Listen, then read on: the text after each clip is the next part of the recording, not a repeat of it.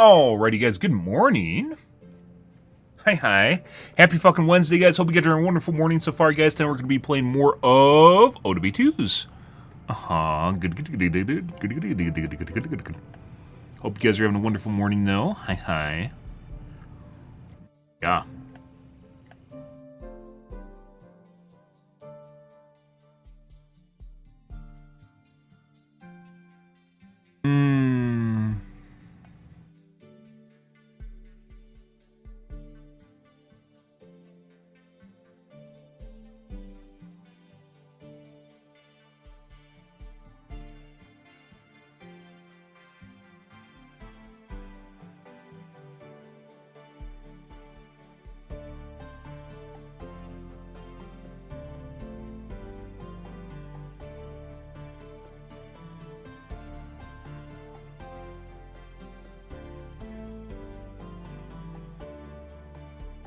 Got my coffee brewing, guys, and I'm tired as fuck, but that's okay.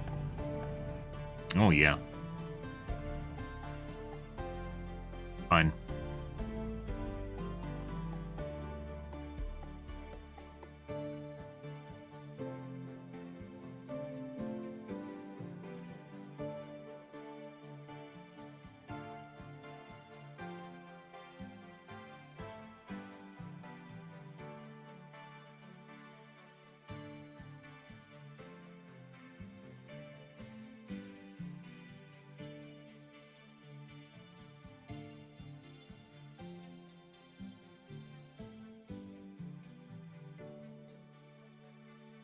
Uh-huh.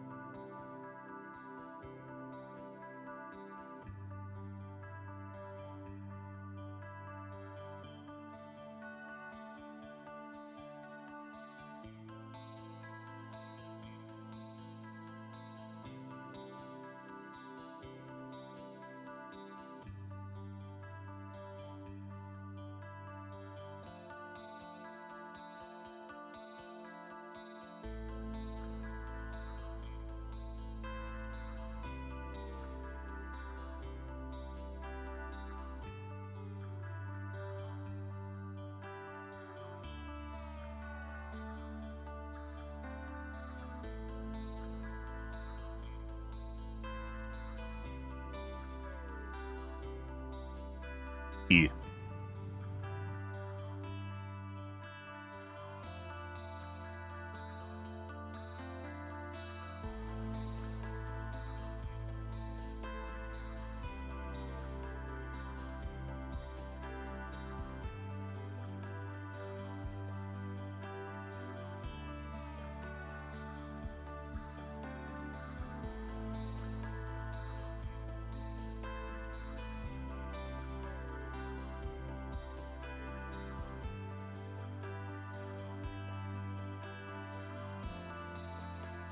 Okay.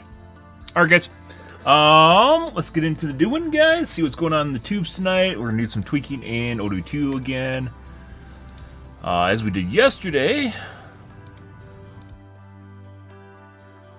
After that one day, guys, we had a really good couple days, and then it went to shit, so...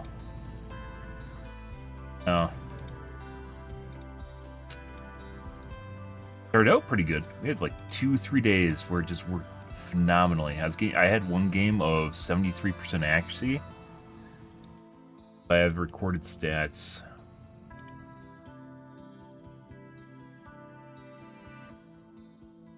Not record your best direct hit accuracy. 100% is obviously wrong. That must be like a short.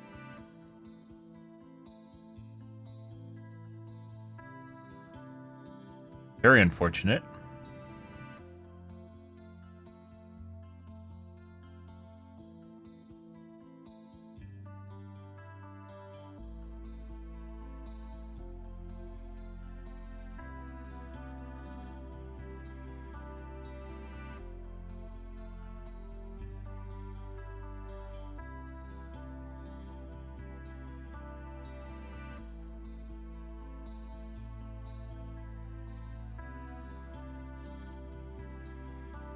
Okay, well, that's the way it goes, so...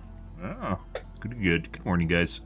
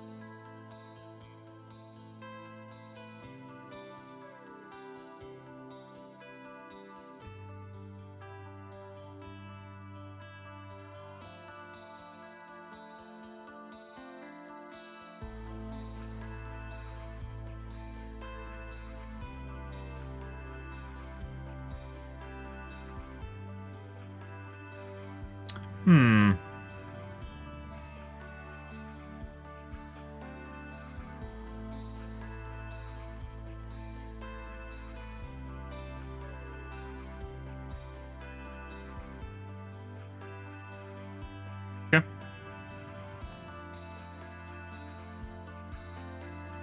Alright. Let's see what's going on the tubes, guys. Get some coffee and see how it's going. Oh, yeah. How the channel tunnel works. Ah, I see. I was curious how the channel tunnel works, too. Capture card.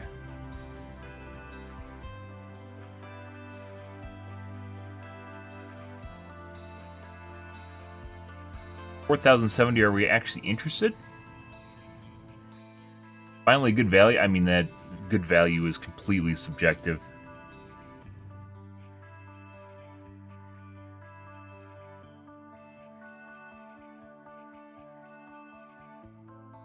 Jon Favreau isn't going to save Star Wars. What? Yeah, Disney is on its kick.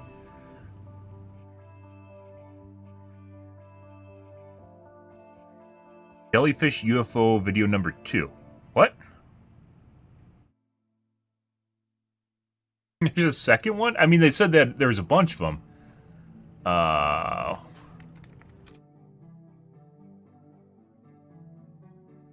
Another one?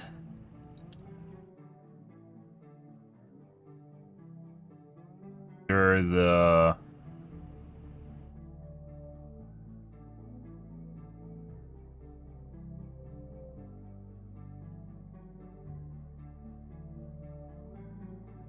Watched them and came to a conclusion. Okay.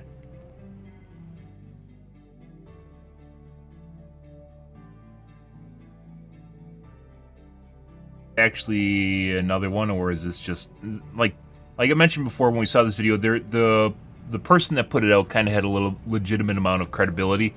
Fucking UFO Section 51.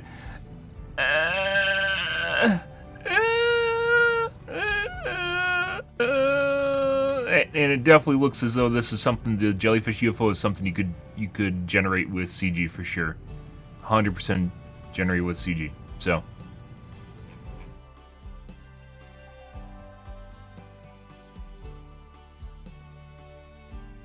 Shocks the Pentagon. What? Who said that? Is someone at the Pentagon actually shocked, or are they saying the Pentagon is shocked because they want you to believe it's shocked?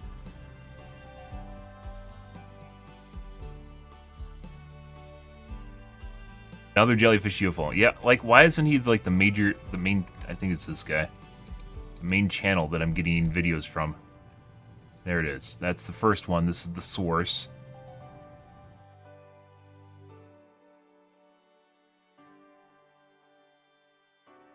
Said they released a second one, but he doesn't have a second one on his channel.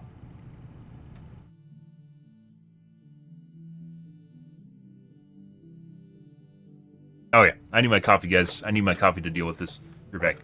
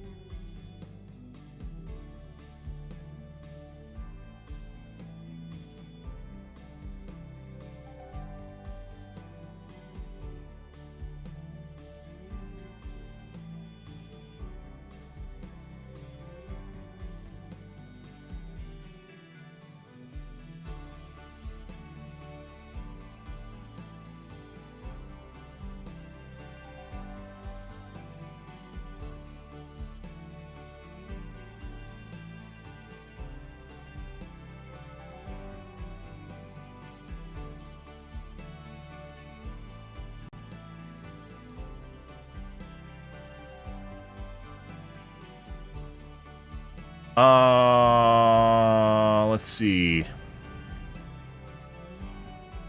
Another UFO video. Vetted, whatever that is. Podcast? In this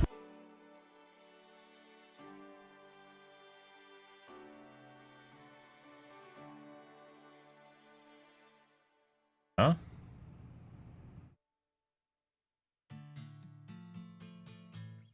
For 2.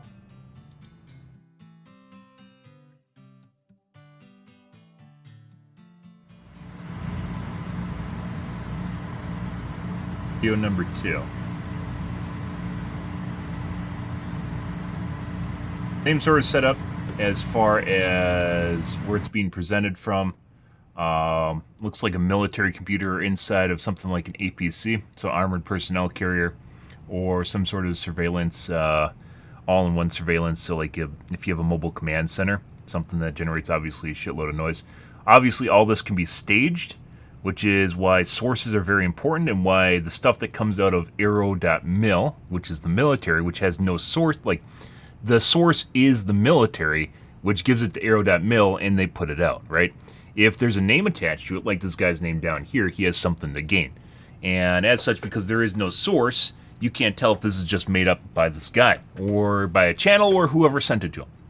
The fact that there is credible links of sources with arrow.mil is what makes it so fascinating. This could just be a random guy with a camcorder that has some military footage that then just overlaid what looks like a UFO on top of it, right? So this could just all be, or the footage itself, whatever this monitor is, could actually just be the footage with the UFO overlaid in it, and then it's in, like, basically it's like a theatric production. And then the monitor itself is in a room with a lot of fans, whatever, right? That being said, military footage is also usually censored, so, which is why this is like black bars and you can't see anything around it.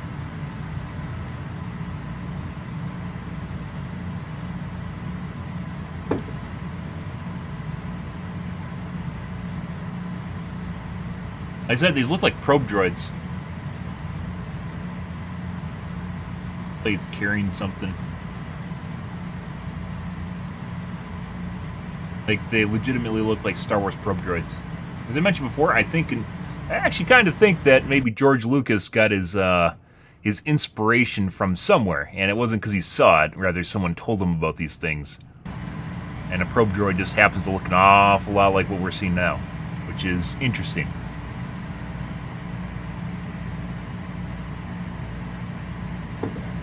It's kind of weird. We're getting more and more clear leaks as time progresses here, especially in like the last 2 years after Arrow formed. That could just be my optimism showing.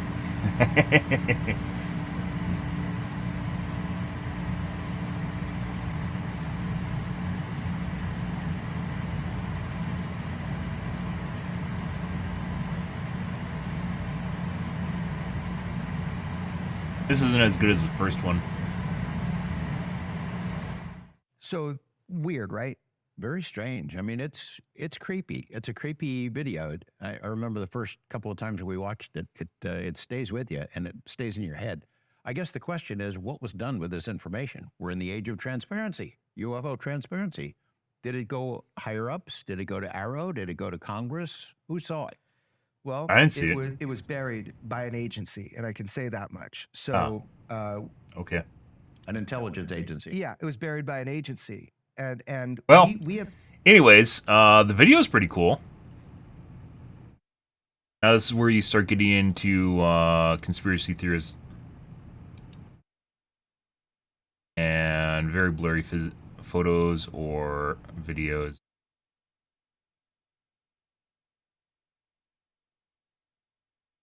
Cool. Podcast. Oh, there's something new again. Or old? He said this isn't the first time they showed it, so maybe he showed it on his stream prior to this.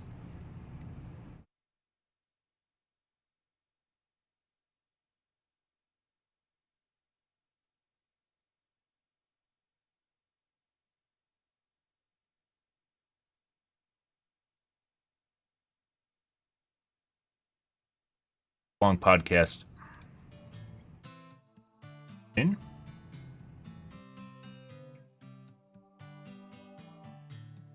Shocks the Pentagon. Put a filter over the top of this.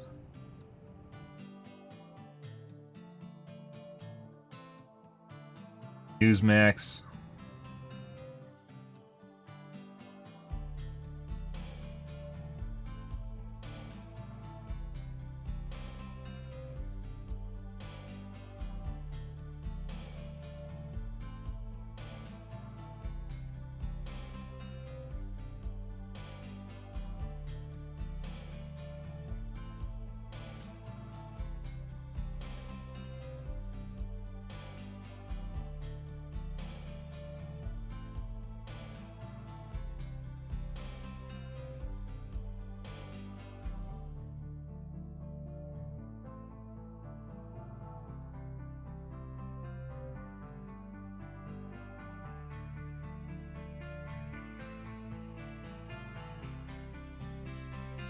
That's, I wouldn't say it's good. The first one's pretty good. That's, eh.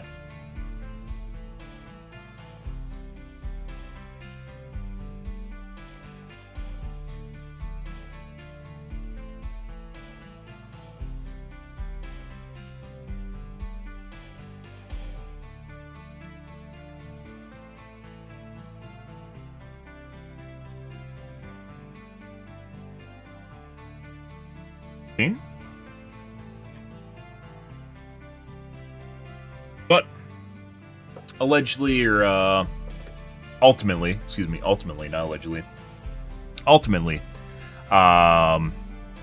credibility is literally just up to the source and wherever they got it from. So,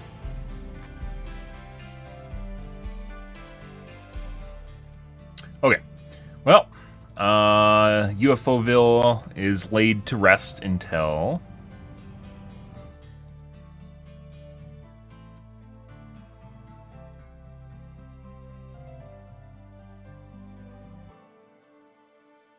probably 3 months from now, with another Arrow report. Arrow.mil report, which is government agency.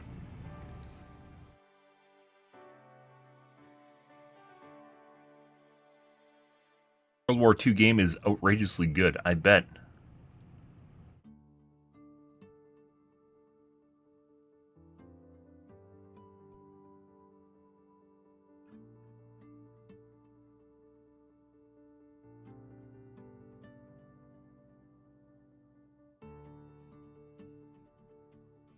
Panama Canal is dying.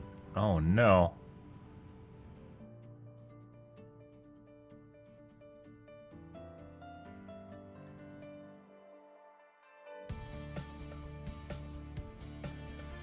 Banana thrown into Icelandic volcano lava. 19 million views. NASA holds public address about UFO sightings. That's the one from like last fall, isn't it?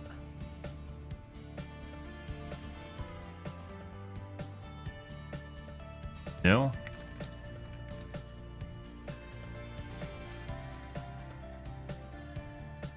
From last year, yeah. It's in September. We covered that already. Just this reprinter is just popping up on my timeline because of the jellyfish UFO. And little bit of congressional discussion after they had a private meeting with Arrow.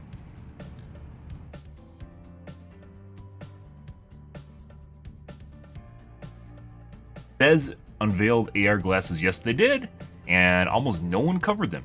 The coolest part of and the coolest thing with meaning from Cez this year is AR and the different applications of AR. Well, not applications, different prototypes or concepts, I guess you could say, concepts for AR. They're definitely a finished product in any way, shape, or form.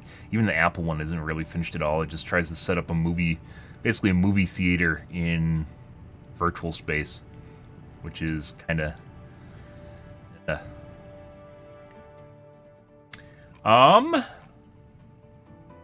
Take a look. 4070, we'll take a look at it, and I don't expect anything else than ordinary. Once again, the kind of takeaway from Supers and basically later releases from GPUs, either AMD or NVIDIA, is the fact that you can just almost look at, almost verbatim, look at the amount of CUDA cores or cores it has available to it, and there's a linear relationship between performance and the core count. And with the exception being when it changes the memory bus a little bit. Today's sponsor spot is brought to you by It changes the memory bus that can also play into things, but it's almost a linear relationship in the between the 4070 current uses generation the that you're same talking about, so the 4000 series, for other instance. 4070 series products, but with much more silicon enabled when compared to the standard 4070. There's 22% more CUDA cores, so just 7% less than that of the TI model. It also gets the same 48MB L2 cache as the TI. Then, like the 4070 and 4070 Ti, it uses a 192-bit wide memory bus using 12GB of 21GB per second GDDR6X memory for a bandwidth of 504GB per second. So, based on those specifications, the 4070 Super should be around 20% faster than the 4070 for the same price. So, that's pretty good. It does still only have 12GB of memory, which is a bit stiff at the $600 US price point, but at least performance overall should be much better. The improved performance should also help the 4070 Super better compete with the much cheaper Radeon RX 7800 XT, at least in terms of value. The Radeon GPU did force NVIDIA to discount the RTX 4070 to $550. Or not even normal start. What are you talking about? I've been here for a bit. Price cut. Not normal at all. What do you mean normal? Will continue to exist, coming in $50. Where have you been? Again, and NVIDIA again has noted that this is a new official MSRP for that part. I do expect, though, that the RTX 4070 will quickly find itself down around $500 alongside the 7800 XT, because who's going to be enticed to save $50 on what will be a much slower GPU? Surely you'd just go with the newer 4070 Super model. Anyway, we'll take a look at the performance and then we'll dive into the cost per frame analysis. For testing, we're using our Ryzen 7 7800X 3D test system with 32GB of DDR5 6000 memory using the latest display drivers. All data has been validated and updated for this video, and I'll be using the NVIDIA Founders Edition of the 4070 Super. In total, I've tested 12 games, some with and without ray tracing, and the resolutions of focus for this review will be 1440p and 4K. Okay, let's take a look at what we have. First up, we have a Plague Tale Requiem, and at 1440p, the 4070 Super is offering a 16% performance bump over the standard 4070, and that's enough to make it 7% faster than the 7800 XT and just 5% slower than the 4070 Ti. Then at 4K, we're looking at 53 This has FPS 2 encoder on average, chips on it. making the 4070 Super just 4% faster $100? than the 7800 XT, but again just 5% slower than the 4070 Ti. We're also looking at a 15% uplift when compared to the standard 4070, so a good result there. The gains in Resident Evil 4 over the original 4070 are less impressive at 1440p. Here the new Super variant was just 12% faster, averaging 140 FPS. Still, that did make it 9% faster than the 7800 XT, though interestingly, despite that, it was still 10% slower than the 4070 Ti.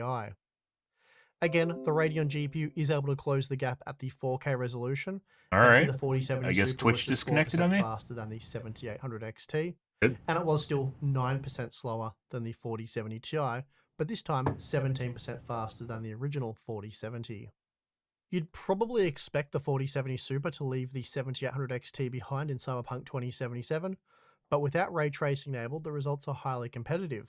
The GeForce GPU was just 2% faster. This is a much needed boost though for Nvidia in this matchup, given that the 4070 Super is 18% faster than the standard 4070.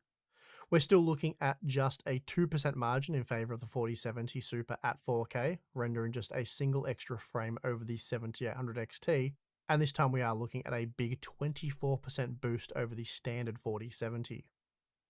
Hogwarts Legacy further demonstrates just how neat of a performance boost Nvidia was at the $600 price point.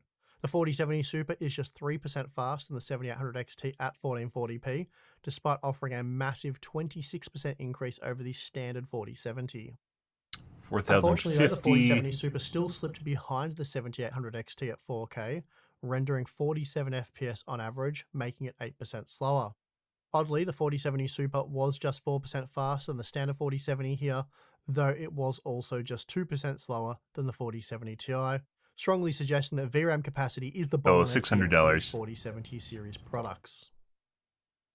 Next up, we have the new Avatar game, and here the 4070 Super is very impressive, averaging 83 FPS, very impressive, faster than the original 4070 and 26% faster than the 7800 XT. Moreover, it was just 10% slower than the 4070 Ti and 8% slower than the 7900 XT. Then at 4K, we're looking at 46 FPS on average, which is a 28% increase over the 7800 XT and 21% over the standard 4070.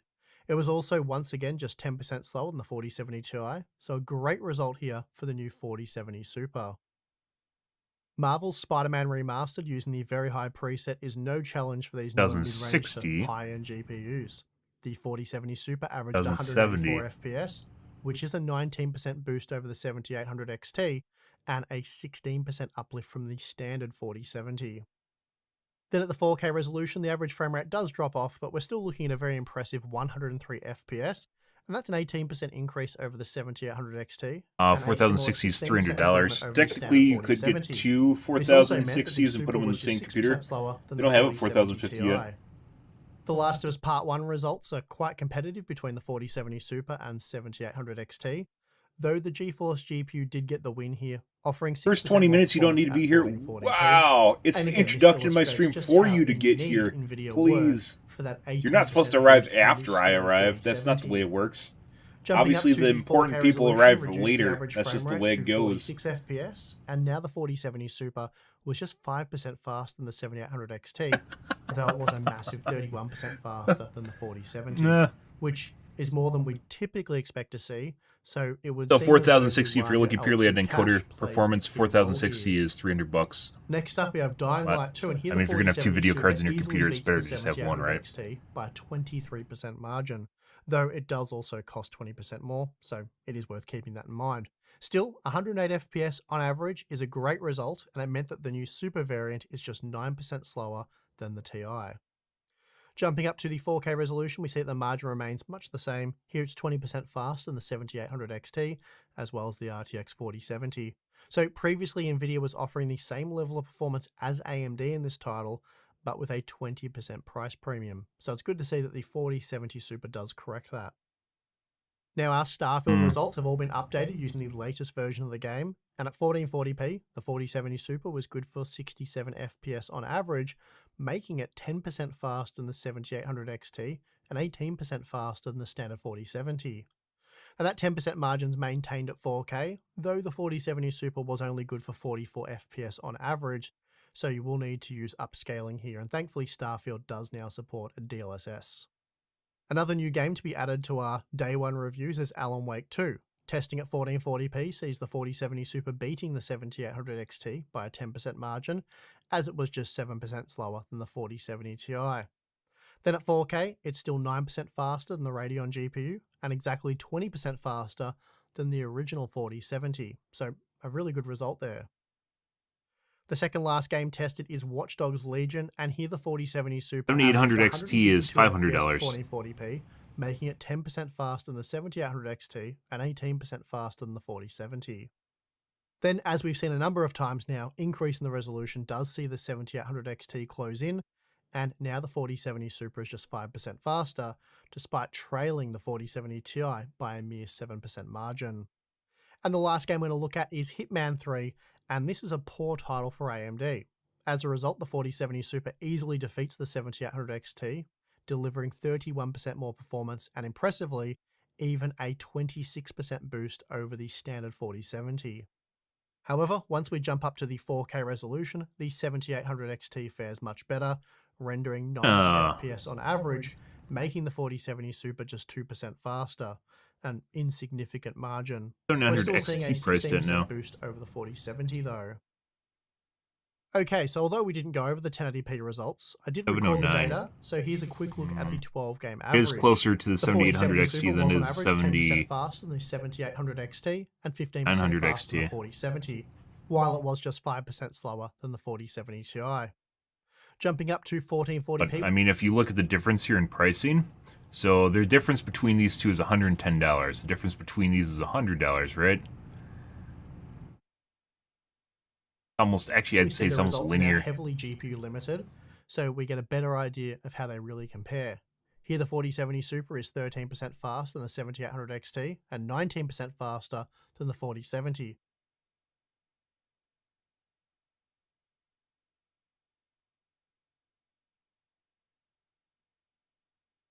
The 18 FPS as opposed to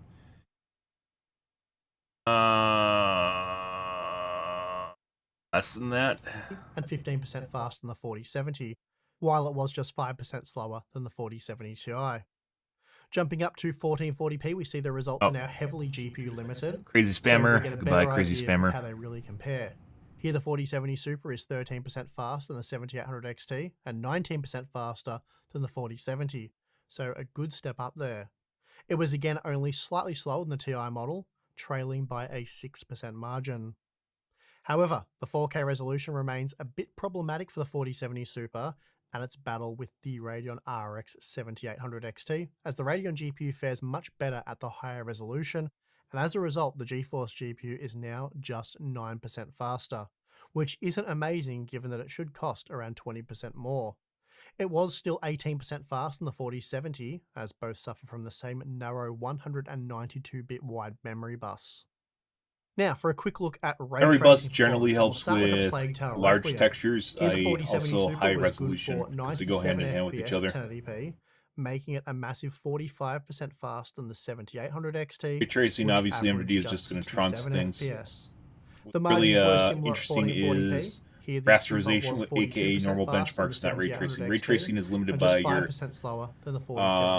your ray trace engines that your video card has, whatever it is. Faster than the standard 4070. Even between NVIDIA GPUs, there sometimes isn't a linear relationship between ray trace engines and the amount of CUDA cores they have, or just the amount of ray tracing performance normal cores they have for processing information. Both the 7800 XT and 4070 Super rendered around 160 FPS, and in this example, the 4070 Super was barely any faster than the 4070. That said, it does pull ahead at 1440p, though we're still only seeing a 12% uplift over the original 4070, but more importantly, it's now 16% faster than the 7800 XT. Cyberpunk 2077 sees the 4070 Super delivering 33% more performance than the 7800 XT at 1080p using the medium quality ray tracing preset. That said, it's not much faster than the standard 4070 in this example. Then at 1440p, it's 12% faster than the standard 4070 and once again 33% faster than the 7800 XT. So a good result overall. Spider-Man Remastered is CPU limited at 1080p, so there's not much that we can really take away from these results, apart from the fact that the 4070 Super is 6% faster than the 7800 XT here, but I expect that margin to grow as we increase the resolution, so let's go do that. Okay, so at 1440p, the 4070 Super is now 15% faster than the 7800 XT, and even then the Super appears to be CPU limited, so let's quickly take a look at the 4K data. Upping the resolution to 4K does extend the margin to 24%, And now we find the Super providing 4070 Ti-like performance, which is impressive to see. Fortnite's been a positive ray tracing title for the Radeon GPUs, but here the 4070 Super is able to pull ahead of the 7800 XT. Not a direct comparison, it's almost smack dab between the 7900 XT and 7800 XT in terms of price and performance, which is what it looks like here. By a narrow 6% margin. Again, it was just 13% faster. That means this actually didn't do very good here because this should be closer to 100 FPS. Then at 1440p, the 7800 XT and 4070 Super are neck and neck with 60 FPS, which is frankly similar to what we saw from the standard 4070. Star Wars Jedi Survivor is another game that is quite heavily CPU limited with ray tracing enabled at 1080p, and as a result the 4070 Super is just 15% faster than the 7800 XT. Still, jumping up to 1440p only increases that margin to 20%, which is a decent win for the 4070 Super, but again, it should cost around 20% more. Now, here's a look at the 6-game average at 1080p, and keep in mind some of this data was CPU limited. On average, the 4070 Super was 17% faster than the 7800 XT, and just 5% faster than the 4070, though it was also just 7% slower than the 4070 Ti. At 1440p, the margin extends slightly to 20%, and now the Super is 9% faster than the standard 4070 and 8% slower than the Ti model. Then at 4K the margin is reduced, and now the 4070 Super is 18% faster than the 7800 XT. Of course, if we included games such as Alan Wake 2 as an example, that would further tip things in the GeForce GPU's favour, but for this narrow selection of games the margins aren't as extreme as you might expect. Now, when it comes to power consumption, the 4070 Super is very good. Testing with Hitman 3 shows it pushing total system usage 32 watts lower than that of the 7800 XT, while delivering 31% more performance in that example. Power efficiency in Spider-Man Remastered was also excellent, again consuming 46 watts less than the 7800 XT, while delivering almost 20% more performance. So incredible stuff there from Nvidia. Now it's time for the cost per frame data. And as you'd expect, we're looking at a solid improvement over the standard 4070, even when accounting for the newly discounted price of $550. Despite knocking $50 off the 4070, the new 4070 Super is still able to reduce the cost per frame by 9%, basically matching the value of the much cheaper Radeon RX 7700 XT. This also makes the 4070 Super by far the best value 40 series product. That said though, it does still cost 6% more per frame than this 7800 XT. But still, that is a good result for Nvidia, as we believe Radeon GPUs need to cost at least 10% less before even considering them as an alternative.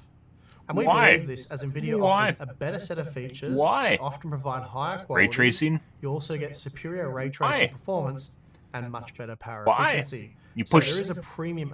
You push the ray trace button is what you do. You save money and you push the ray trace button, and you'll notice almost no difference associated with all of that. And based on past polls, the vast majority of viewers agree. Now, if we look at the current retail pricing for the models that are currently available on the retail market, we find a slightly less favourable matchup for AMD between the 7800 XT and 4070 Super, as the 7800 XT is currently at least $10 US over MSRP. We also end up with a number of Radeon 6000 series products in the mix, though parts such as the 6700 XT, which offer great value, they are much slower. The 4070 Super is right there though, the only GeForce GPU to drop below a cost of $6 per frame based on our data, and at $600 US it makes it really difficult to recommend the 7800 XT at $510 US. The original 4070 though, it's quite poor in terms of value, as it does cost 14% more per frame than the slightly overpriced 7800 XT. Alright, time for a quick look at the operating behaviour of the 4070 Super, and we'll start with Nvidia's Founders Edition model. When installed inside an ATX case with a room temperature of 21 degrees, this is how the card ran after an hour of load.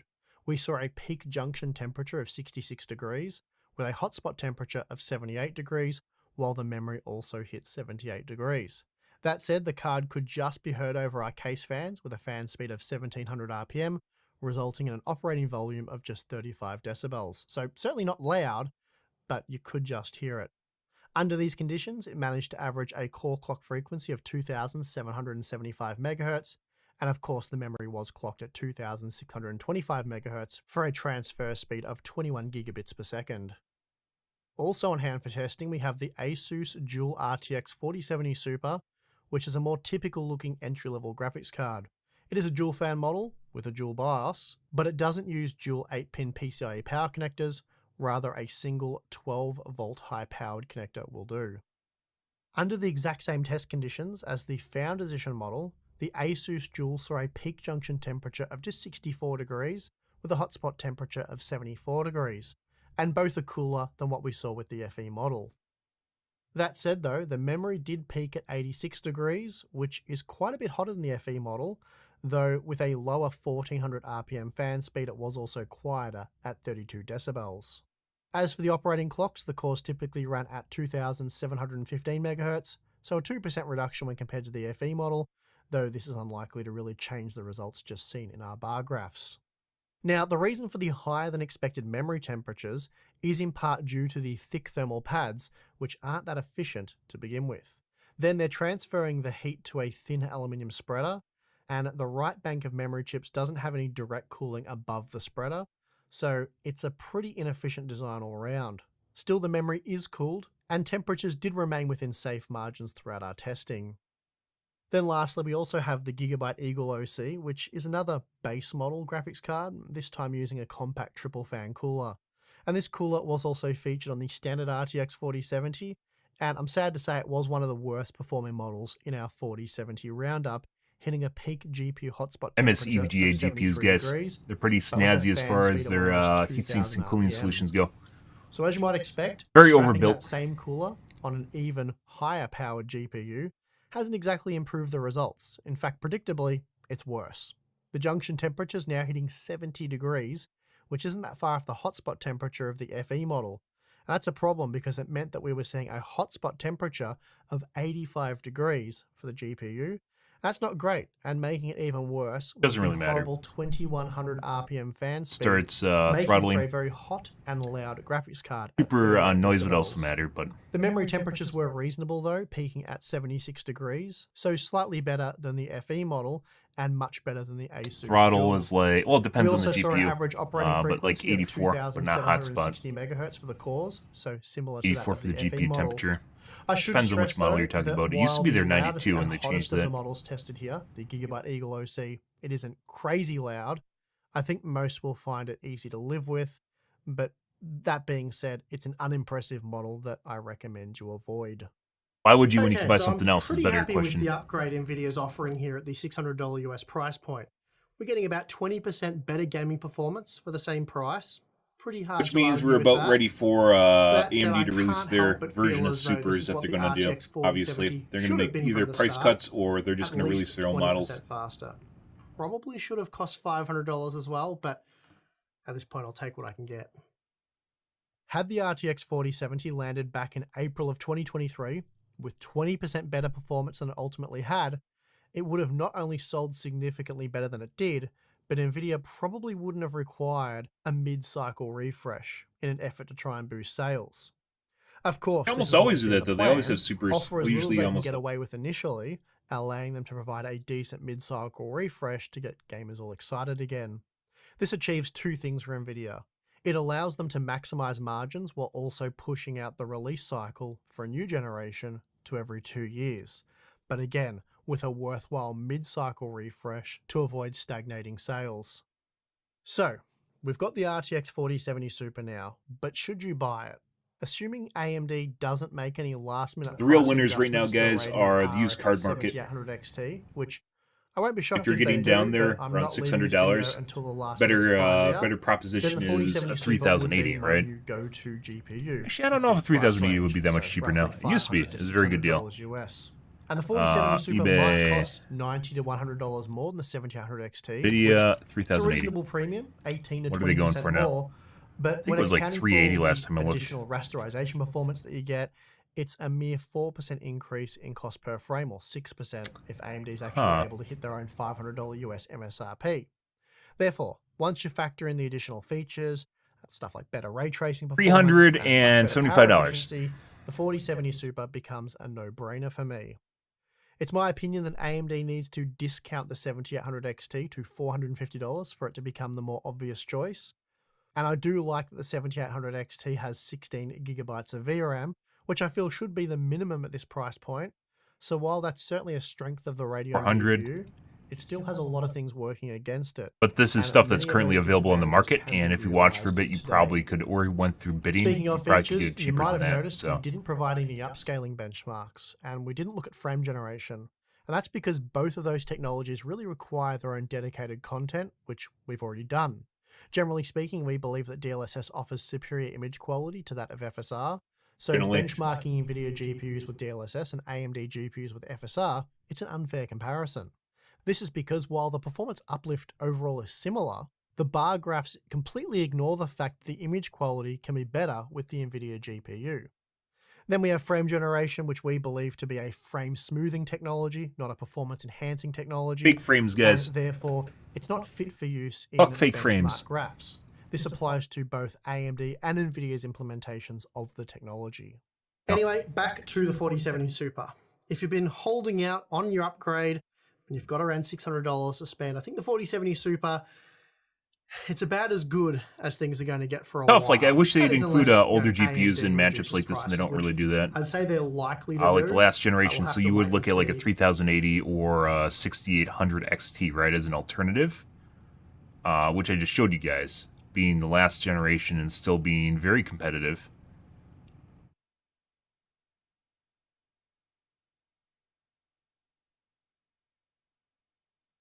There's a 2060 Super. They have a 3000 in here, 3070, 3080, 3080 10G. I don't know if that's faster than the normal one or slower. There's a 3080, and you can buy it for $380 on eBay. Yeah, I think this is slower. I think this is a lower amount. So you can get this performance for $380 on eBay. Yeah. That kind of skews things. I mean, it's not quite exactly. This is 1440p. It doesn't exactly skew things.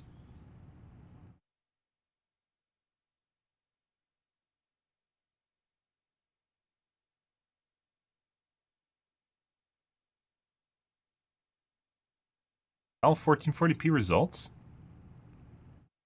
What?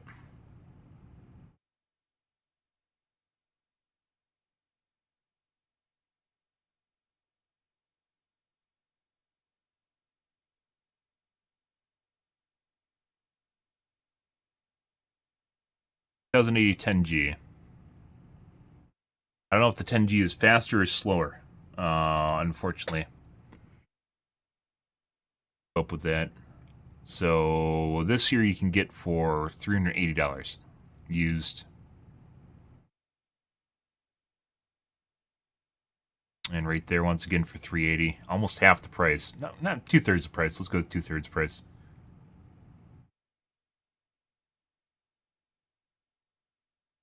My new go-to GPU at this price range, so roughly $500 to $600 US. And the 4070 Super might cost $90 to $100 more than the 7800 XT, which is a reasonable premium, 18 to 20% more, but when accounting for all the additional rasterization performance that you get, it's a mere 4% increase in cost per frame, or 6% if AMD is actually able to hit their own $500 US MSRP. Therefore, once you factor in the additional features, stuff like better ray tracing performance and much better power efficiency, the 4070 Super becomes a no-brainer for me. It's my opinion that AMD needs to discount the 7800 XT to $450 for it to become the more obvious choice. And I do like that the 7800 XT has 16 gigabytes of VRAM, which I feel should be the minimum at this price point. The real winners here, guys, if you're aiming less than like even like $600 is like the secondhand market. There's a lot of things working against it, and many of those disadvantages can be realized today. Speaking of features, you might have noticed we didn't provide any. Sadly, the new generation is really expensive when you actually start getting to the fast stuff. And that's because when we get to the mid-range stuff, then you start competing with last gen's high-end stuff, which we've already done. Generally speaking, we believe that DLSS offers superior image quality to that of FSR. So this applies to both AMD, but we'll have to wait and see what they do end up doing over the next few weeks and how official those price cuts are, and if they're not just attempts to try and steal NVIDIA's thunder with the new Super Series, because that's always disappointing when you see those very limited time only deals around the release of a competing product. Anyway, we'll wait and see. We'll do some follow-up comparisons. Depends on what you're looking for. Look into all of that stuff. But yeah, for now, we are done with this one. And I'm glad to be done because bit of a rough week. If you guys can't tell, my voice is still... All right, good. We aren't going to take a look at any other reviews. Mid-cycle refreshes, aka supers, aren't really all that interesting. It's just a better bang for your buck for the what it is, but generally it's not really all that different from the earlier stuff. It's just, once again, there's almost a linear relationship between the CUDA core count or the core count and other GPUs, unless there is a memory bus difference, in which case then you'll see a little bit of a performance difference in 1440p and 4K. But even then, it really depends on the card and generation, how well they handle textures and whatever else is going on. So, yeah, and it depends on the game. Good. All right. Hype train surrounding OLED, 240 hertz OLEDs, which I'm not interested in.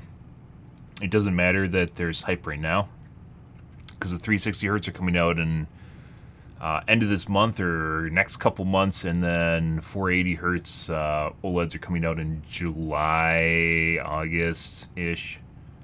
So, what time is it? We'll take a quick look at this. HDMI 2.1 is fully upon us, and we're starting 2024 with quite a few new capture card reviews over the next month or so. But this one might be my shortest, as I'm the most disappointed in it. And in a way, that feels kind of unfair. The AverMedia Live Gamer 4K 2.1 is a fine capture card, and many creators will use it and have a fine time. But the whole thing just feels like a massive shortcut. I'll explain as we go. The Live Gamer 4K 2.1 is a $270 PCIe capture card. Brain on the idea of 2.1's better? That you would use to capture game consoles or a second PC. The differentiating factor with this new model over AverMedia's previous offerings is the support for HDMI 2.1 pass-through. That's the new HDMI spec that allows for 4K. Almost nothing uses HDMI 2.1, by the way. On fancy new monitors and OLED TVs, as well. Even new monitor. My PG248 QP has display to adjust its it doesn't even have HDMI 2, I don't think. Frame rate. Doesn't even have DisplayPort 2. Did not support the new HDMI standard. Because why would they do that? Capture these formats. So what 1.4 is good enough. Capture card support? Well, it can pass through 4K up to 144 Hz in HDR or SDR, and with variable refresh rate or VRR enabled. 1440p can be passed through in up to 240 Hz, including HDR and VRR, and 1080p can be passed through in up to 360 Hz, including HDR and VRR. Still not good enough for my monitor. Capture-wise, it's a lot more complicated. Capture is limited to 60 FPS at 4K. It cannot capture the full 120 FPS at 4K, and it cannot even capture 4K 60 in HDR. 4K 60 can only be captured in the NV12 color space, which is uncompressed 420 color, and it's perfectly fine. Really makes you wish that there's a pass-through solution or a splitter solution that adds no latency, a standalone solution that split it off for your capture card. Basically what this does. HDR, which is via the P010 color space, can only and be just FPS copies basically the data. YUI2 for 422 color space is limited to 50 frames just feeds per it second. whatever your monitor is getting, 1440p can whether or be not your capture card can support it, in whatever. NV12. This can be done from a 4K 120 signal. That's a growing solution. Capture frame rate over resolution, or from a 1440p 120 or 1440p 240 source. 1440p can be captured in HDR or the better color fidelity formats such as XRGB for 444 color or YUI2 in 60 FPS. 1080p can be captured up to 240 FPS in NV12 and then in 120 FPS in all of the other formats, which is pretty nice. 2560 by 1080 ultra-wide can be captured up to 120 FPS in NV12, and 3440 by 1440 ultra-wide can be captured in 60 FPS in NV12 or YUI2. Here's why I'm not happy with this. First, the ultra-wide formats and HDR support is a downgrade from last generation. The previous generation Live Gamer 4K could capture 4K 60 FPS in full 444 XRGB color or in HDR. This new card can do neither. 3440 by 1440 could be captured in the full 100 FPS that the pass-through supported. This new one can't do that. Plus, this new card doesn't see any upgrades to the ultra-wide pass-through support. Secondly, there's no 120 FPS capture at 4K. Yeah, that'd be a lot of data, and no, not everyone would care about that. But when the last generation Live Gamer 4K launched to capture the 4K generation of consoles, AverMedia came out swinging with full XRGB support, HDR compatibility, ultra-wide support, and so on. Formats that Elgato had not yet prioritized, but AverMedia did. Elgato has since caught up on those formats, and now AverMedia seems to be abandoning their position as leader in terms of supported specs and flexibility in the gaming space. My suspicion, and I've seen it shared by many of you online, is that while this is technically a PCIe device, what AverMedia have done is just repackaged the Live Gamer Ultra 2.1 USB card onto a PCIe card instead of making two discrete products. It just doesn't make sense that the full fat PCIe device would be limited to the same specs as the USB device. Depends on the processor on the capture card, right? It's not just bandwidth. This is hugely disappointing. Again, the card works as intended, but I don't see why they are withholding the goods, so to speak, other than cynical cost-cutting measures or trying to ensure we buy an upgraded Pro model. You probably have something in the works right now, and this one was ready to go. So which, given we've already been waiting over 3 years to get HDMI 2.1 capture cards to begin with, I'm just not feeling it. Input latency to the OBS preview on this card is great, looking at around 60.5 milliseconds, which is competitive, and it's nice to see that cards continue to trend faster with the latency. Briefly testing some retro formats, 480p seems to capture fine. The 4x3 1920x1440 mode from the RetroTink 5X Pro and the PlayStation 2 Retro Gem Scaler works fine too. It does automatically stretch it to 16:9, so you'll need to squish it back with an aspect ratio adjustment filter in OBS for 4x3 games. Oh yeah, I also just wanted to mention that the Live Gamer 4K 2.1 does not work with AverMedia's Rec Central capture program just yet. That update is coming, but it doesn't yet, so you'll just have to use OBS to make it work, which is fine, but I get a lot of comments asking about capture programs and whatever. The design of this new card is sleek and minimal overall, but there's a massive RGB bar across the whole side of the thing, and without Rec Central, you have no control over it, so enjoy your unicorn vomit. I hate to be so hard on a capture card that honestly functions fine. If you buy this card, you'll get the ability to pass through your PlayStation 5, Xbox Series S or X, or if you want more card to your fancy new monitor or TV, or value proposition, 1440p, 240 Hz gaming, and stream it, capture it, whatever. It works with older consoles just fine, and you can capture great quality gameplay videos for streaming or content creation. But it just sucks that they limited so much from its potential. I could forgive the lack of 120 FPS recording at 4K. I don't think we're gonna see that from the gaming cards anytime soon, but the other limitations are just plain silly. Products this expensive should never be downgraded from previous generations. My personal recommendation is to just wait a little longer. Elgato's HDMI 2.1 capture cards are releasing on February 1st, so just wait for reviews for those before you make your decision. Cool. I didn't know that. The card will be in the description Not that it really matters, because I have a GC 573, which is one of their live gamer models, this video to see what a day in my life looks like for 240 Hz 1080p capture. And I'm guessing the next model is going to be 1080p 360, and I have a 540 Hz monitor, so like there's really, like, I can't even maintain for what it might matter or might not matter, maintain refresh rate synergies. So both my capture of my monitor and then my capture card are identical. And I never use pass-throughs because pass-throughs usually reduce video quality and they introduce a bunch of other issues. Yeah, so my guess is it'll probably only do 480, and I guess that doesn't even really matter that much to me. Like, the extra 60 Hz doesn't really matter that much. It's weird saying that, right? The extra 60 Hz doesn't matter that much. It probably limits that. But the whole idea that you have to maintain symmetrical duplicate monitors, clone monitors, it's kind of like snake oil. It's been around for a while, and I actually do think that there's something to it. Or maintaining ratios, set ratios, so like 60, 120, and then like multiples, so 60, 120, 240, and 480. And you have to maintain multiples of it, and like 540 isn't, well, it's technically 9 times 60. It's not the same thing. Like, it has to be like 8 or 16 times 60, and 8 times 60 would be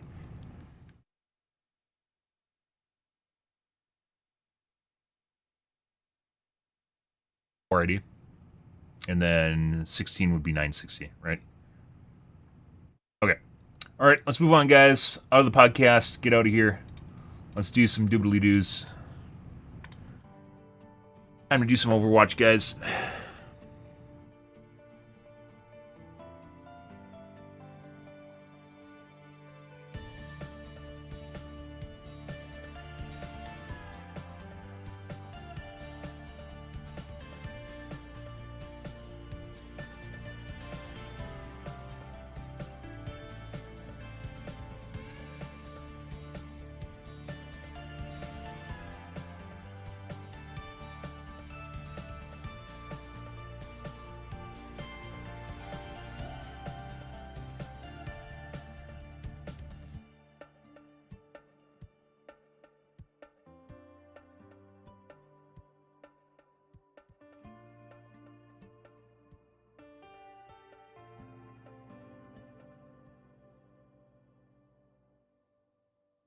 Yeah. Ready.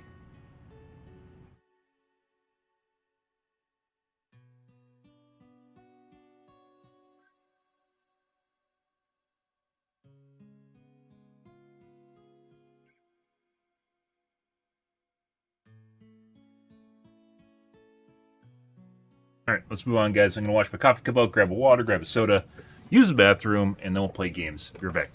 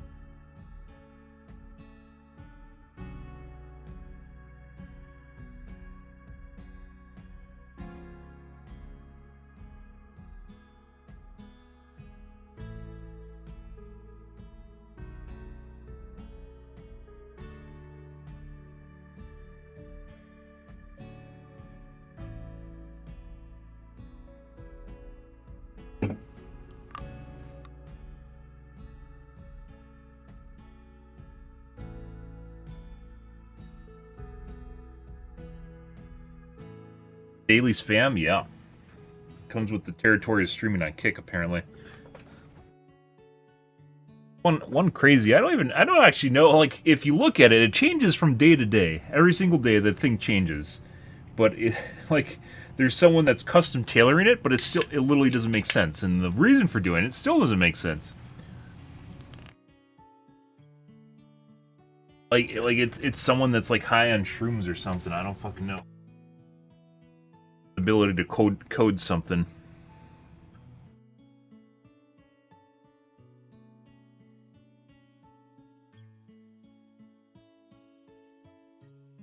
They're weird. They do weird things.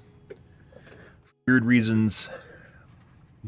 It's a curious one. It generally, like maybe every couple days it'll change and be slightly different. Like someone's there curating it, thinking that they're making something better, which is interesting.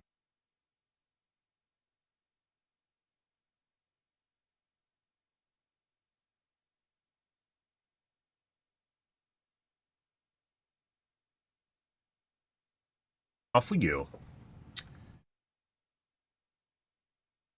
So, we had things were working really nice, like, what, a week ago? And then they stopped, and we've been trying to get it back, trying to get the magic back since then, and not really succeeding in doing so. So. And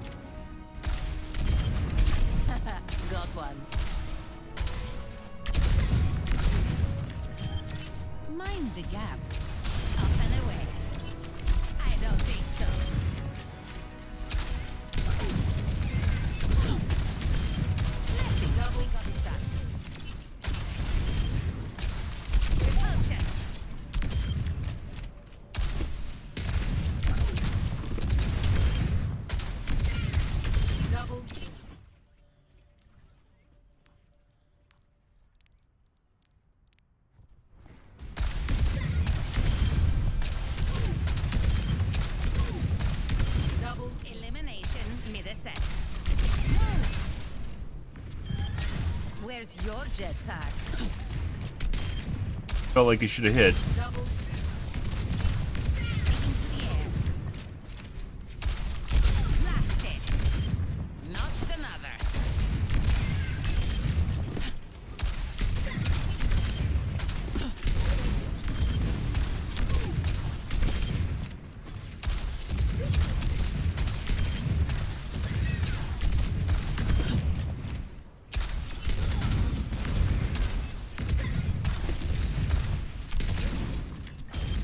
You are flashing disguise. Establishing area position.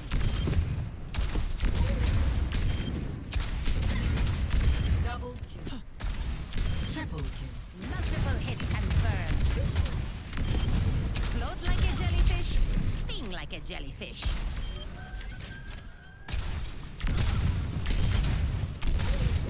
Jellyfish UAP? Probably not what she intended.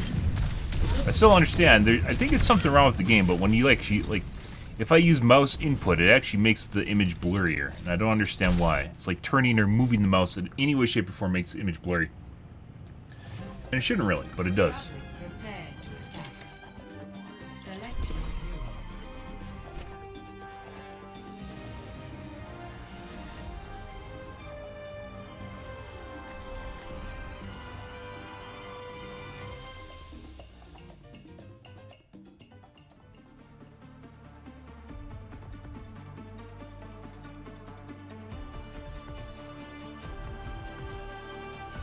Why does my monitor look weird? Well, it did.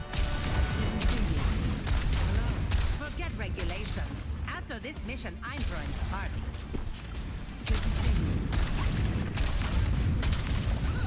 Hey, Push your limits.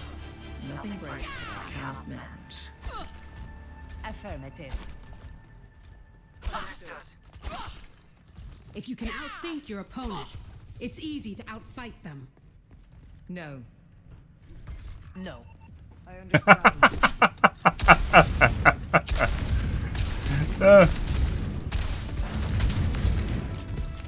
5, 4, 3, 2, 1. Attack commencing. Okay.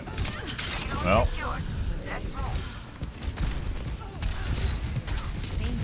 I thought you saw it.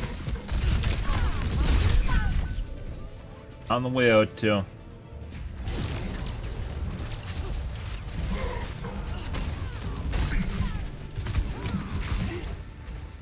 Let's show him some air power.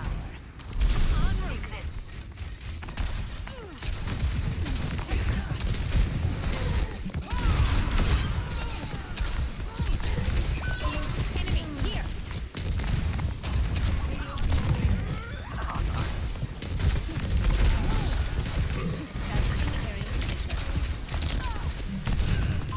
I see an enemy.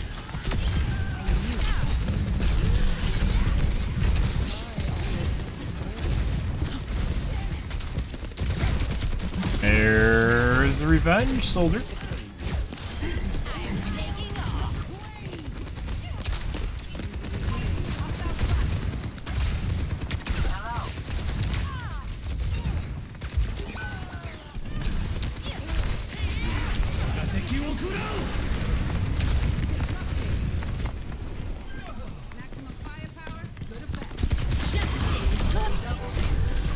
He actually saved me! He just saved me! I only would have died because I can't cancel that. Yes. Area denial.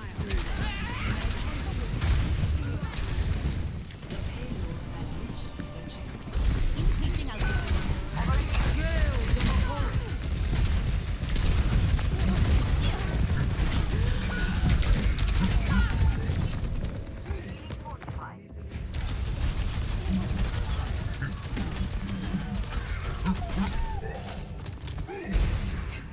Shake it off.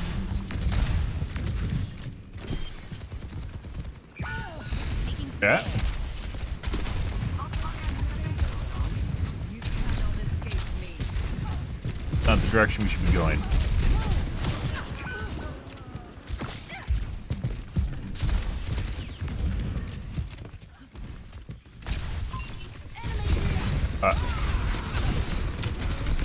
line of sight the other guy, I guess. I thought we were in a way that you can go inside one of those closed windows. They actually went in there. It's go time. Repositioning.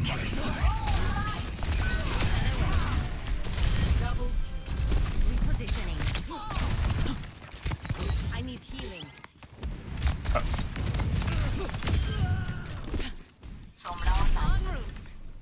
route. Affirmative. I understand.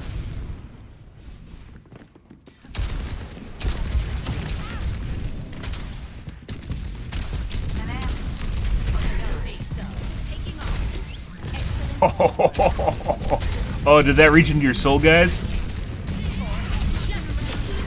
Did it reach into your soul? It should have. Getting that range down just right.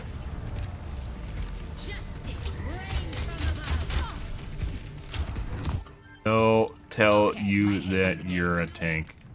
On the move.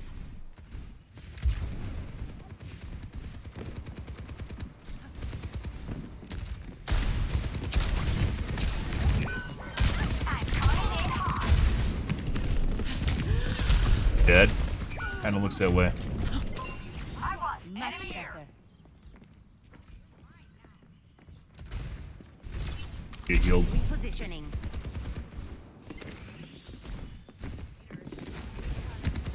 We have to wait for the healers anyways. Until the payload moves. Taking to the air.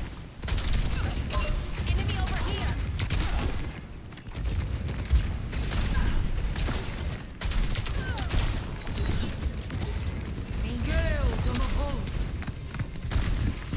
I don't think so.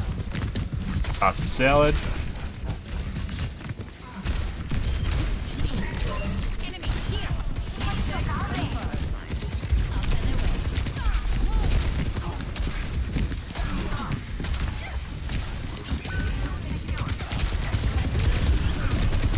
How'd that do no damage to him? I don't know. Surrender to my will. Let's bond out.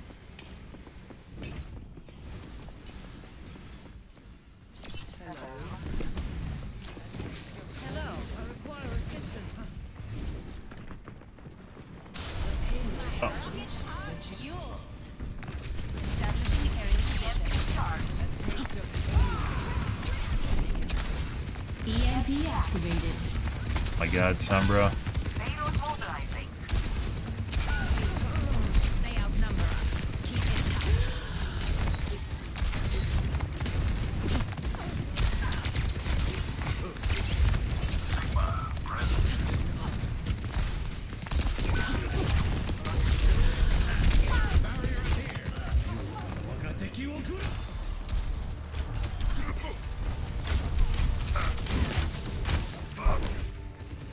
Shake it off.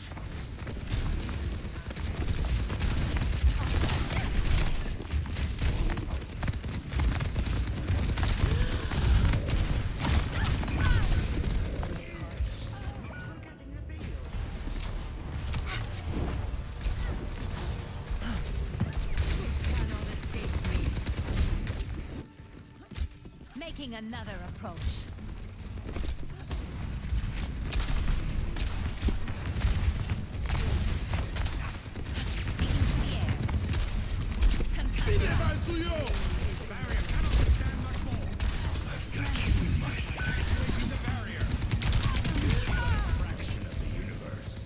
Yep. Yep, visor guys. Oh. That's why it killed me about 2 times faster than normal. But, Surrender to my will.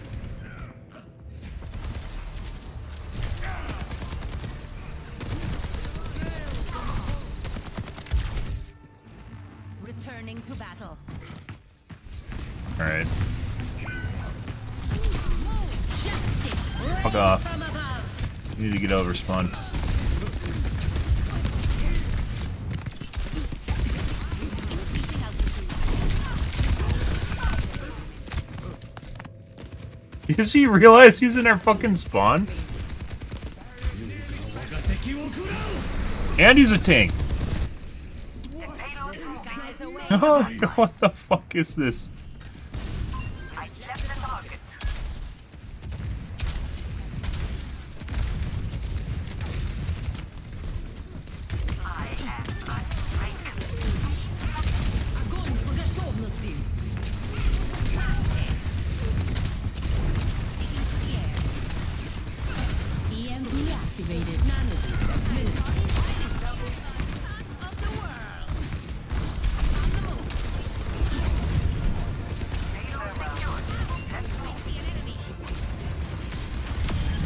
That was meant for the soldier. Alright.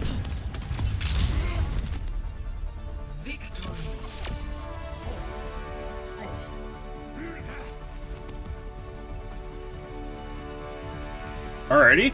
Good. Uh-huh. That's me.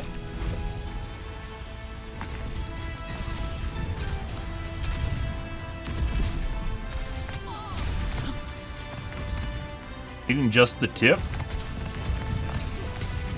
Hitting just the tip of the concussion missile so it perpetuates you without having to get too close to the ground is very difficult. Oh, a very small range. It's not the tip of the concussion missile, it's the tip of the explosive radius around the concussion missile. Even if you get just like a tiny bit of it, it gives you almost a full force, so...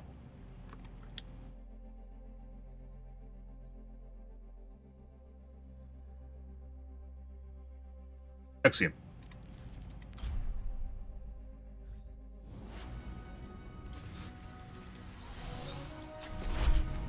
Strike from above.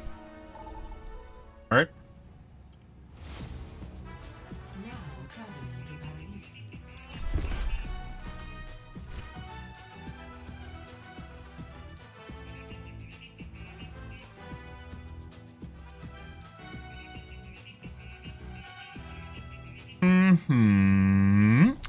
Good. Good morning, chat. Hi. Happy Wednesday. Hope you guys are all having a wonderful morning so far. Looks like Facebook's working again, by the way. Oh my god, for the one person that watches Facebook gaming. Strike from above. Why must you be so relaxed? We depend on you. I'm not relaxed. I just make everything look easy.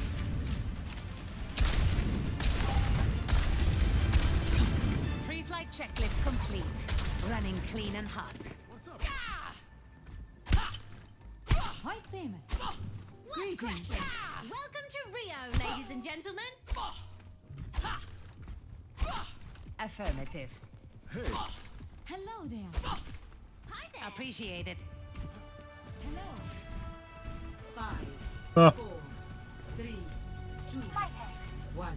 Attack commencing. Capture objective A. And a headshot. Okay.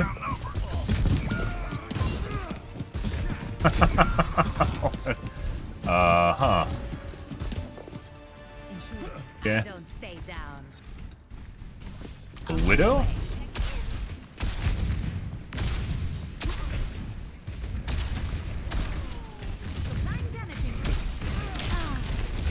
Trying to pop shot me.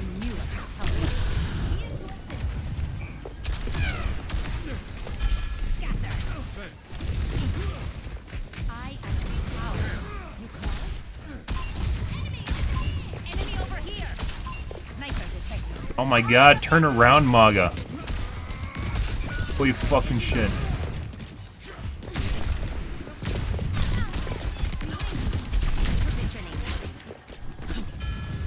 Eh.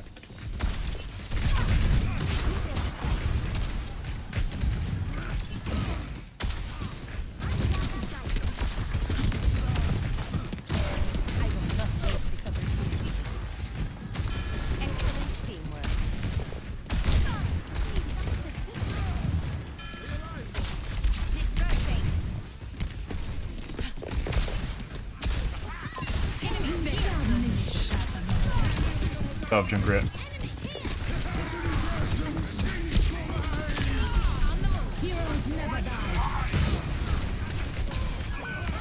Well. Yeah.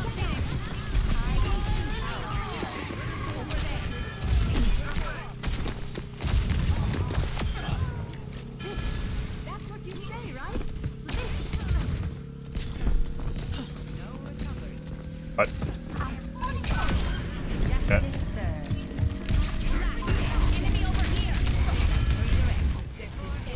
Almost dead.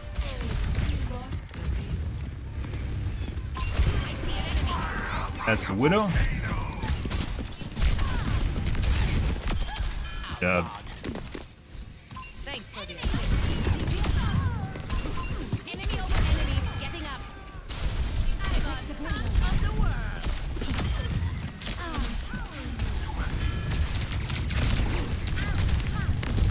Expected some rage response from the Widow after we killed her.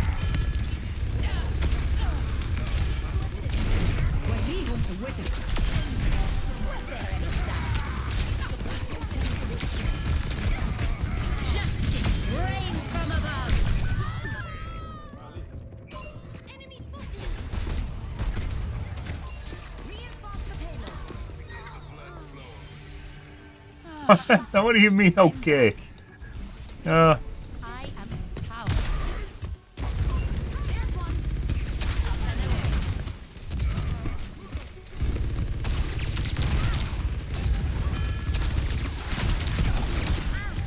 Enemy over here. Heat check confirmed.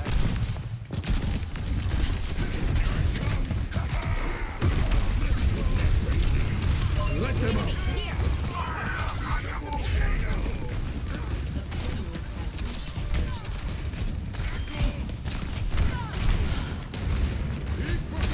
Game. Repositioning. Taking off. Enemy over here. Kind of feels like MAGA nowadays. Feels like what he was prior to like the string of buffs he got after the preview, which I'm not against. He wasn't really horrible prior to the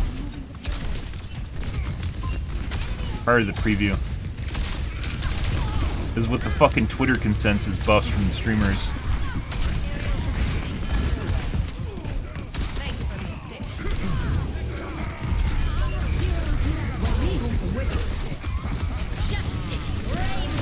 Can't live through that.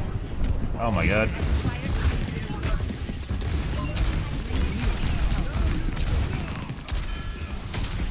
Although it was tankier than normal, that is enough time for a healer to respond to that.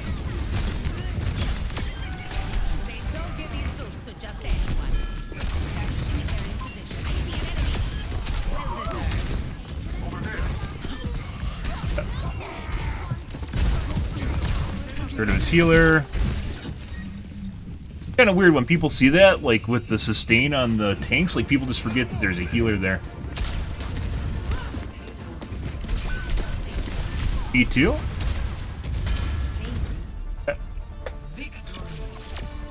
Lovely heals.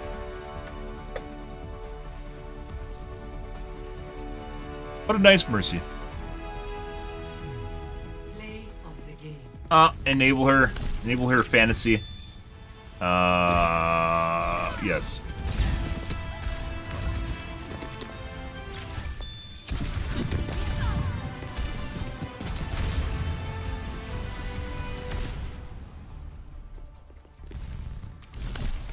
Good. Good. Okay. Pretty good match, or pretty good round. We got enabled by the Mercy, so we did pretty good. Well, we do pretty good anyways, but accuracy-wise did pretty good, and then just did really good performance-wise because of the Mercy. Mercy wouldn't change my accuracy at all, for the most part. Although when you can be more overbearing, you can be more accurate, so. Get closer to people. Actually, I don't even know. So Mercy obviously enables you to be sustained, right? But at the same time, if you actually try to like get more accurate, i.e. get closer to them, you're more than likely you're just going to get insta-gibbed. It doesn't matter if you have Mercy, you're just going to get insta-gibbed. What is happening to us at the beginning of the match, even though we weren't trying to get close. Widow was very weird at the beginning of the match, however that tapered off. Strike from above. Stay near, will you? I hate when people run off without me. Affirmative. Why does your face look so familiar? There's a price on my head in 17 countries. I'm hoping for an difficulty. Yeah, that's it. We must all find the cause we're fighting for. Hello. I'm in 5, 4, 3, 2, 1. Attack commencing. Increasing altitude. Escort the payload. I see an enemy. That's questionable when you see shit like that. Usually means the guy has a wall hack. Why? Because you need to know the exact position to insta-combo someone without line of sight.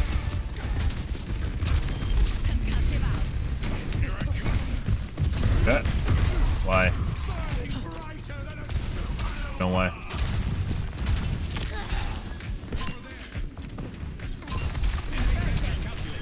That? Enemy here.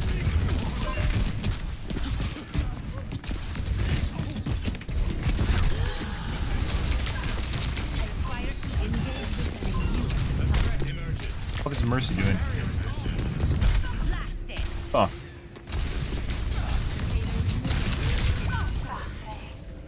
Apparently, the two healers that were literally right next to me weren't looking at what the ball was actually shooting at. Good.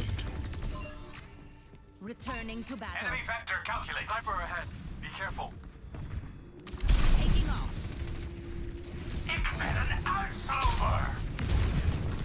Ah, Ball remembered he has to protect the objective.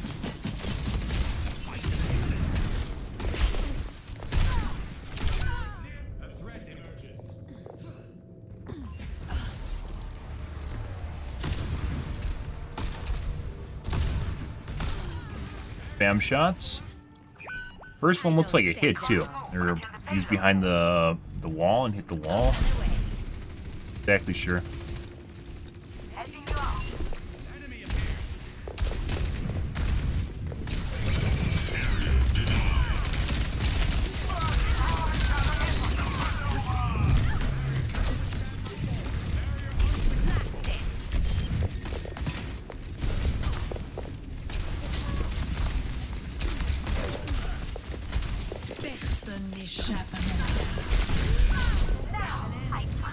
Literally 3 people trying to shoot me.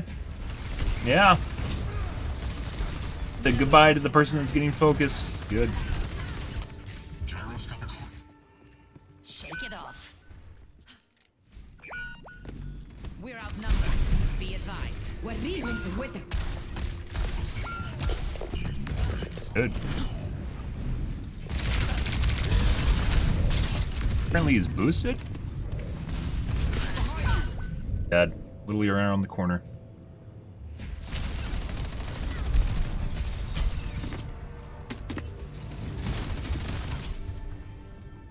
Yep. Okay. Good. One of the most annoying things, guys, people that cheat on tank usually will play something like a Maga or Zarya, for instance. They won't play a hamster. Hamster is very annoying.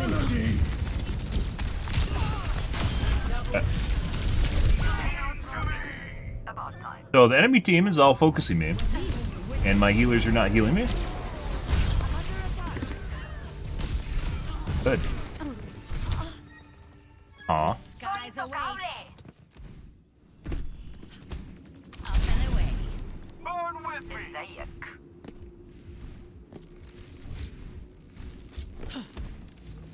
The payload has reached the checkpoint. Snipe enemy over here.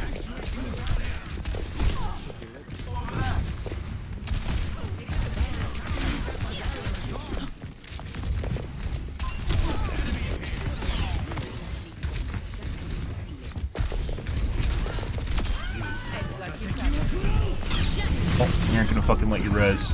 Fuck off.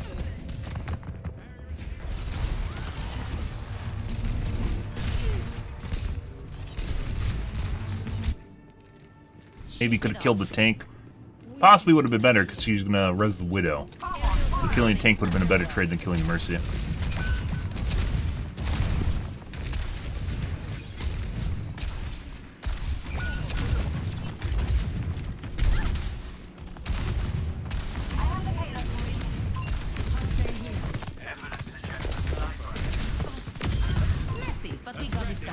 Yes, they do.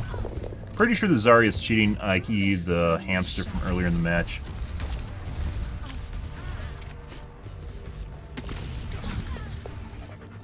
No, maybe not. Always more to learn. What is that melody?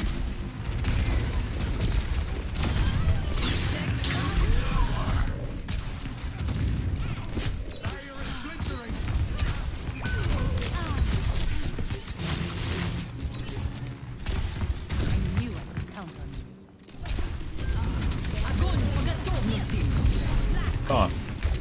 Good ult, dude. Enemy here. Increasing alcohol.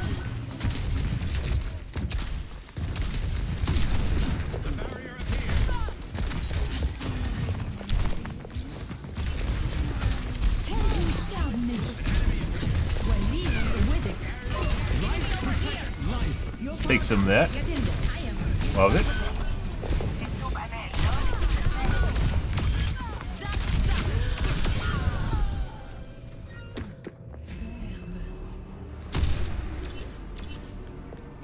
Res the Widow.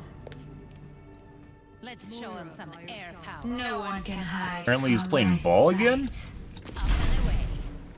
Okay. Suppress this target.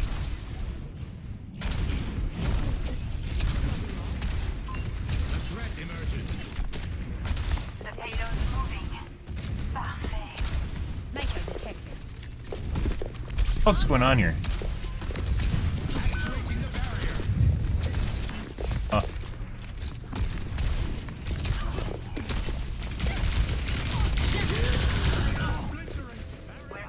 I said, pretty sure he's cheating.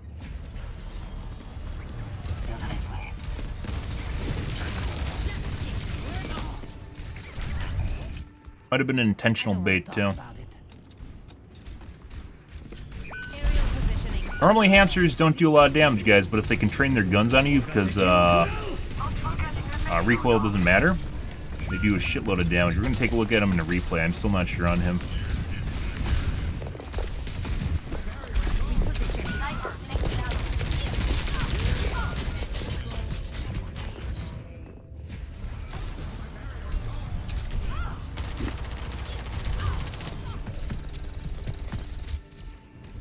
Don't stay down. 30 seconds. Like I said, pretty sure unless it's the Widow?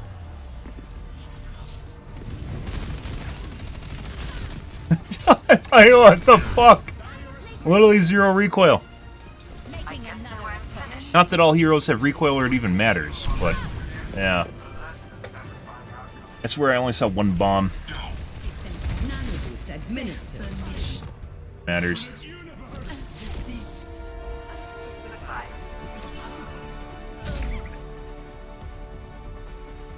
Widow. It's a fucking hamster that's 100% accurate. Alright, let's take a look. Very fucking annoying. As I mentioned before, guys, like he wasn't even using his combos correctly. Like that's the shittiest thing about it. Like he wasn't using like the ground pound combos or anything like mechanically correct on the hero. He just literally just pops out of ball form and insta gives you prior to you being able to do anything. Which hamster doesn't even do that much damage, but if he hits almost all of his bullets, obviously he does a shitload of damage. Very fucking annoying. Normally the cheater hamsters, what they'll do is ground pound you and then transform out while you're stuck into the stun animation from the ground pound. They'll insta give you while you're in the air. That he's just fucking rolling out a ball and then insta giving you. Very fucking annoying. She fucking swapped off Zarya. Oh, that's hilarious. Oh.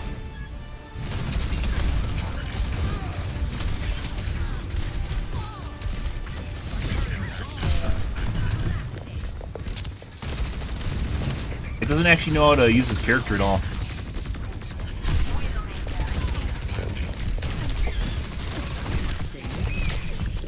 Accidental target swap.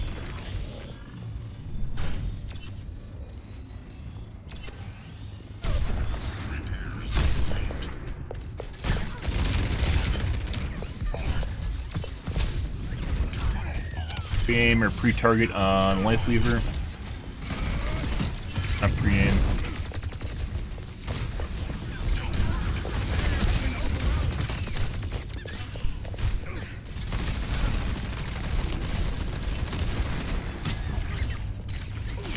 pre-target on Widow.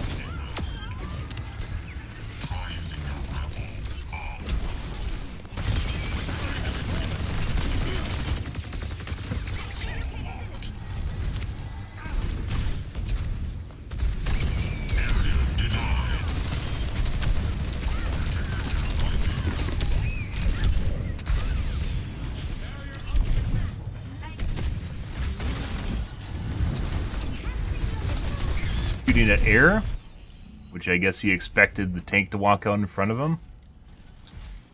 This guy right here. Yeah, absolutely nothing. Yeah. There's a pre-target on the tank.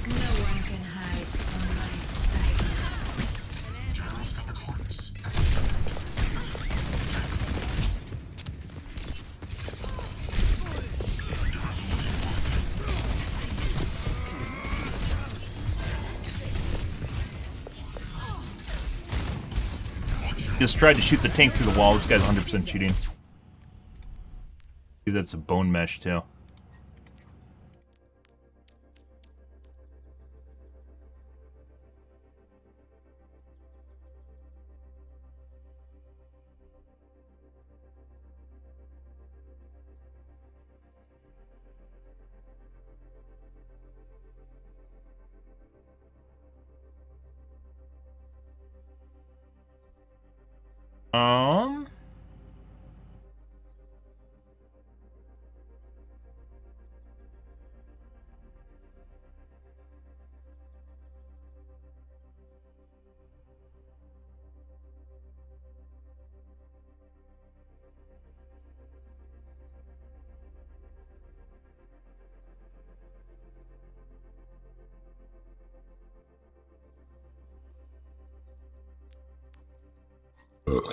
Let's see what this is. Oh, it's endorsement 1. So endorsement 1, guys, while this might seem inconspicuous or something, you're like, oh, it's just endorsement 1, right? These guys just, you're not very good. In order for you to have endorsement 1, guys, you have to be, like, it's impossible. If you get, like, 1 endorsement in, like, a week, like 40 hours of game time, you'll be endorsement 2. Endorsement 1 is next to impossible to maintain. The difference here, the only time this is happening is when you're on a new account, or you're on a deactivated account. So when you haven't played in ages is the only time you'll see endorsement 1. The very fact this guy is endorsement 1 probably means this is a burner account. You can't tell because it's private, but this is like one of the few things you actually have to go off of is this right here. So it probably means that's a bot account or a burner account. Either way, more than likely also cheating. Once again, I don't look at profiles because it'll absolve someone of cheating, or they're like, oh, look at that, that means he's cheating. Or vice versa, you can look at it and see it's cheating. But sometimes you can see an origin story, i.e. when people start cheating. Good. Like I said, hamsters are like one of these weird things, guys, where hamsters are very mechanical. They're like Genjis, and you'll see the cheating hamsters that literally don't play them, like they don't play the mechanics at all. They don't do like a lot of ground pounds and pushing people around with the CC. They'll just literally just pop out a ball form and use it like a flanking tracer and just insta-give you before he can do anything. Because he does like 120, I think, per second. 120 per second, which is normally difficult to keep on target. Because the recoil and the way the hamster guns work. But if they're cheating, obviously they can do that. And use that. Normally they'll team it up or combo it with the ground pound so you can't actually move prior to getting insta-give. But that guy wasn't very good, so it doesn't matter. So like, in the kill cam we saw like, what, 2 ground pounds? Ah, good shit.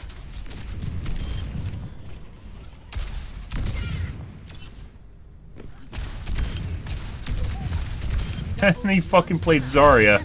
Couldn't do anything because he didn't actually know how to position the character, and then just went back to playing ball where he just doesn't do anything. And just pops at a ball form and insta-gives you. Huh. Fucking hilarious. Zarya is actually better counter-pick to Pharah than Ball is. Well, Ball's not really a counter to anything. Ball's just a good CC character. Good balls are very, very rare, and that's not a good ball. Prepare for battle. Select your hero.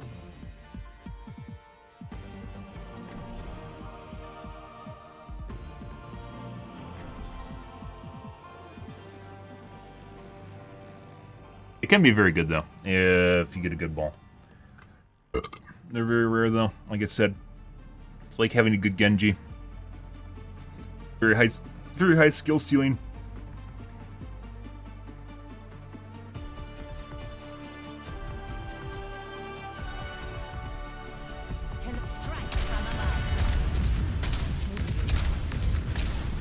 If you guys noticed the friend ad, it's because he wanted to fucking trash talk at the end of the match. I have whispers turned off by randos. For some strange reason. The only time, guys, in Heroes of the Storm allows you to talk to people. The only time whispers are ever used in that game after games is limited trash talk. That's it.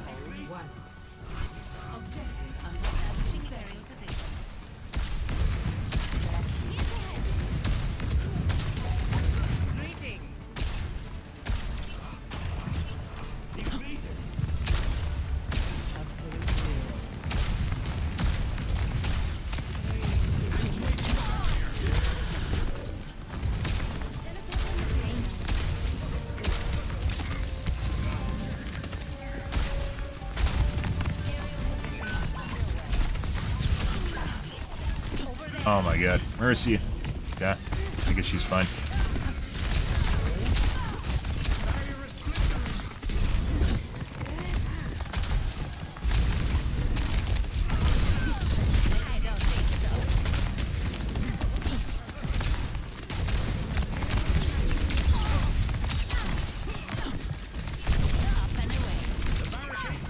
And I guess double body.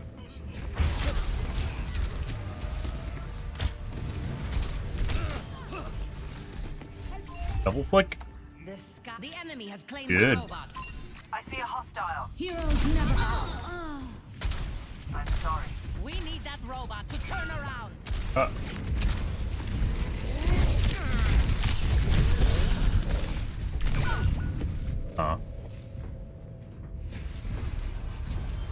on my watch. I'm tired. Dexels, we've fallen behind.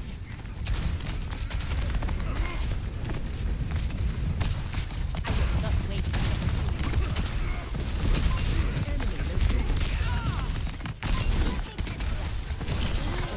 I don't think so.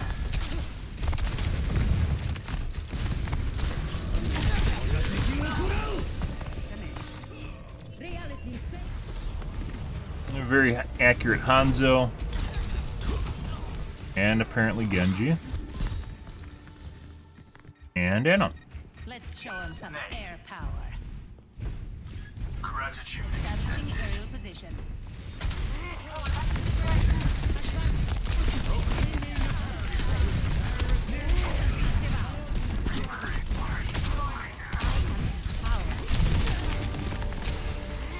Excellent teamwork. Buddy.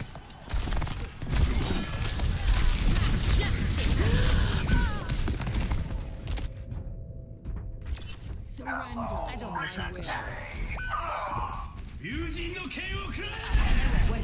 win. Heroes never die.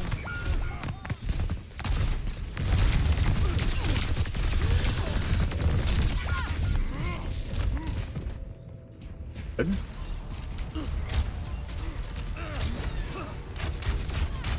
Double flicks again. Making another approach. What is that sensitive?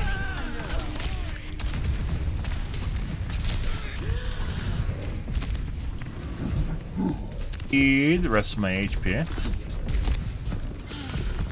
Health restored.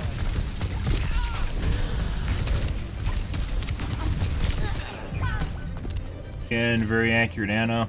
Pretty sure the Hanzo's cheating. Anna might also be cheating.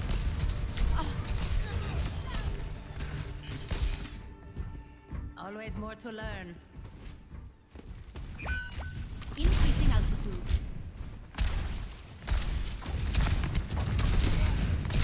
I see an enemy.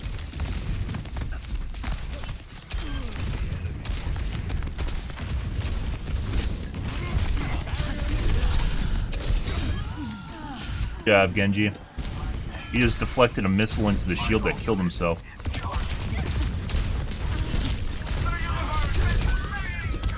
Good.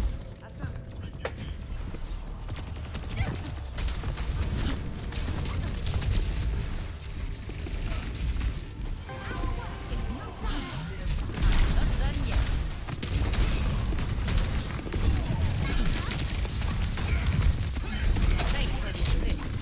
very certain the Tracer / Hanzo's cheating.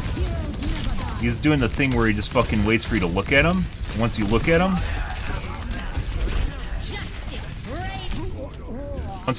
him, he'll dash away, and then wait for you to stop looking at him because he can see you through walls, and then fucking shoot you again.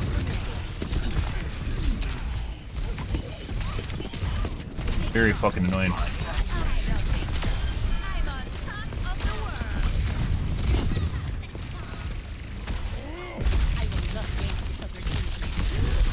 Fucking Anna. That doesn't even fucking matter what the monkey does. He's gotta kill the Anna, or focus the Anna. Good job, Anna. There we go.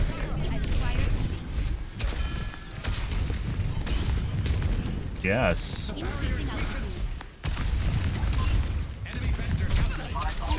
Uh-huh.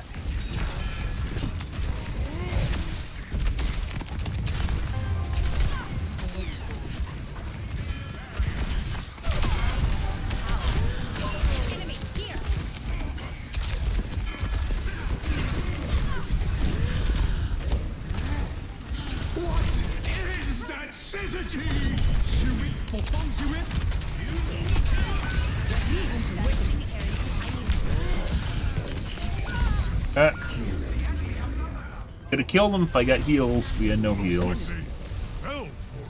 But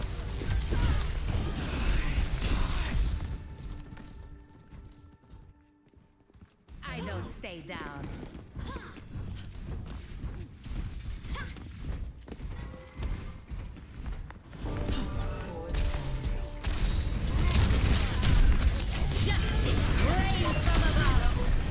there we go. The robot is with us now. Let's get pushing. Thanks for the assist. Over there. Messy, but we got it done.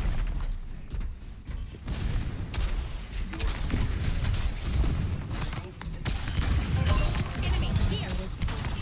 And now we begin.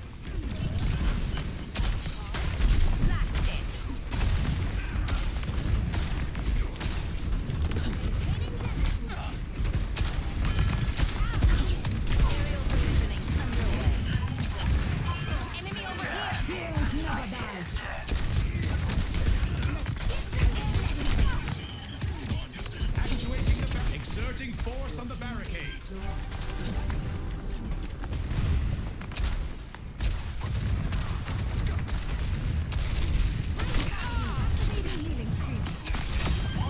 weren't watching the skies. Taking to the air. I will not waste this opportunity. I'm on top of the world. You furry hop. Approaching the final. I see an enemy.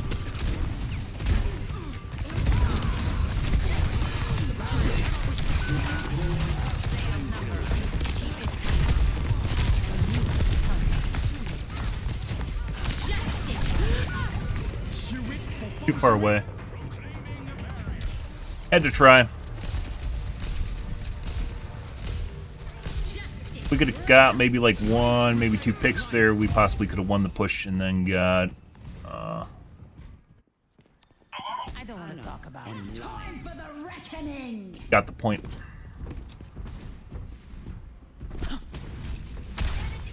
I am empowered. Engaging the enemy.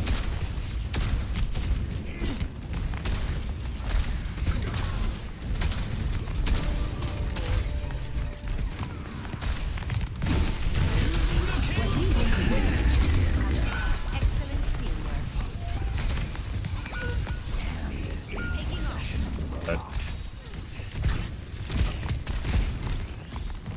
System repaired. 60 seconds.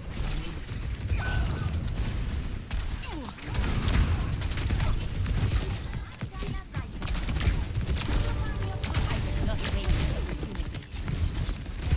This ends now.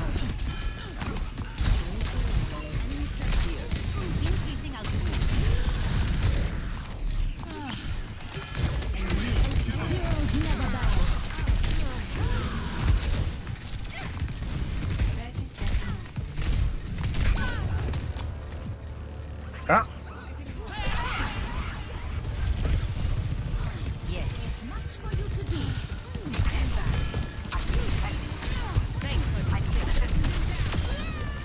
Over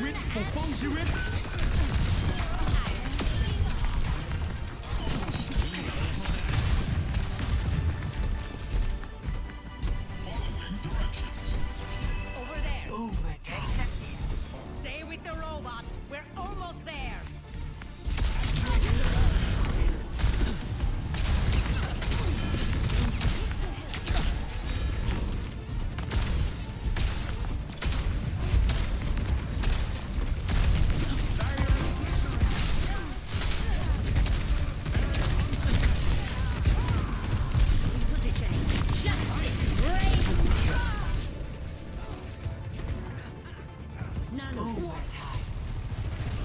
Beating the pull.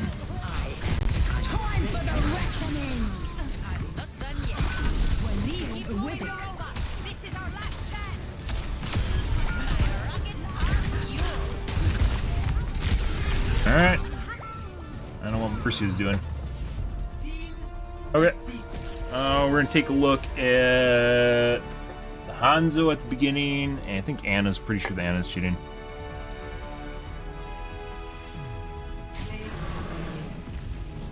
It's this fucking cheater that's saying that, by the way.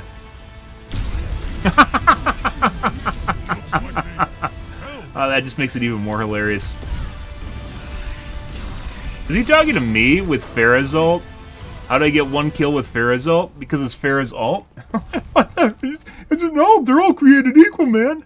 Oh, what a dumbass. Like, literally the most volatile ult in the game. And the reason you don't actually use it most of the time is because it'll usually get you killed. So you have to actually at least try to get one kill. And the Life Weaver pulled 2 of my kills, which were tanks. Ah, fucking hilarious.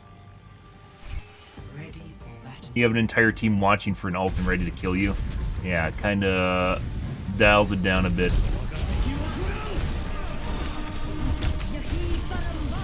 Parallel linear acceleration. Is that over 180? The axis?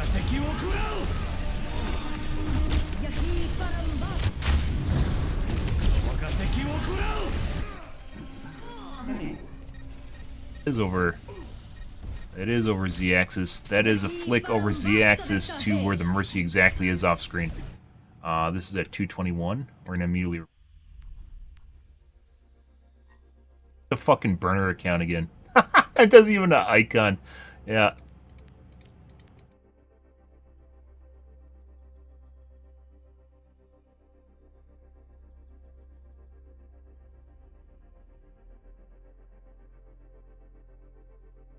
Once again, this is the guy that was shit-talking at the end of the game. Ego and hubris, guys. Origin story of pretty much every fucking cheater in existence. Like a giant inferiority complex. Almost all of them have.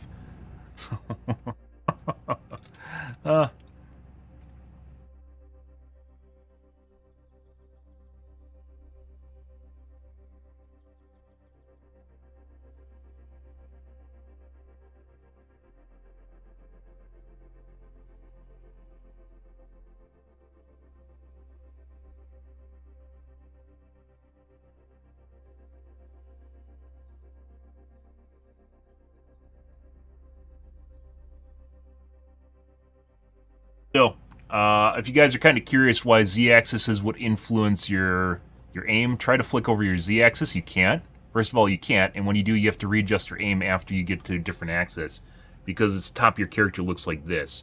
So you'd have to flick up and around to the side, and know exactly what your Z-axis looks like. Almost no one can flick over their Z-axis at all. It doesn't exist.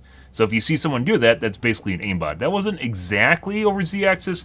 It was more like kind of like a C shape over the top of Z-axis, but he definitely went over Z-axis when he flicked off screen, which would definitely just fuck up his muscle memory. That guy's 100% cheating.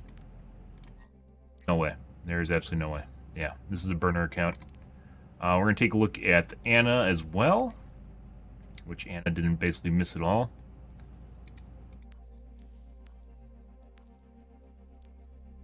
Plat.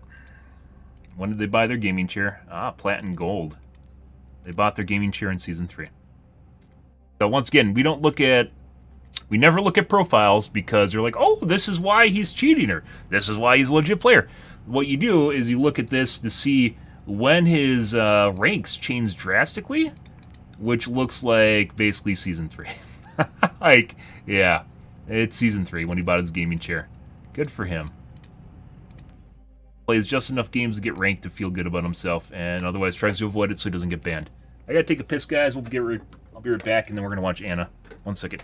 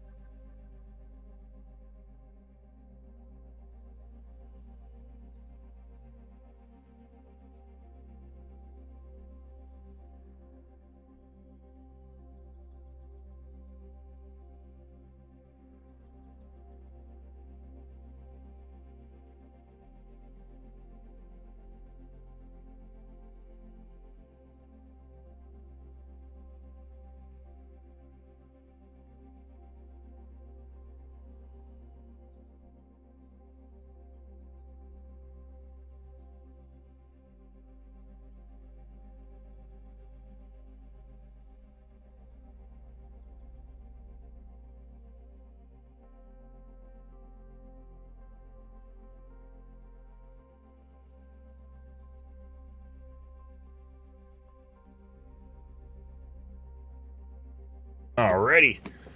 Let's see. Let's take a look at Anna now. Genji was also very accurate. But not throughout the entire match.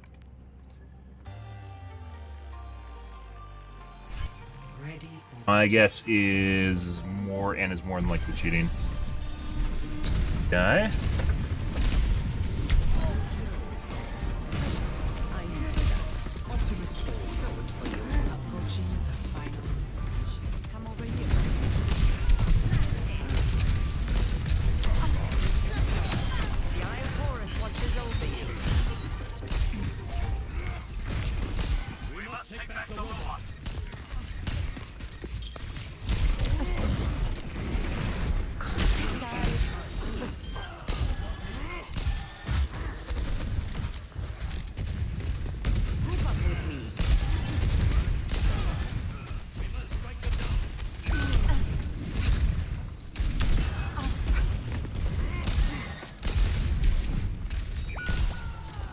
Outnumbered. Be careful.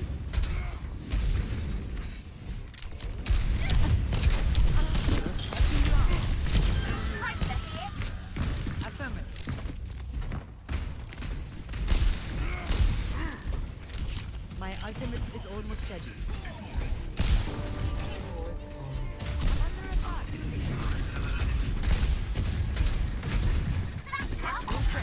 I see you. Life protects life. Helden sterben nicht.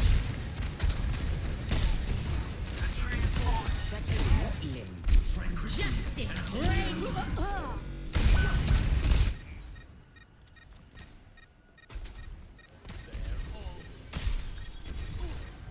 The tree has fallen. Take care. I think we just saw an instantaneous snap, which means this guy's definitely cheating. Most likely cheating.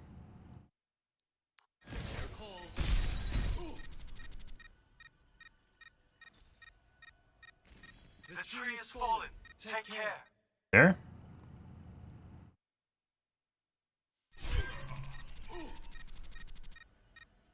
Again, replays are 60 FPS, so that snap either that has to be lag, or that snap happened in less than 16 ms, which is not human. The tree has fallen. There? Take care. Right there. But you can see his character is moving. Very likely means this is aimbot. The tree has fallen. Still see his character moving.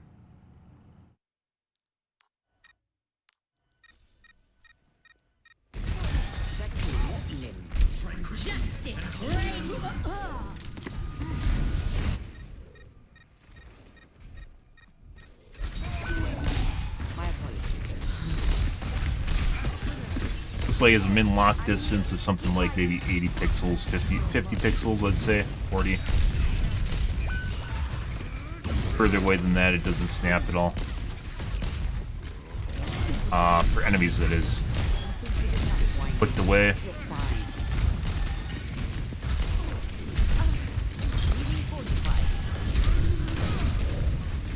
Applying pressure to him because he keeps trying to fuck with me.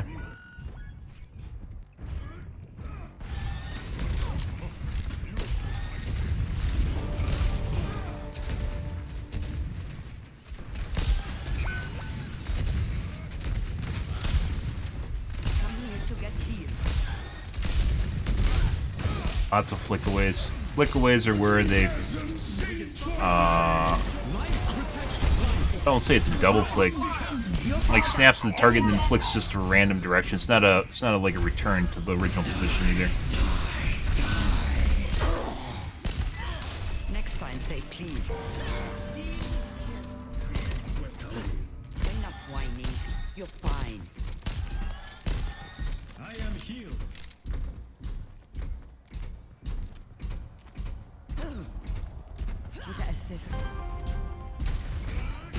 Come over here. Justice reigns from above. Down. Rescue that robot.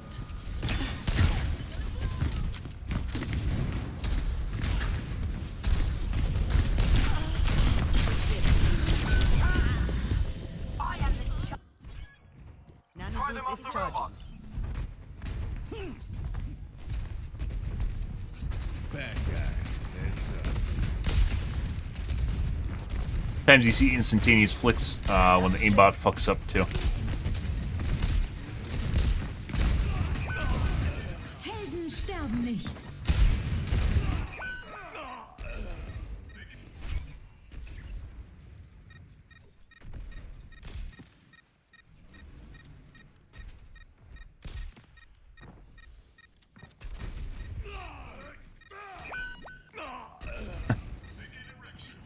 Helden sterben nicht.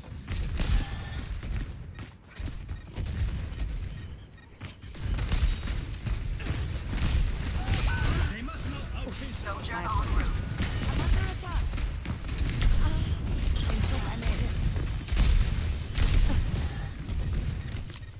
I don't think he has a wall hack. Don't let them push any further.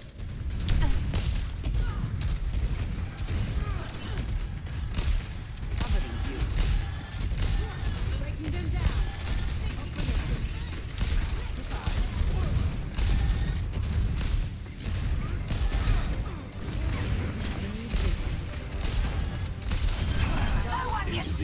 Lots of weird double snaps between characters. Justice.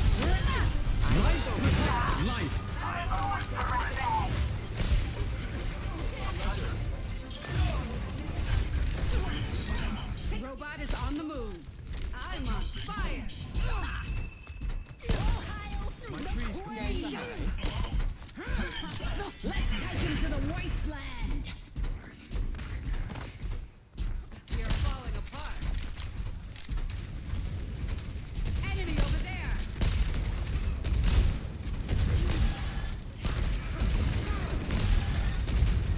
My ultimate is ready. Healing fortified. You're powered up. Get in there. Lots of double snaps. I am unbreakable.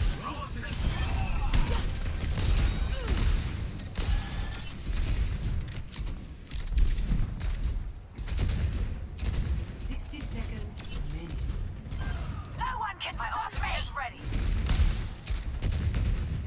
Coming here to get healed. Void spawn activated. Affirmative. It's go time. Shotgun.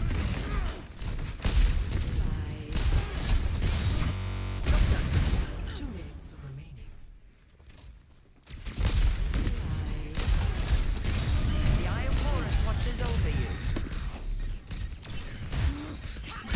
Helden sterben nicht. 30 seconds. I'm in. All hail the queen. Very shaky aim, snap between targets.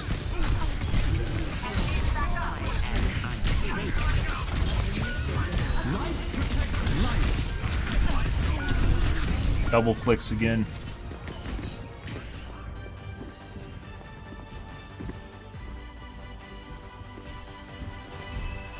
Instantaneous flicks can be caused by latency, like I mentioned before, but the fact that his character is moving means it is more than likely not latency. Some fuckery with his aimbot. Double flick.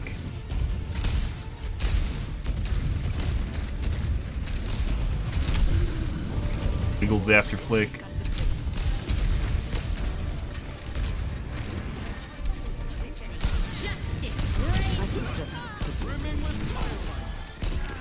Extremely fast snaps now between targets.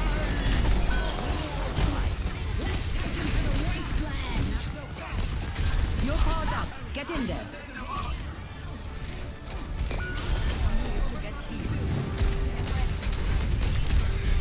Focus, everyone. Stay with the robot. Okay. Well, we need to find that insta snap at the beginning.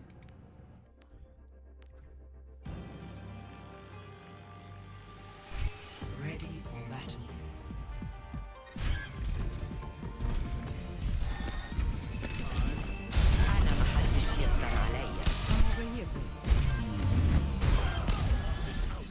We're outnumbered. Be careful.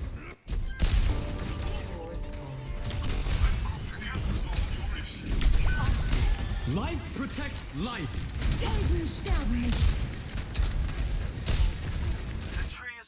Right there, 503.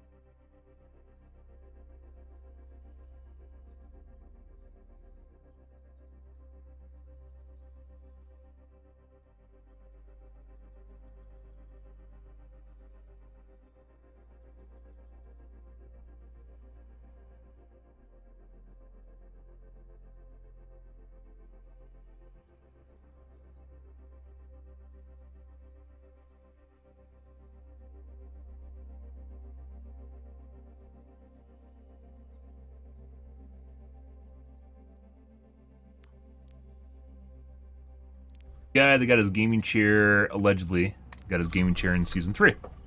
Good for him. Good for him. Next game, guys.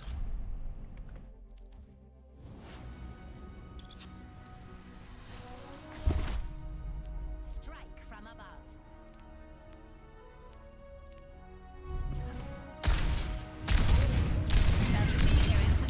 Double kill.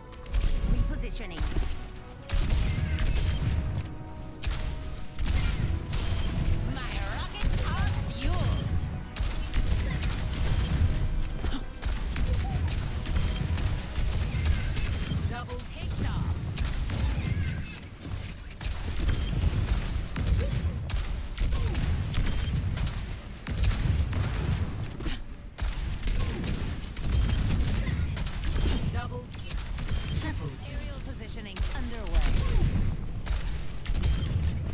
But we got it done.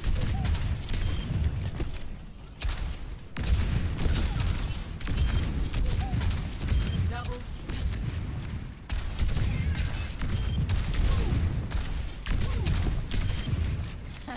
Got one.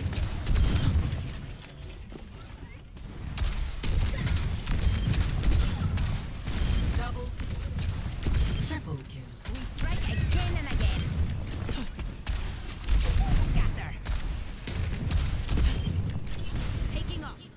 Yep, next game. Prepare your defenses. Possible cheater on the other team.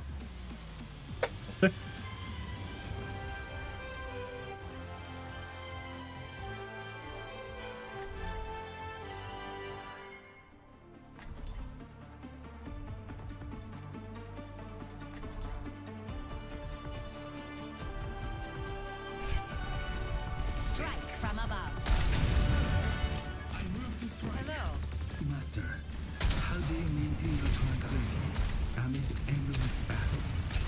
I focus on my breathing. What? You don't breathe. Indeed.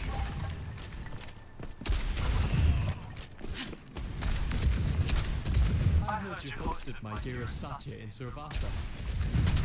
She is a delight. How do you know her? We were roommates at the academy. My, did she hate it when I left dishes in the sink? Yes. 5, 4, 3, 2, 1. Attackers incoming. Sniper. Enemy here. Excellent teamwork. Fucking paranoia for pharmacy is ridiculous.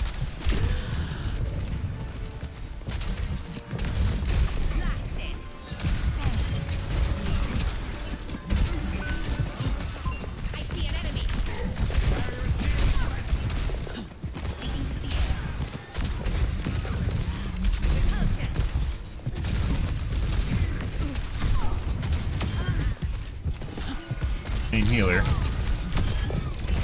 Now they have no healers. Our Ashe is kind of fucking weird.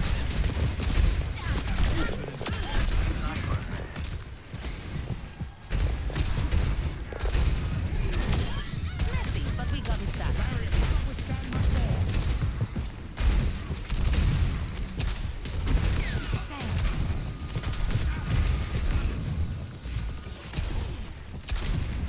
They fucking survivors with no-ed and Dead by Daylight. Oh my god. Does the killer have no-ed? Whoop.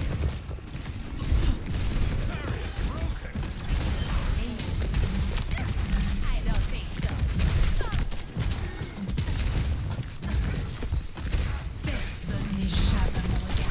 And a headshot.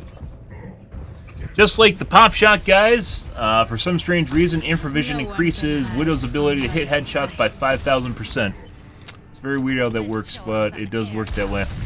Confirmed through statistics. Blizzard could actually make statistics on that, by the way. It's one thing. It's one thing if, oh,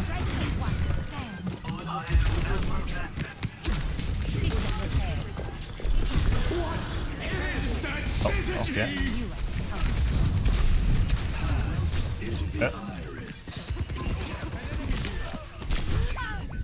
It's one thing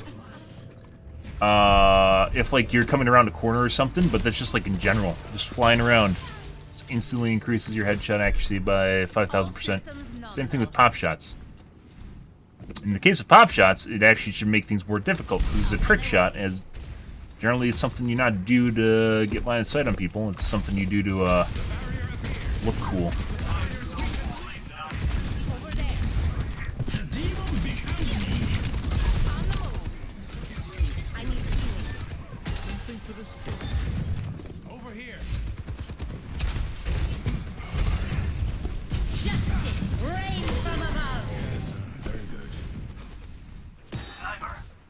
Time to dump that.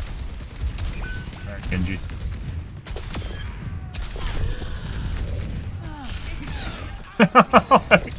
You can't make this shit up.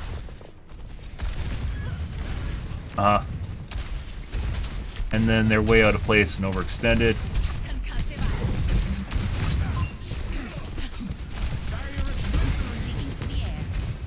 If you get a kill, it really doesn't matter, right?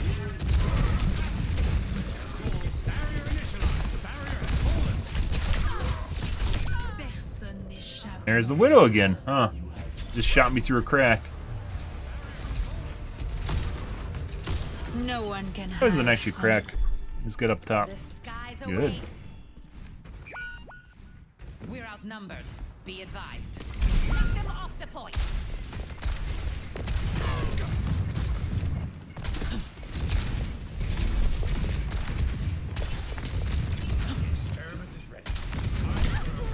I said 5,000%. So this guy's cheating now.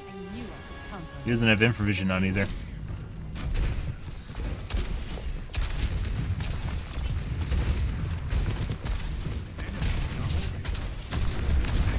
Ego and hubris, guys.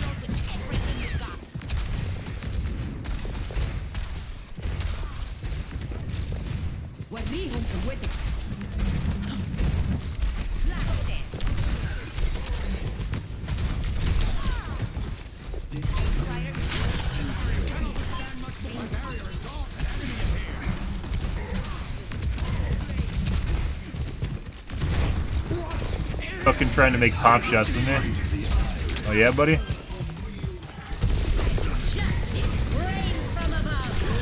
Oh, it lasted too long. I thought I timed it for the end of the tranquility, but I guess it had time left. Yeah.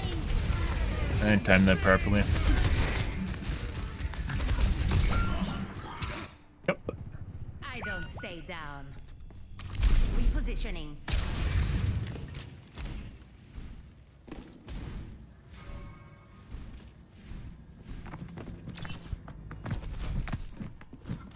Alright, let's go to the other side then.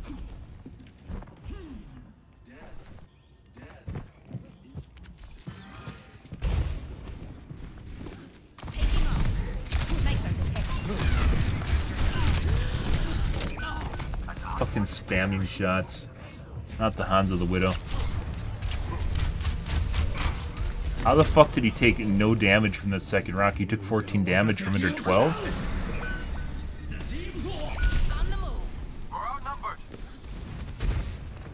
Okay. Yeah.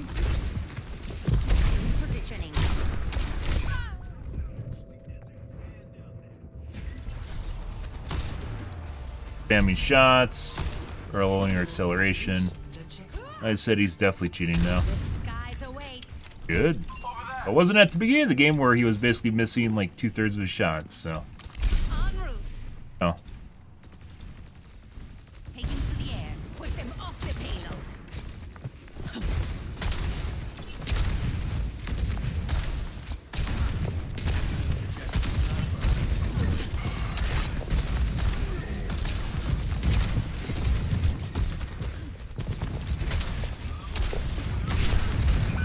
Huh? Pass into the iris.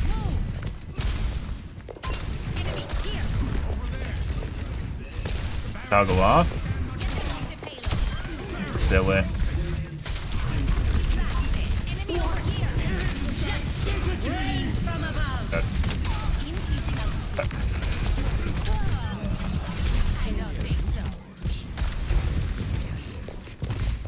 Did he toggle back on? Yeah, so you can just spam shots again. Good.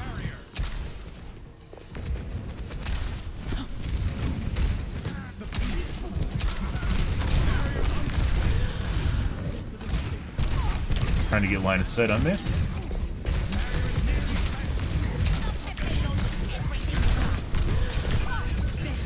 Our McCree is now extremely accurate, where he wasn't throughout the entire match.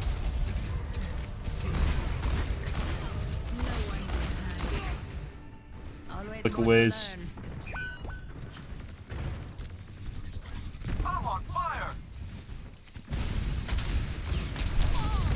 Off, dude. You can tell, like, people that, like, rage toggle, like, you can rage toggle as in behavior, not rage toggle as in, how accurate they are. Like, you get pissed off and fucking rage shot, like, it's really, really, really fucking aggressive and just W keys in. It doesn't even matter what he's doing.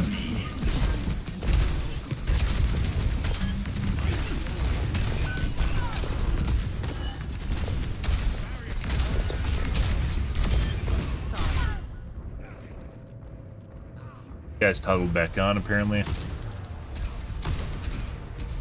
In the fucking shield! As Widows DPSing down that shield, guys. Now, yeah, it does need to be DPS down, right? What is that synergy? Single tech.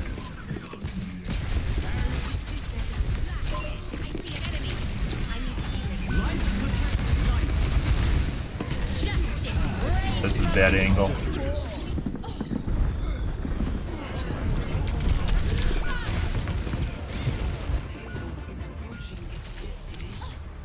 This is the cheating piece of shit.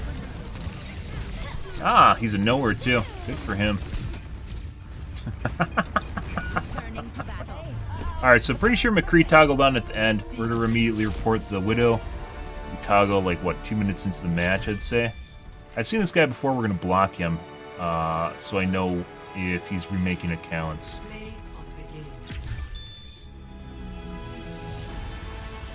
Experience festivity.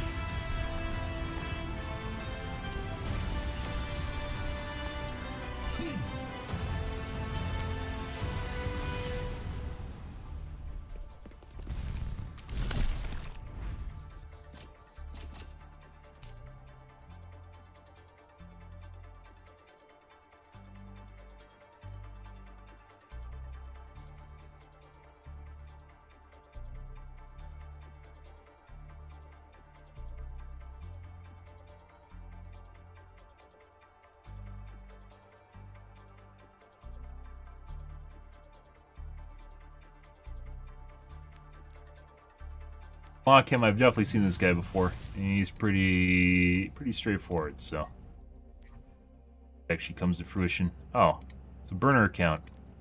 Is he just remaking burner accounts? It has some history on it. It's definitely a burner account, though.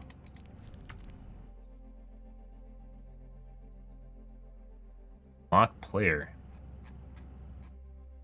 What? That mean?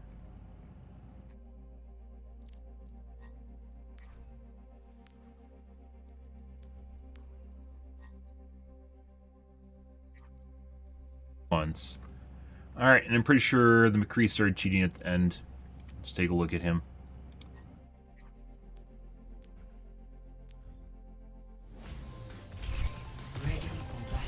Throughout that entire match, he did jack shit.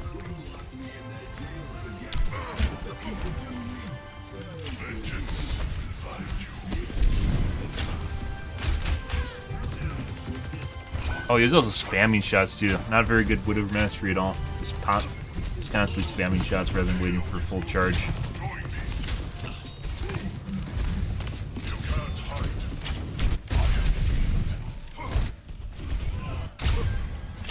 Played McCree for a tiny bit.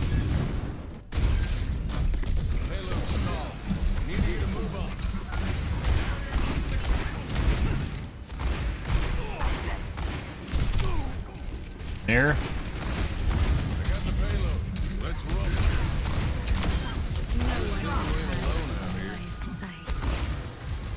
Fortunately, he has wall hacks.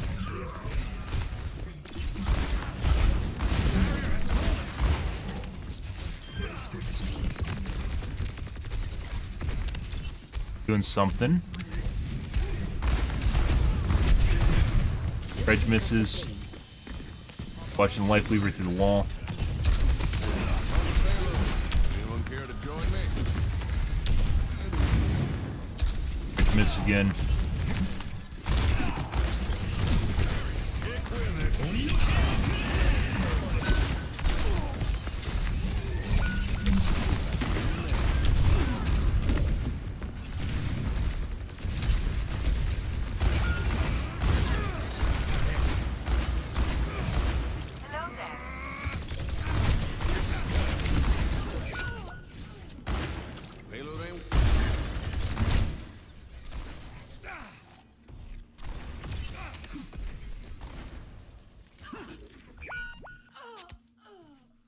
Fuck is that? Rolled, obviously. Looked like he was looking at the tank through the wall, but then he shifted to the Zen. Clickaways.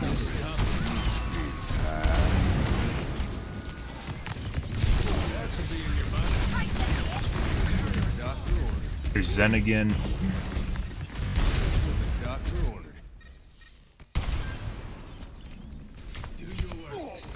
That should be in your bonnet.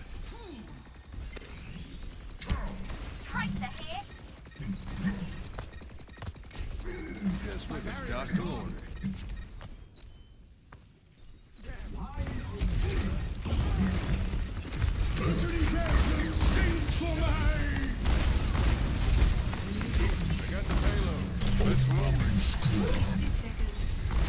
Did he just try to throw his grenade on the Genji behind the wall? 60 seconds remaining. I got the payload. Can't see the Genji, by the way. Unloading scrap. Fuck was that? Definitely wasn't meant for the tank.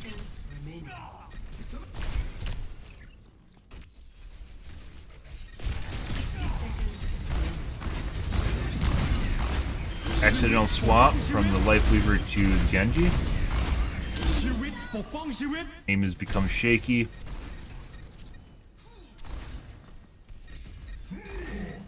Genji just took over his aim by jumping in front of the Life Weaver.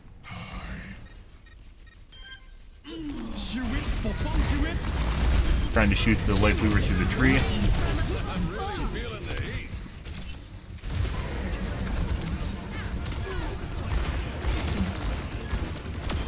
Flick away, so he's actually on target and he misses by flicking away. Fuck this was. Just tried to flick shoot the guy that dashed out. What the fuck was that? I mean, he did definitely just shoot the tank through the box perfectly. Tank. I'm pretty sure this guy's cheating. And I think he toggled on McCree after he got pissed off. This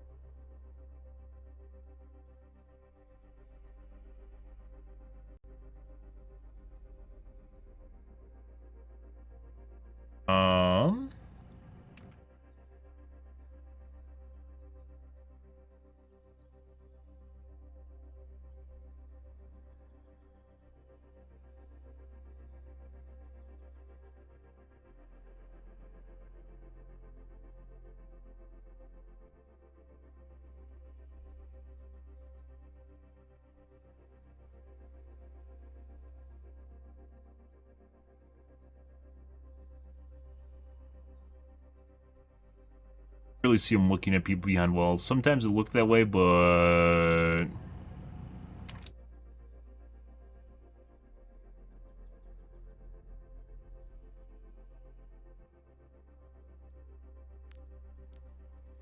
not very good. I'd say this guy's like a plat, maybe. Yeah, GM now. Diamond? I believe a diamond. Ah! He bought his gaming chair in Season 3.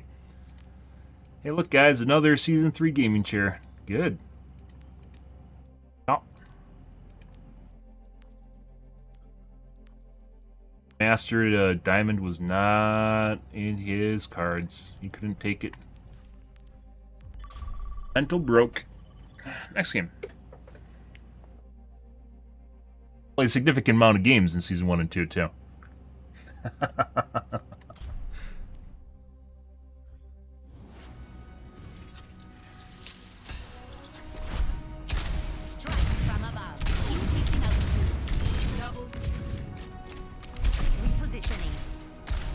That's one of those ones because he had so little time on McCree. One of those people you'd have to watch probably for a couple more matches or another match or so. Actually see what he looks like. On Hanzo, it looked like he was just fucking around. And then he actually figured out that he cared and toggled on. Terminated. Double kill. Up and away. Double kill.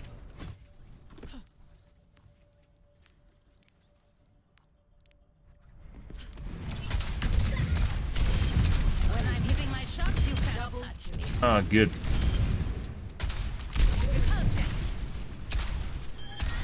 Mind the gap. Double kill.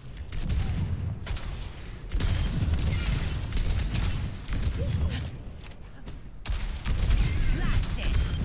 Over and out. Taking to the air. Double kill. Double kill. Triple kill. Next game.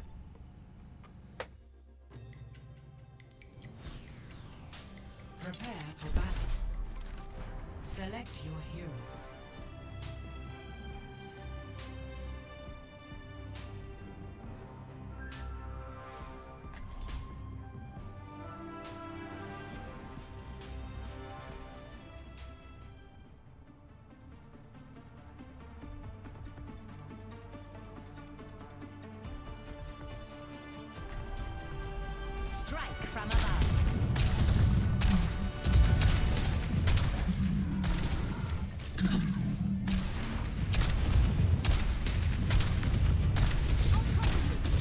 Pre-flight checklist complete. Running clean and hot. Hello. I don't know why more people don't play Brig. Pretty good. Does this respectable amount of healing. Good morning, Smokey. Does a respectable amount of healing too. Positioning underway.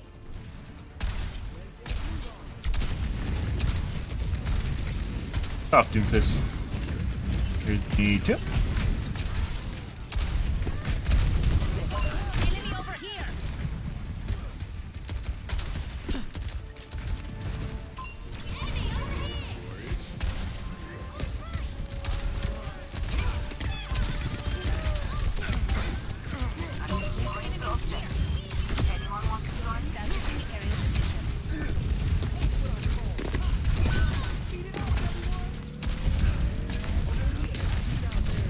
Enemy over here. Enemy over here.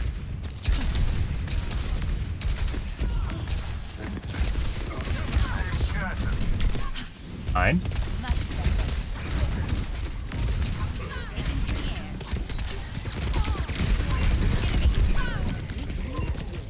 Good. First signs of shenanigans. And preempt me through the wall. Extremely accurate. The skies await. En route. We need to protect the objective. Messy, but we got it done. System repaired. On the move. I'm taking the objective. Converge Oh. on me. Positioning. Taking off.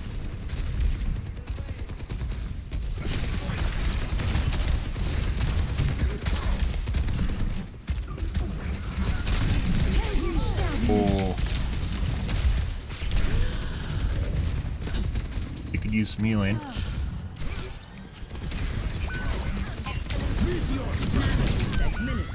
I've got you in my sights. Fucked up his E.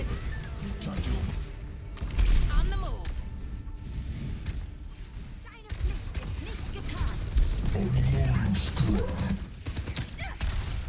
Justice reigns from above. Oh, what a bad time to reload. My rockets are fuel. Justice. Oh my god, the jump timing. I shouldn't have fired prior to Enon.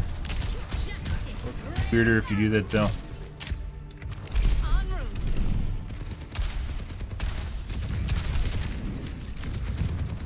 Well, Taking to the air.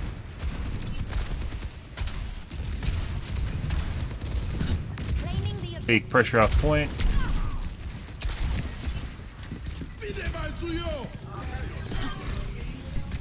system repaired. Pressure off door is not off point. Get him? No. Aerial positioning underway.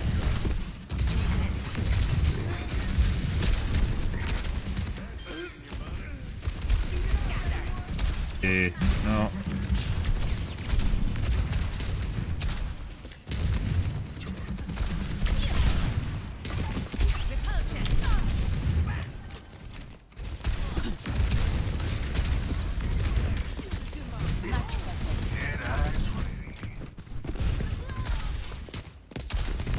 Enemy over here.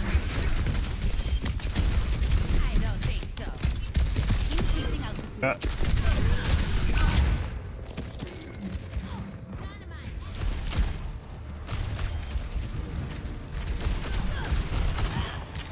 Very sticky. En route.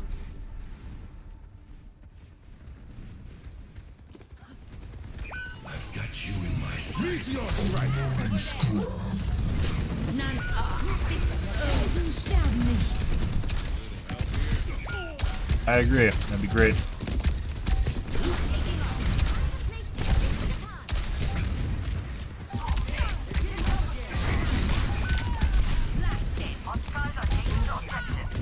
Good.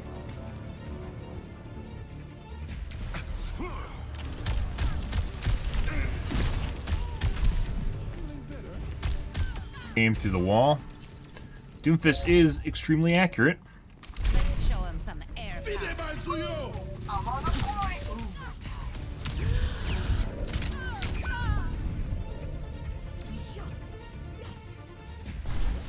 Let them up. Round lost.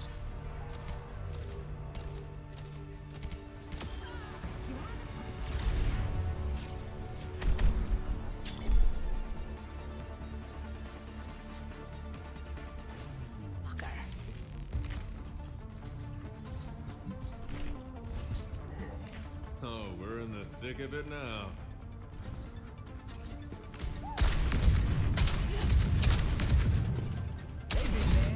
Alrighty.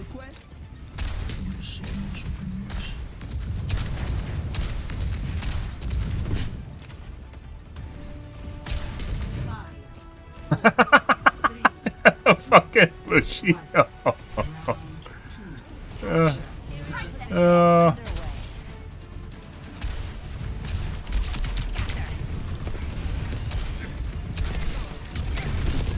So Doomfist might be cheating, Soldier looks like he's cheating, and Ash, which was formerly Pharah, might also be cheating. Oh.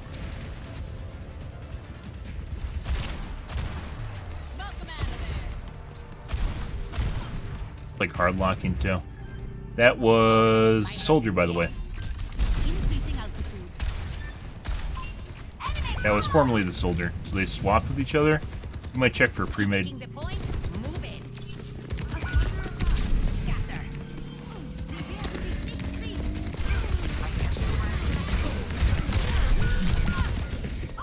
Insta snaps. That was a Soldier last round. This guy's definitely cheating. It's 100% cheating. Ash, I'm still unsure of, or not the Ash. The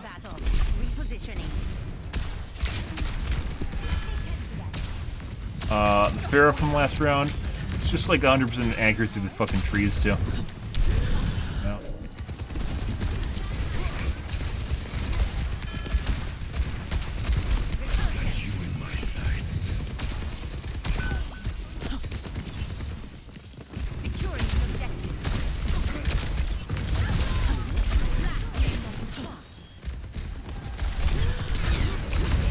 Once again, that is the Soldier from the first round.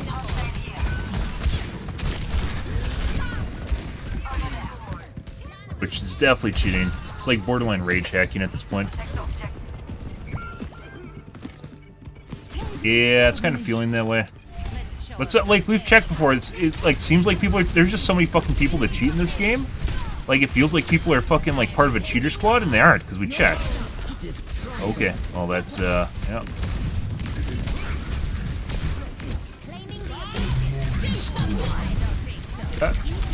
Oh, we missed the window. Thanks for the armor.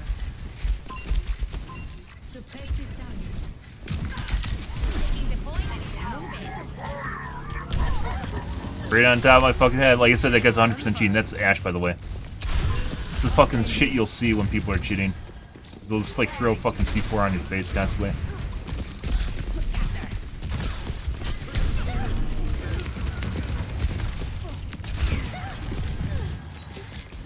Huh.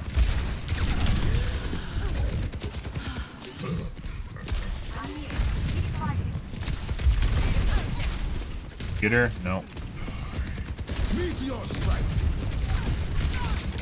Try landing on me.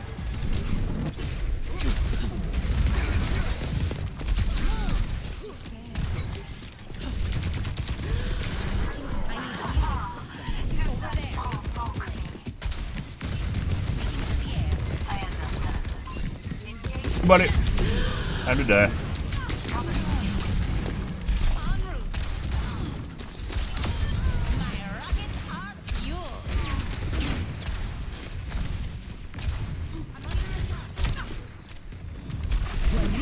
Well, I tried. No one can hide from my sight.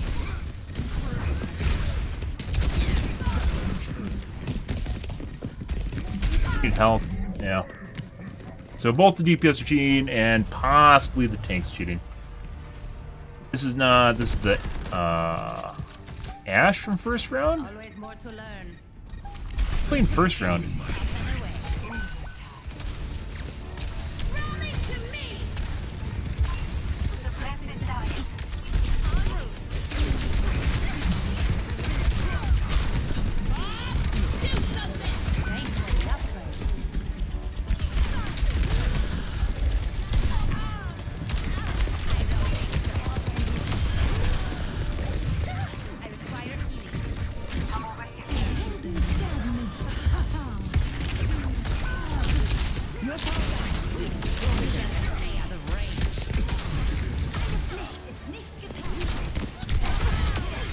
That guy needs to die.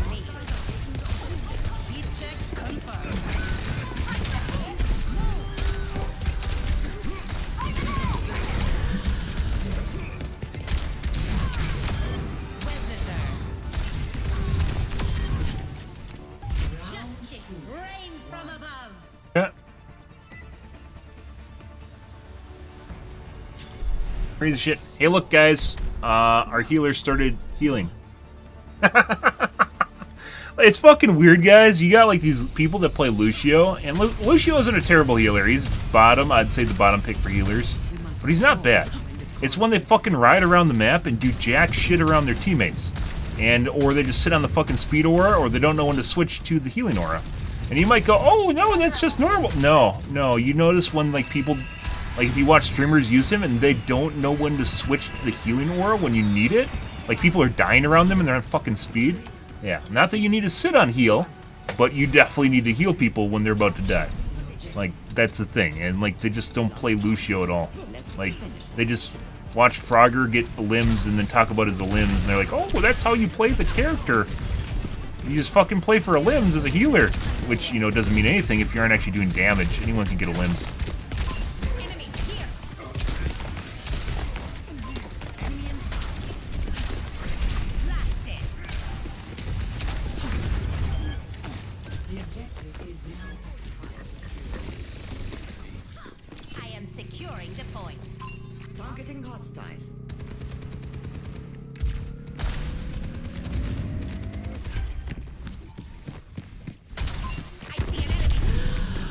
Tried to insta-give me.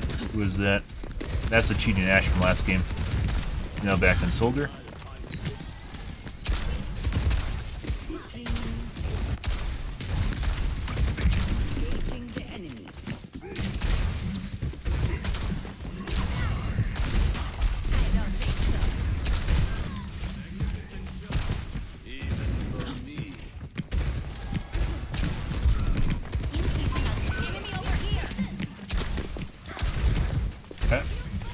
He's gonna be back for sure.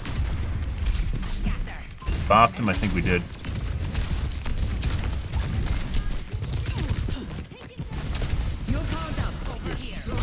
Okay.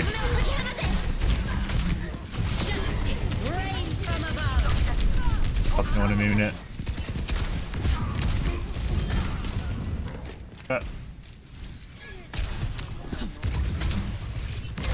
I had no idea after we got killed the first guy. I had no idea where anyone else was.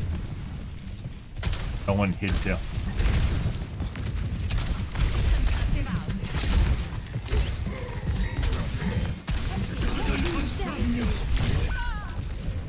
And I just got hit by two things at once? That wasn't a headshot either. I don't know what that was.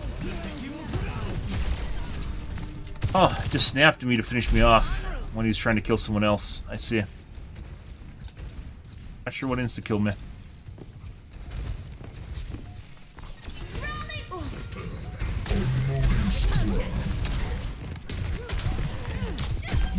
This ends now.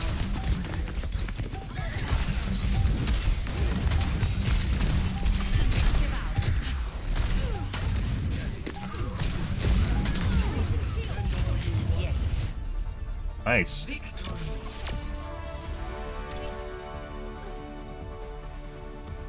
Alright, so... Wow, they switched back and forth hard. So, he must be like... This guy did extremely well on Soldier and Ashe. And my guess is he maxed them out, which is why we didn't see him play at the end here. So he maxed out their banked accuracy on them and he couldn't play them anymore. Despite how good he was doing on them, he couldn't keep playing them because he was too accurate and he didn't want to get stat banned. So this guy is 5,000% cheating. When people switch off characters they're doing well on to play something else they aren't doing well on, to when it's actually a pick, like it's a change to do better. Yeah. Yeah, I'm pretty sure he was at max accuracy on those characters. We had a healer for a little bit. I'm not endorsing Lucio. Lucio's a good healer. That is not one of them, though. He's an alright healer. That's not one of them. So we're gonna immediately report. We'll take a look at the Doomfist too. This guy.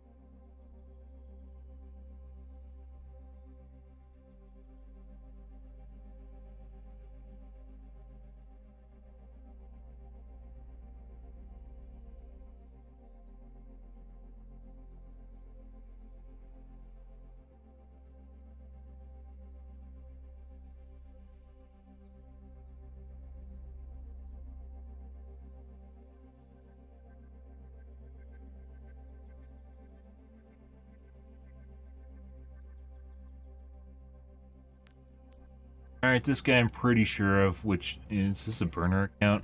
That was his. That was the Pharah. It wasn't really anything outside the ordinary on Pharah. We're in round 2. Also very accurate. Let's take a look at him. This will be something interesting. It could be those just a random coincidence. We'll take a look at Doomfist though. Wasn't when he's playing Pharah.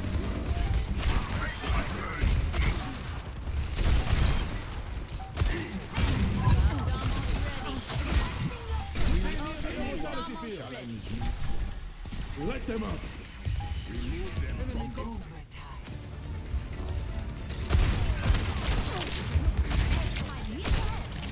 Thank you, Bob. Do something.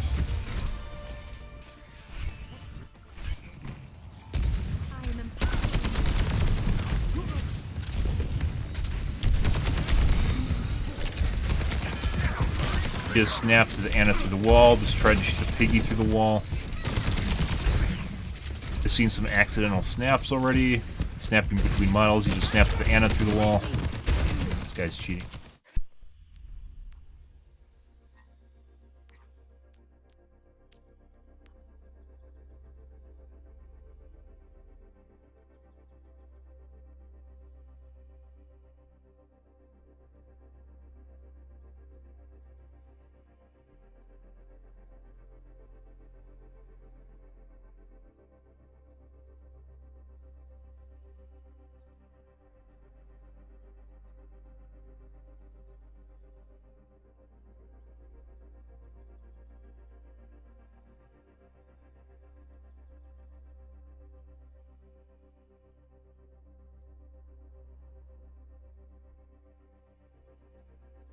Probably a burner account, another endorsement one.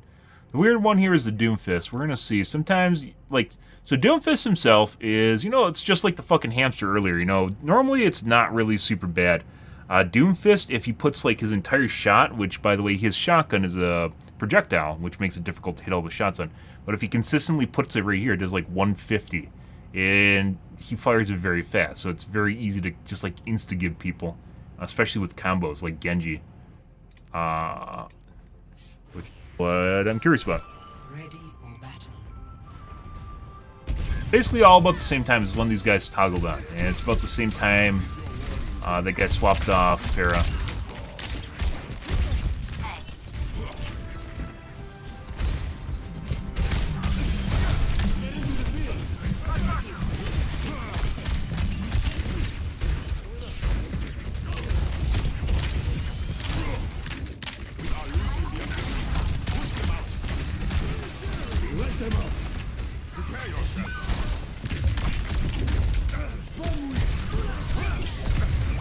Weird thing is, it looked like he was tracking people through walls. Accuracy through walls.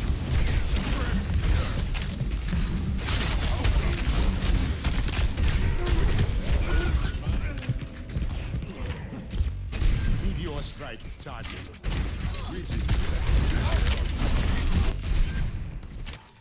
And he is looking at the center wall here. There's Anna. Then he looks at the tank. But he had inferences on the tank.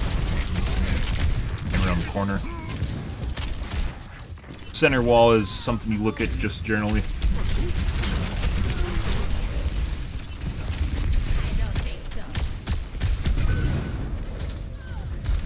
Ready for a knockout?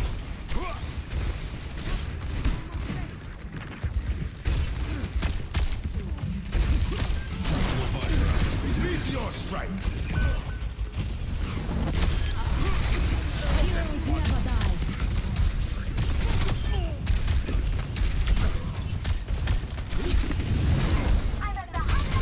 If you're ever playing fair, guys, and you hear him, and he jumps in the air, you visualize basically where he's going to be during his jump, and then you height change while that's happening.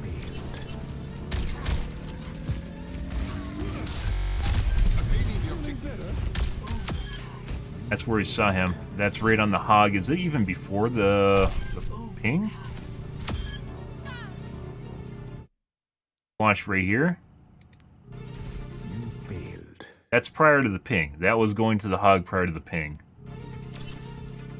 He's following him through the wall right now. That's not where the ping was, by the way. Face my burning fist.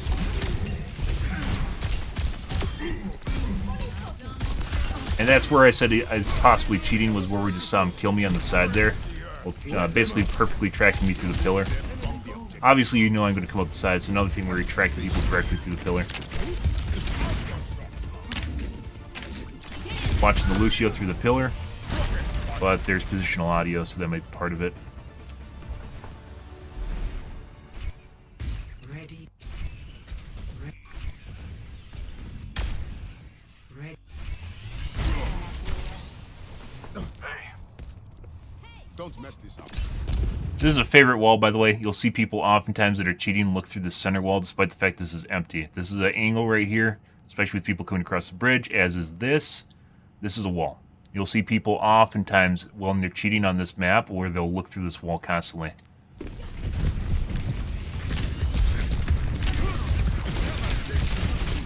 It's like Antarctic, where you get people that just look through this fucking center wall of people.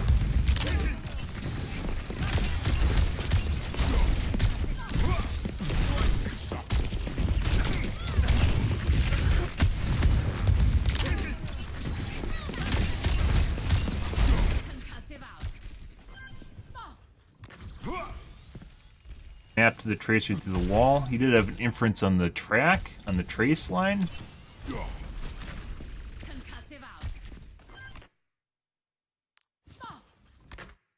That went right to her.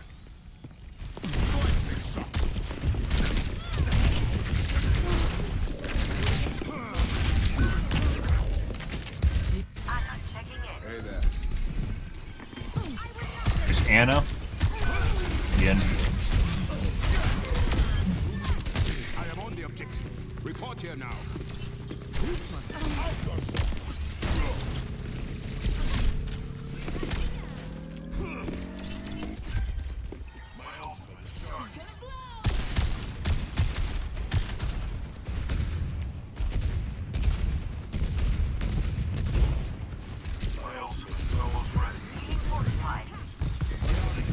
Watching a wall right now, by the way.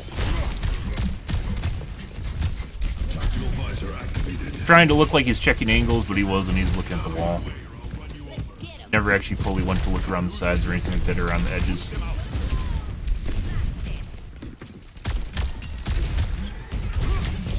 There's Anna again. You pre-targeted the Anna through the wall prior to going over there. You can see...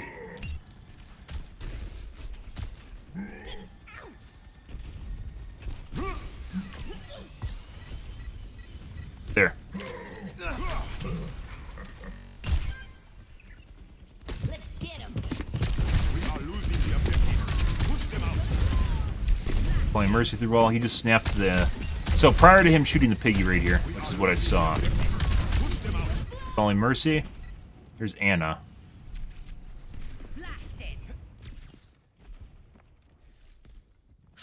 Anna again. There's Piggy. There's nothing here. That's just Anna on the wall. So it's pre-targeting, which means he's kind of looking in the general direction, eyeing up someone that he's going to start... Basically, he's going to start shooting at or attack. And goes over the top for the Anna to try to boop her off.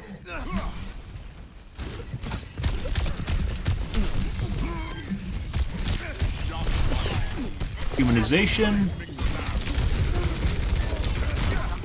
Pretty remarkable how much some people's aim changes when they're within a certain amount of arc change per second. Arc change, i.e. the distance in the screen you're moving. You probably could even make a graph of how close you need to be before like humanization kicks in for a lot of people, and like they won't be able to hit you at all. This looks like he's just watching people through walls again, even though he's kind of looking at the side here. People do things like spray, they'll punch the wall, they'll do things like make you think they're just like derping around when in fact they're using it as a cover to just stare at a wall. And in this case, he's not covering an angle here, he's looking at people through walls.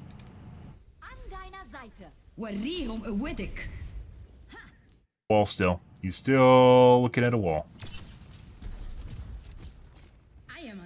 Watching Brig.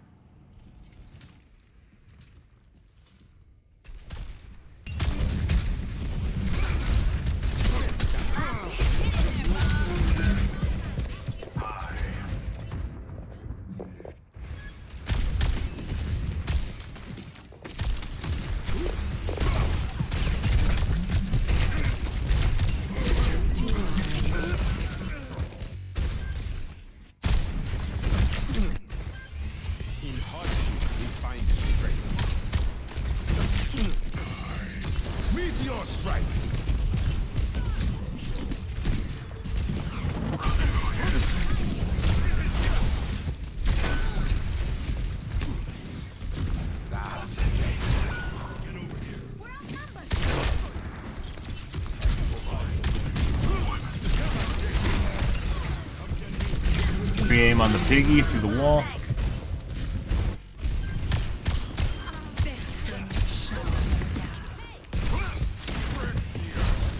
Targeting on me.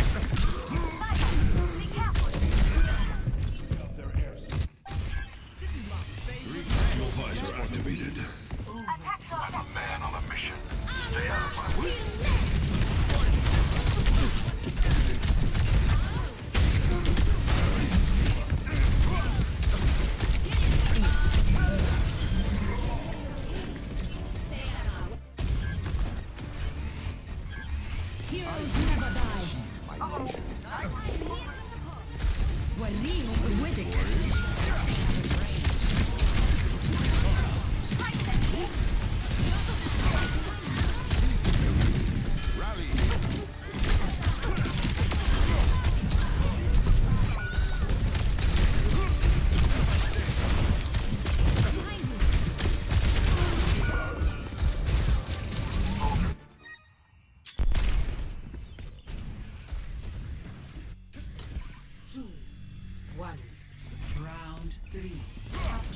Objective.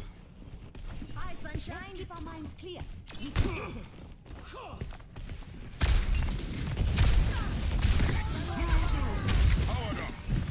He's looking at the Hanzo.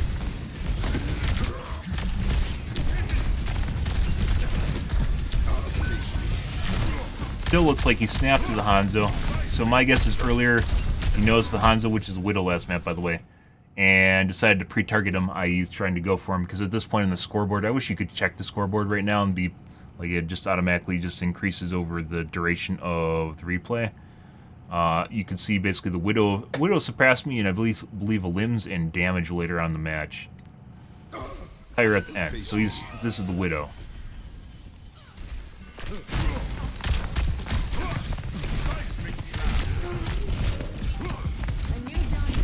Watching him through the wall. Very certain this guy's a wall hack.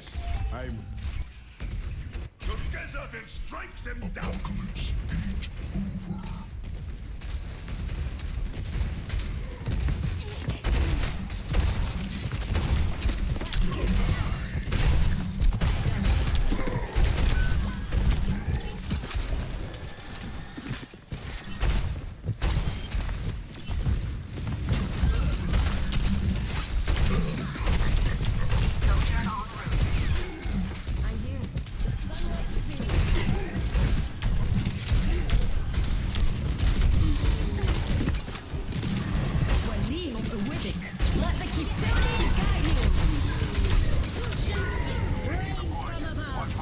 no idea where anyone else was. I had 2 ults and only killed the tank.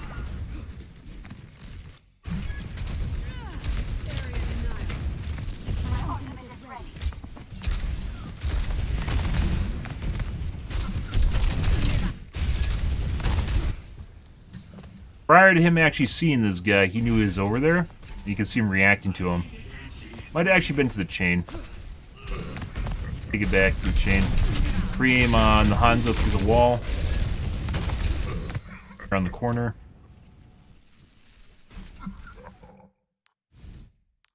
There.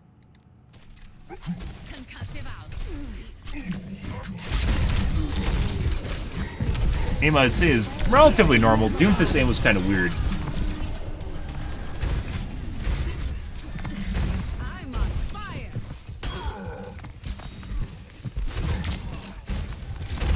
Targeting or pre-aim on the tank. Fucking weird pre-aim on the tank again, although he's drinking. That just looked like it went through her shield, by the way. Okay. That's the Doomfist.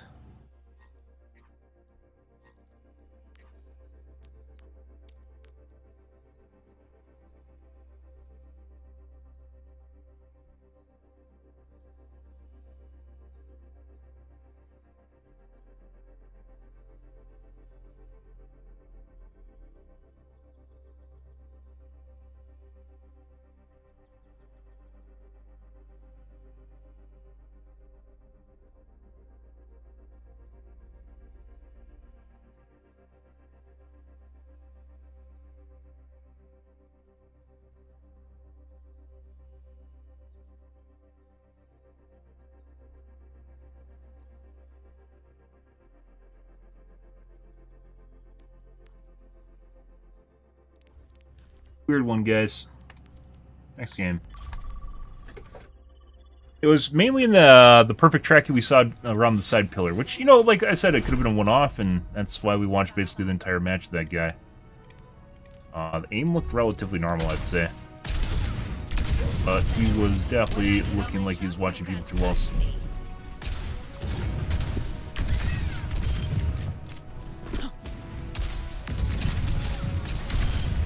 Could be he had his aimbot off. He's just chilling out. There's a lot of people that'll keep their wall hack on with their aimbot off because they think it doesn't matter. Because it doesn't increase your accuracy, for the most part.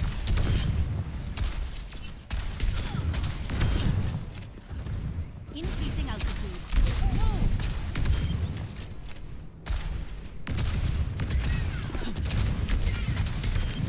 Perfect hit. Yeah, we didn't actually check for cheaters, or check for a team either. Check for cheaters.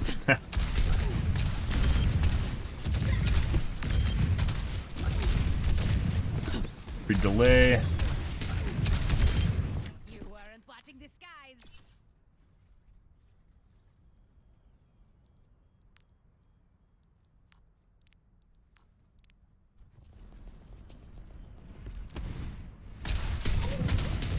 Aerial positioning underway.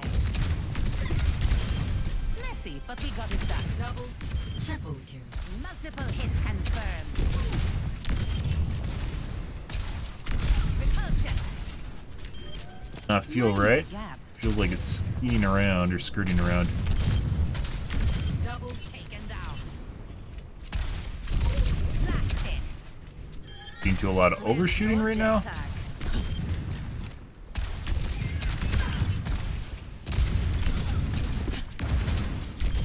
What's going on here?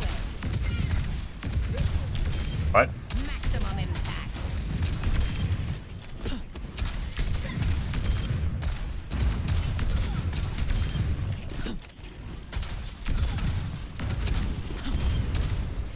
Dispersing.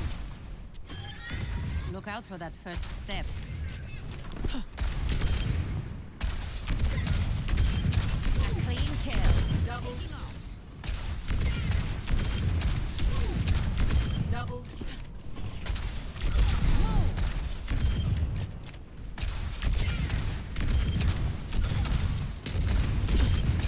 Notched enough.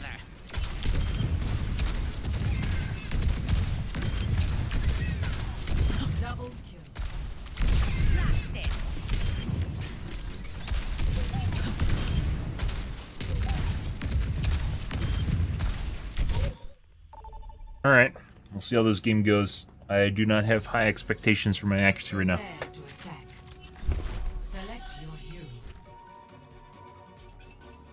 Don't use cheats, right? I hope not.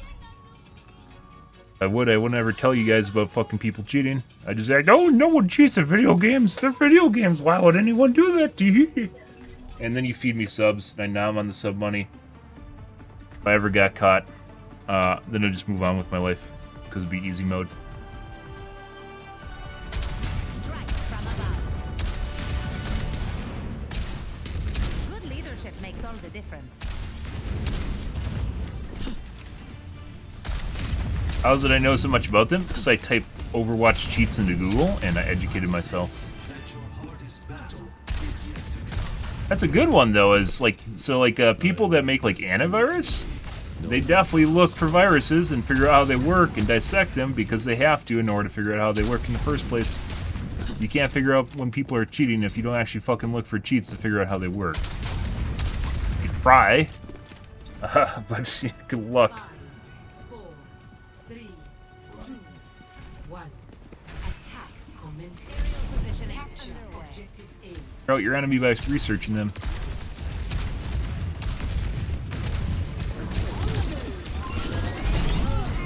Off. Let's try to insta give me.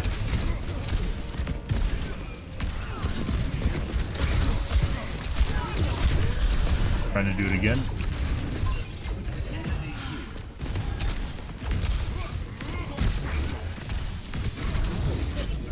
Yeah.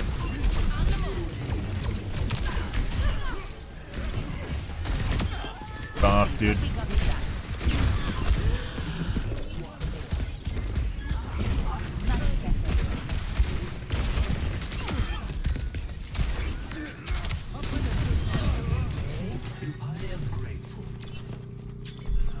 Well, they can. It's just no one does. There's like the unspoken rule on Twitch is you just don't mention cheating because obviously if you do,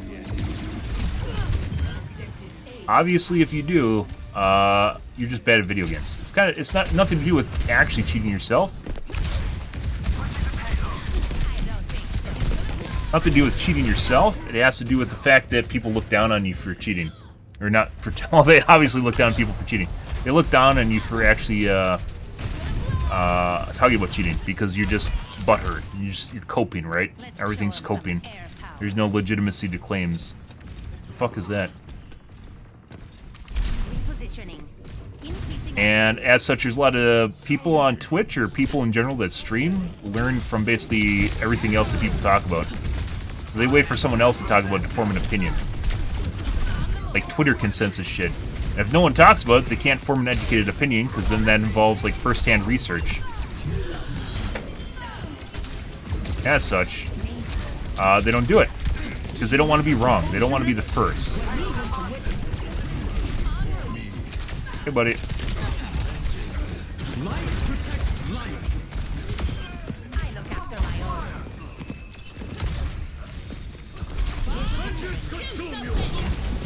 Oh my god, he just went behind a fucking pillar right then. You gotta be fucking shitting me.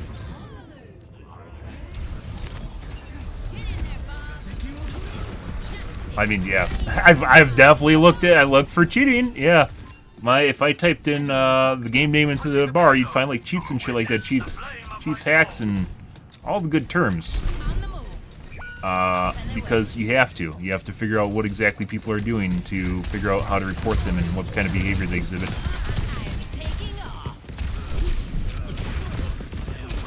Okay, well, I just went over there to help him. And he got yoinked away. Sure, I've definitely looked. That looks kind of weird. I've definitely looked at my fair share of cheats.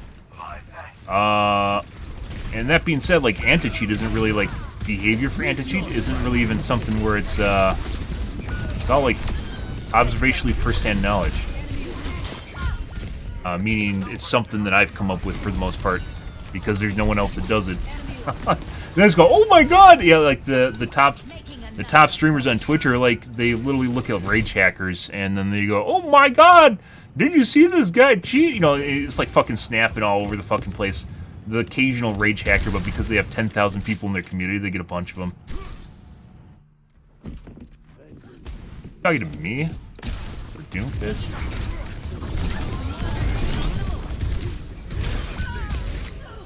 Like I said, this guy's going to keep trying to do that the entire match. He's a one-trick.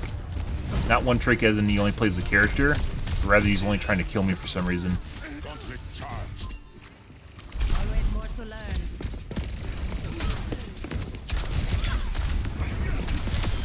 My rockets are fuel.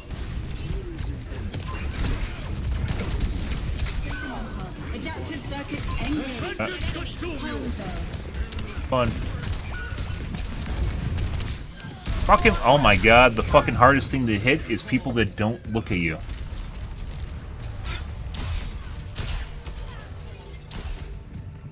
I don't stay down.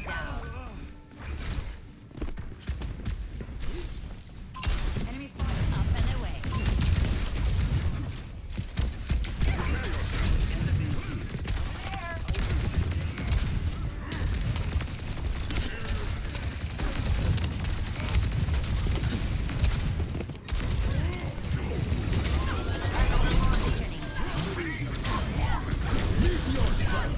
Experience tranquility. Pretty sure this is a namebot.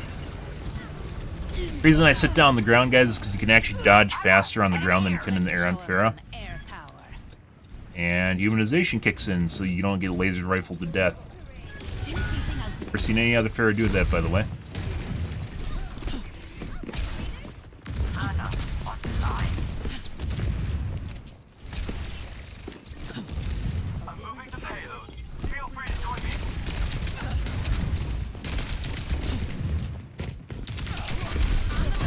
Am I actually gonna get healed here? What the fuck's going on? Huh?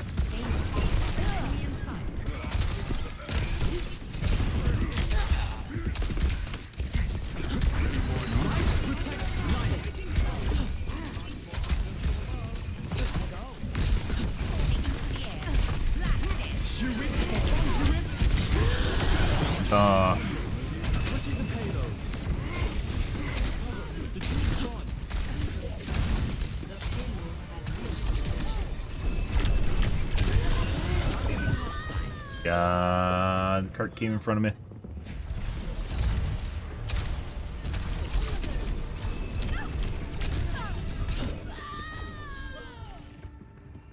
All systems nominal. Oh yeah, sure. That's a common, used to be a common accusation, but I think pretty much everyone's figured out that you can't learn about something without researching it.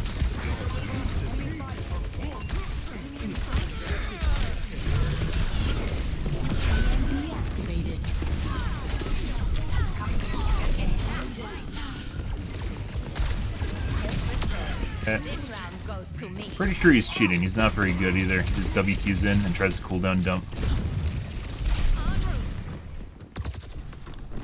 Okay.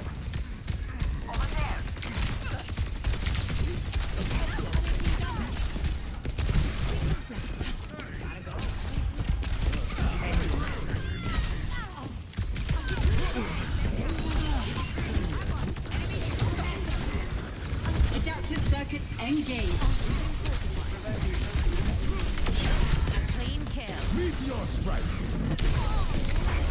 First time I've seen Echo the Bruisers, so.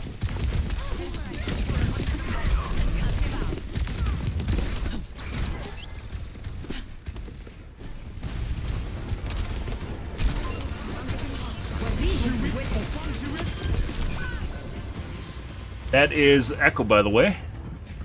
Surprise is incredibly accurate. Can't play for shit, though. Good. Good.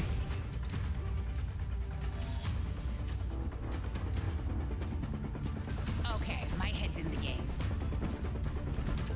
Morning, Alia. How's your day going, dude? Talking about cheating's always been the forbidden thing, though. It's gotten, I'm pretty sure it's one of the things that definitely has hurt my channel. As far as stream growth goes.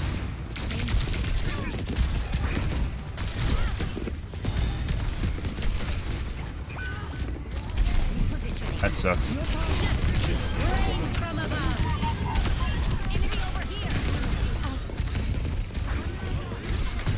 Life protects life.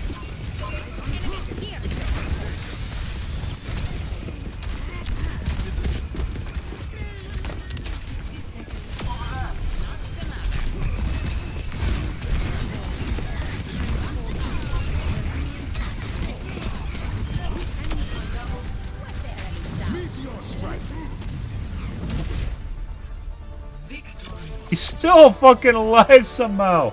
You gotta be shitting me. But yeah, over the years, guys, because I've streamed for over a decade, and I'm pretty sure one of the things that has hurt my stream growth the most is talking about cheating. And it's one of the things that, like, I didn't do it early on, and it just eventually turned into one of those things where I could not talk about it anymore. I knew how easy it was to do. It's only gotten easier and more accessible.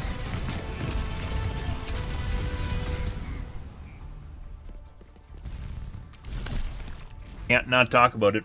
I can't show, like, I could be more educational by being able to show you guys what to look for, but then it basically turns into me showing you what cheats are, and then basically that's like against TOS for some of the streaming services. Can't fucking go and talk about cheating on Reddit. There's no place to really share, like, anti-cheat and ways of finding people. So, yeah, you're just kind of, you're off on your own. There's no real resource for it.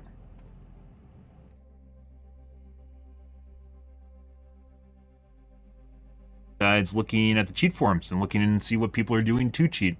And then you figure out how to find people based on what they're doing to cheat. And the kind of cheats that are out there and the way the cheats work and the different interactions, the different features that are available, and all different sorts of shit. Even then, like, there's some things like noticing people's, like, aim is vibrating or just stuttering constantly, looking like this. Yeah, which isn't, that's a side effect, by the way. Some bad cheats will make your aim flutter or vibrate. Yeah, your aim doesn't look like that when you aim properly, unless you literally have Tourette's or something where your hand's just constantly shaking. Yeah, that is definitely not something that's normal. And even then, for some strange reason, you wouldn't be accurate if that was the case. As it turns out, your stability of your hand, like a fucking surgeon with a scalpel or a fucking painter or something like that, the stability of your hand will drastically influence your ability to aim in video games, because they kind of, it's literally the same. It goes hand in hand. It goes hand in hand, guys. All right, I gotta avoid the bladder, and be right back.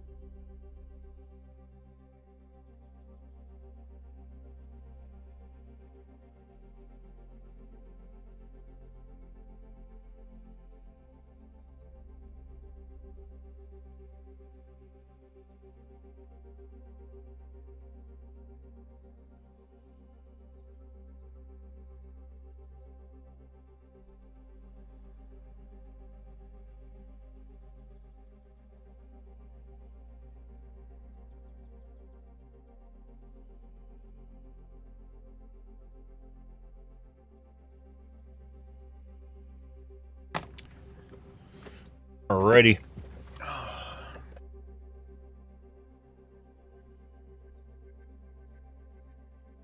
Okay, 1 second, guys.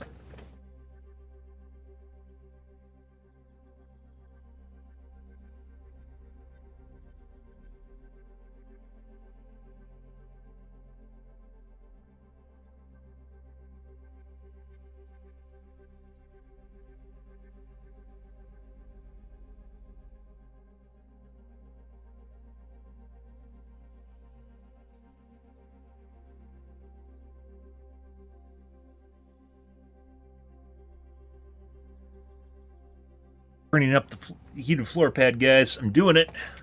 105. Oh my.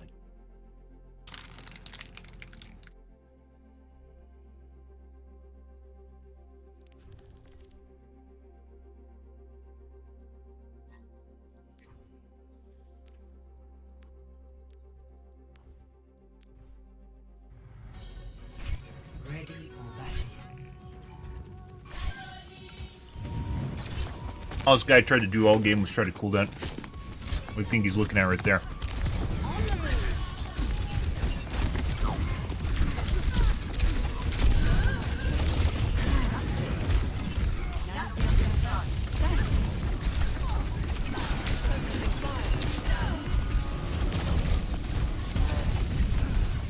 Life protects life.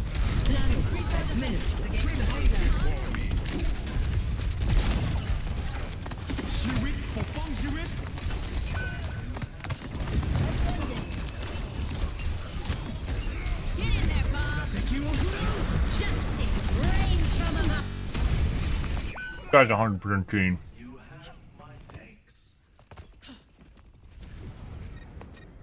Ascending. The air calls.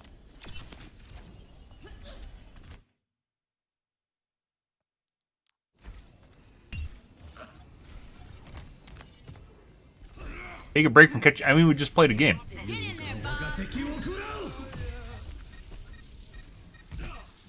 Ah, he just happens to fucking find me. Okay.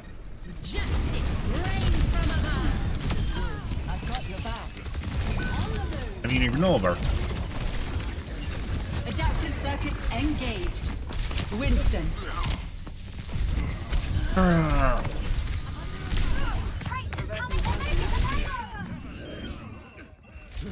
Never ending.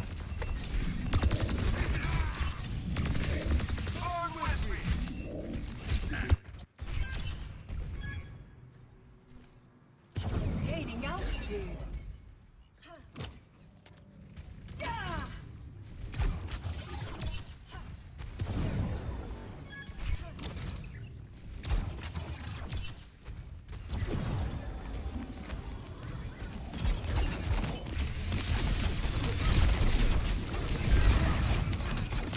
Incoming!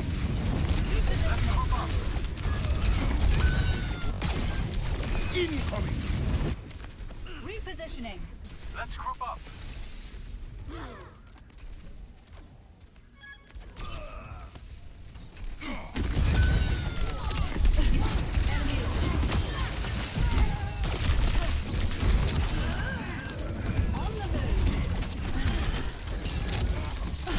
All systems on optimal level. Group up. Scaling up. Retargeting on him prior to going up. Oh, he heard him, so I knew he was up there.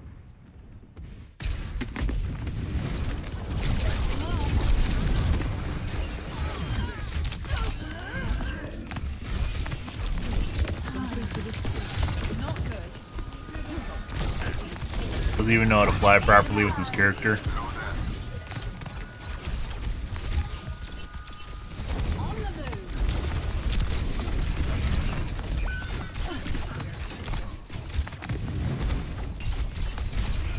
Projectile aimbots come in all different shapes and sizes, guys. Some are a lot better than other ones. Sometimes it's the humanization fucking around with it. Sometimes I've seen ones that only work up to certain distances and then become inaccurate.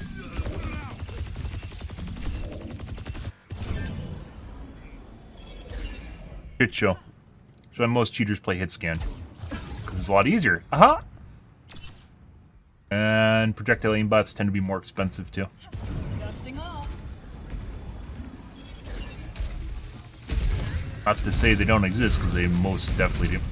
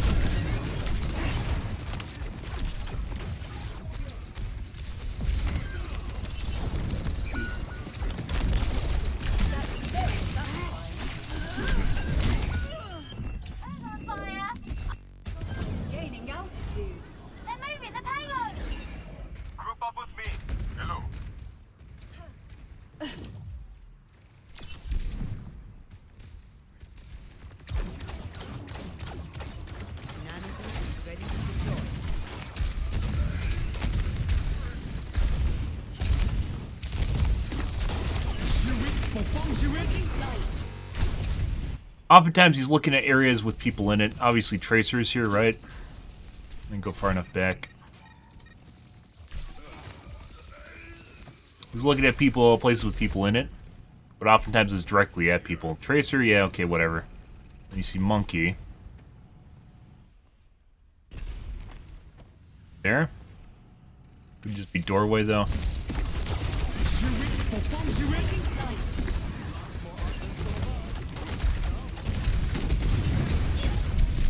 Life protects life. Justice reigns from above.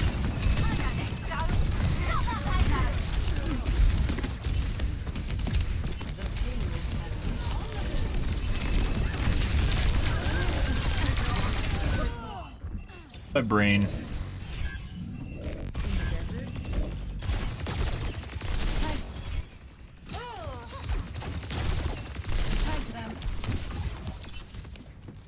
Watching Lifeweaver.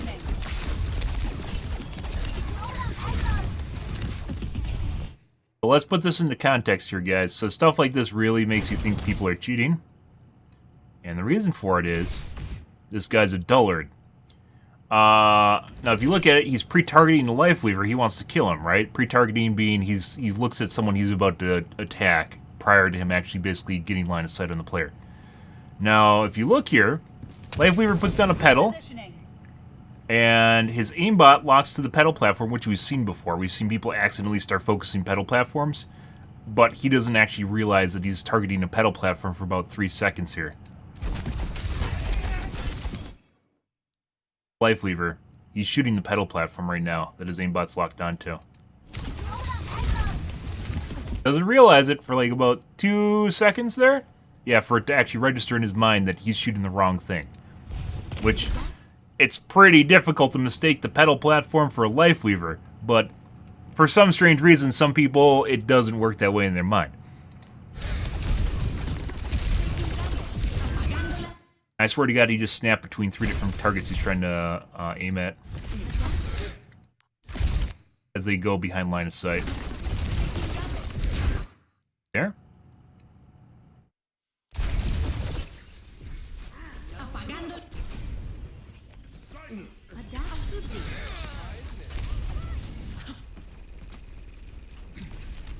Taking damage. I just went between the Winston, the Lifeweaver, and then me.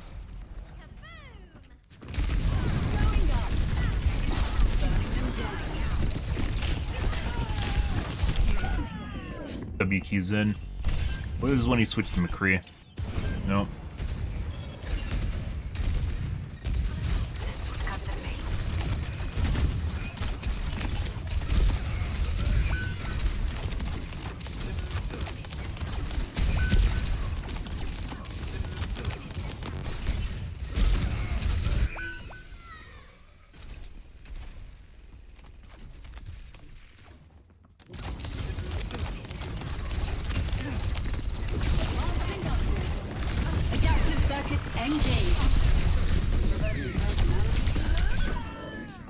W keying in like a Reaper. Definitely how you play flying characters. There he goes. You can tell he's getting frustrated because he's just W keying straight into the mess and dying, expecting something to do work for him.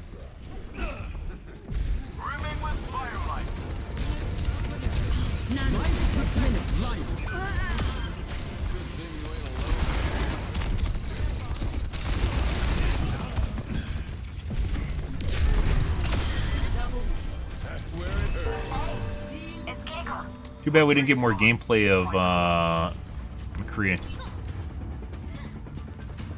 Like his aim on Lifeweaver, assuming he's good at like focusing people, is not that far off from normal. Definitely tries not to look at people through walls.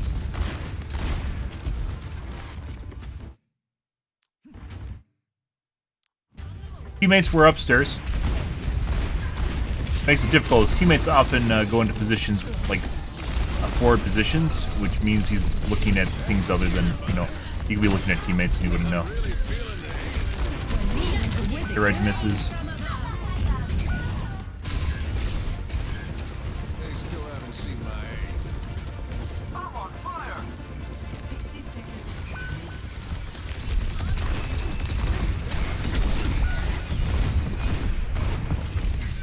Edge misses, or not here, edge misses, Separate miss.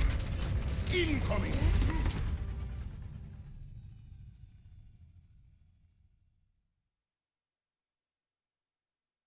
That's a tough one.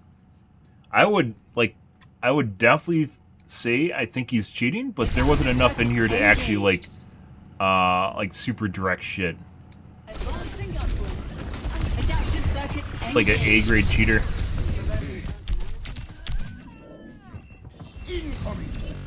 Definitely looks like he's looking at people through walls, but he doesn't directly look at people through walls at all.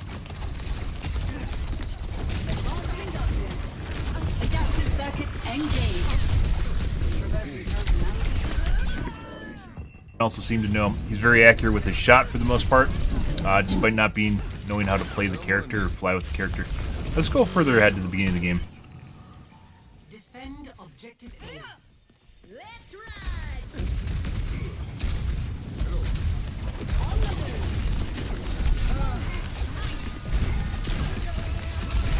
Probably didn't even need to shift your E out.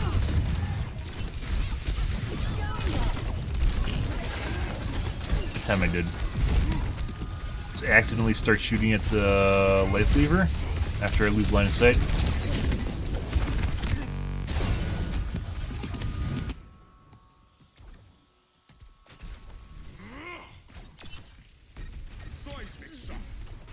Close.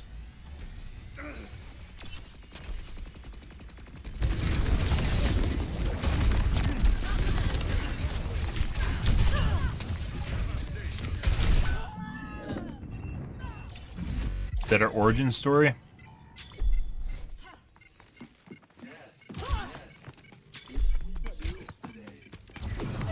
Watching the wall instead of the angle. It definitely probably triggered an origin story. This is when we started watching.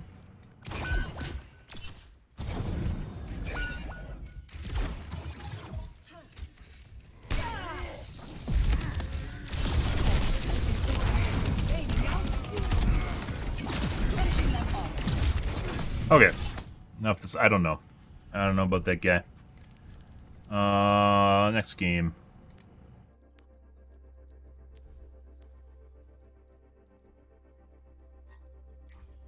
As we had more McCree.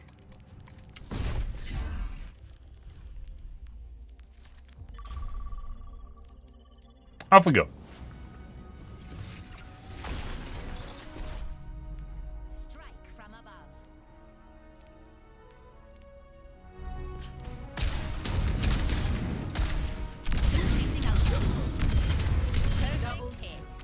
Repositioning.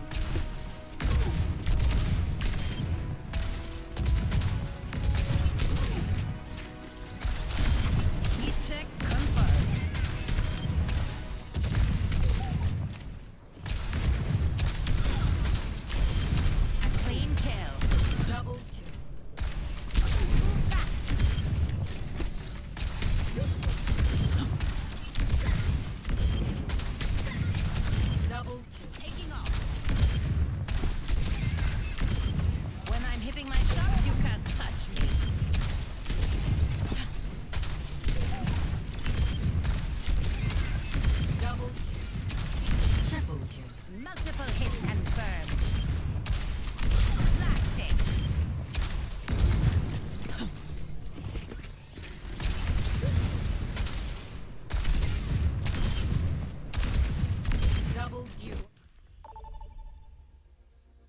Alrighty, let's see what we got.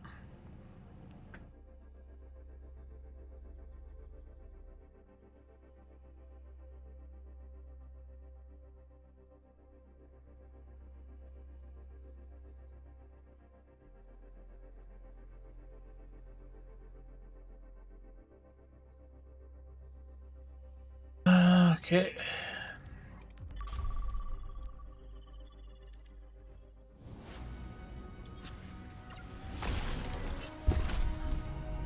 Strike from above. Aerial positioning underway. Double kill. Repositioning. Those games, by the way, sometimes work and sometimes they just sit there for a minute and then they finally recuse you.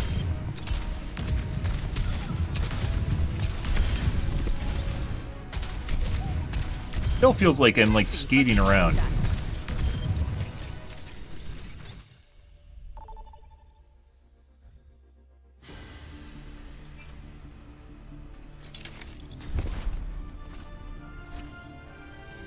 Mm-hmm.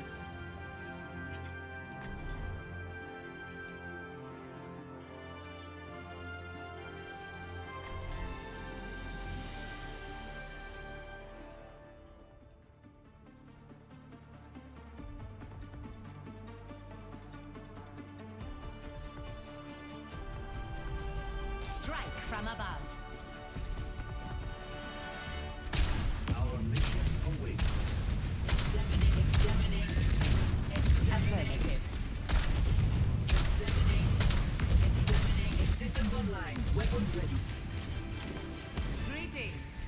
Hey, exterminate. Exterminate. Engage now.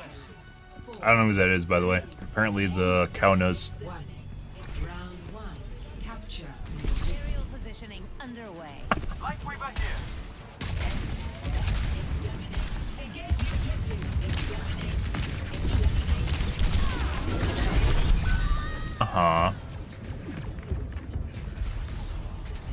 Oh, this guy this guy's cheating. This guy is 150% cheating. Always more to learn. Let's see what the teammates say. Normally I never talk about cheating in game because it just leads to a bunch of people going, "Nah, you just bad, you mad."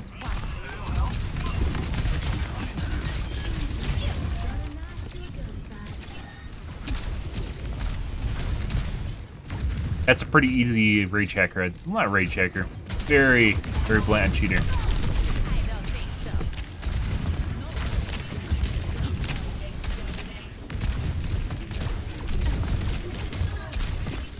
Gauge,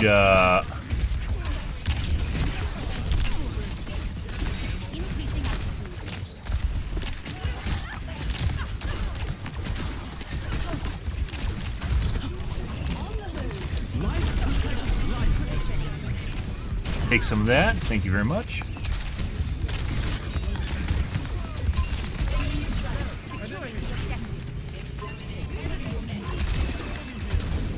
Toggle off.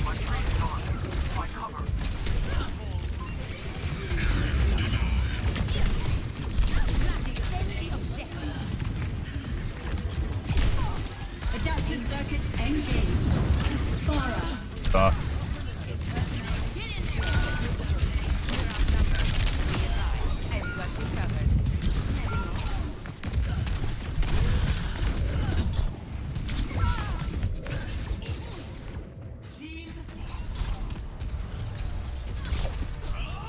That also looks extremely weird.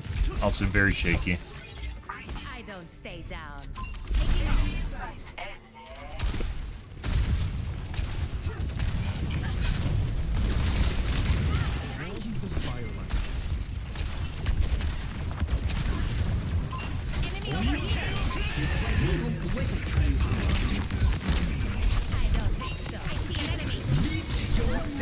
Off, dude.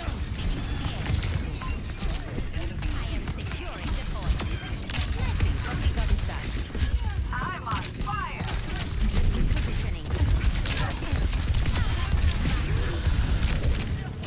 Enemy over here.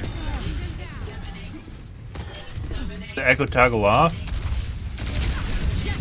Oh my god, that fucking timing. Very bad.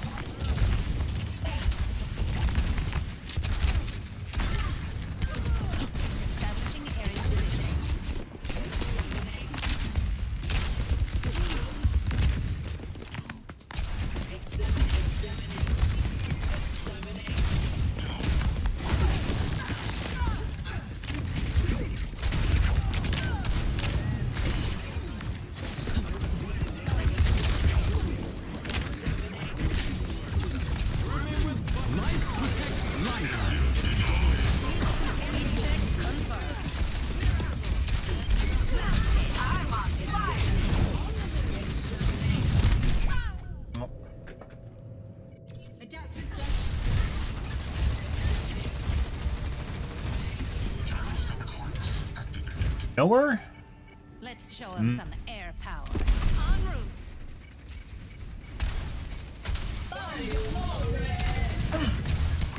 It's go time. Enemy here. Taking off. Tranquility.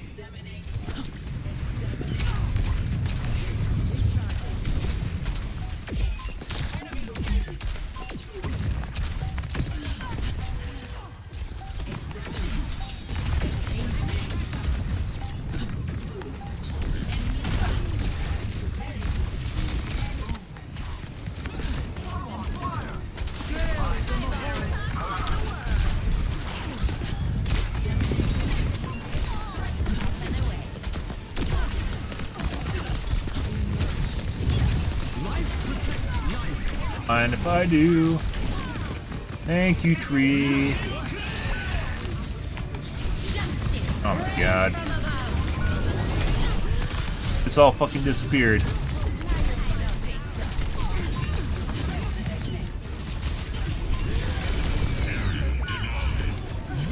No idea where anything is, guys.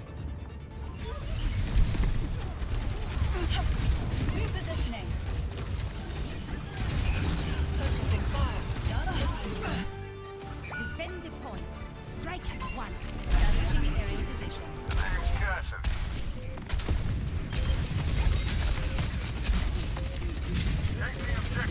Uh-huh.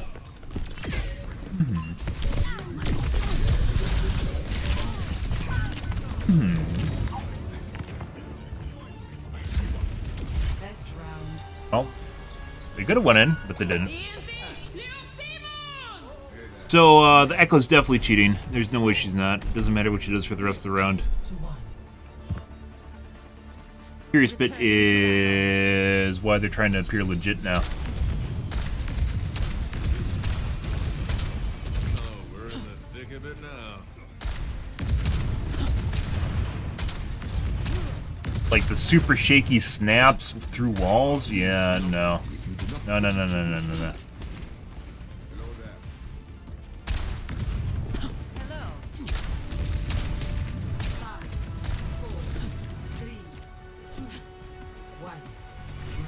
Like they saw I had ult and then all hid.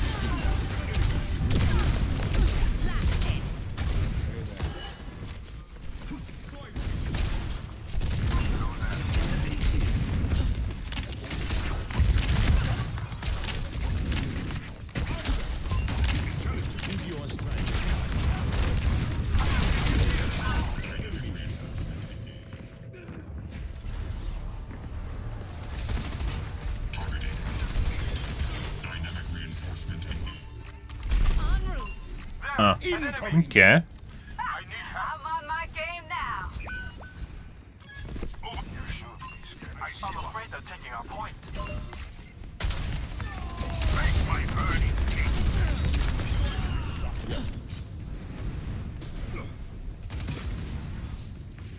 Hello.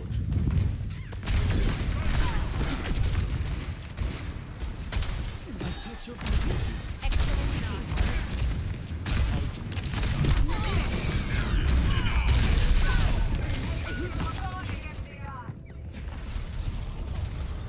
Definitely getting focused for some reason.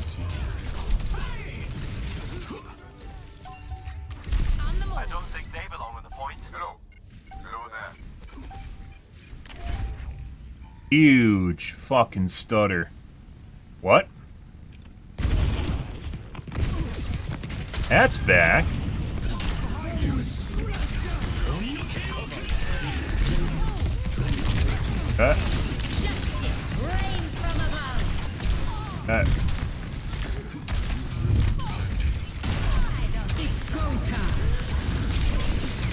He's friends with that fucking cheating hamster from earlier. Let's check teams.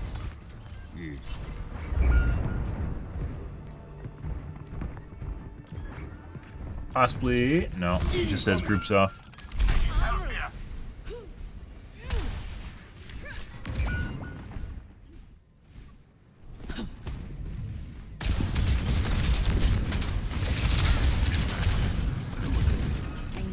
Engaging enemy forces.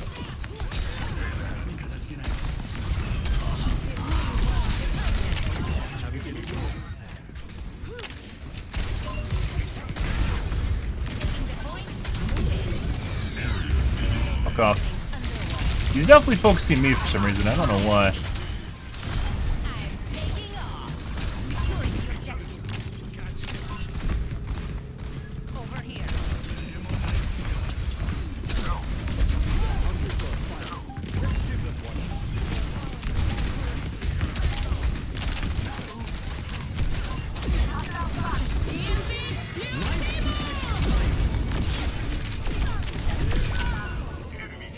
Misses.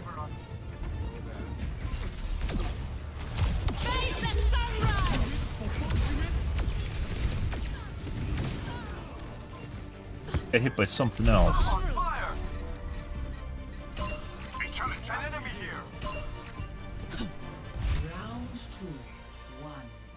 Okay. So for some strange reason, the Echo is no longer attacking me. That's the McCree, which is generally someone that... This is why I mentioned I thought it was a pre-made. Someone that almost always will exclusively shoot at you, right? No. What's been shooting at me is the tank.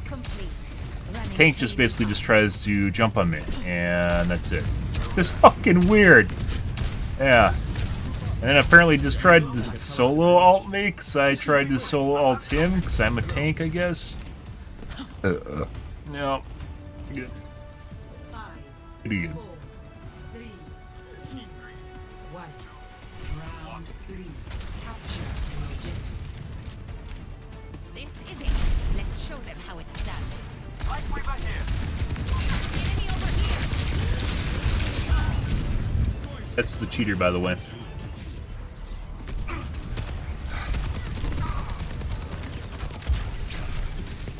That is extreme. He's still cheating. I don't know why he wasn't shooting me earlier.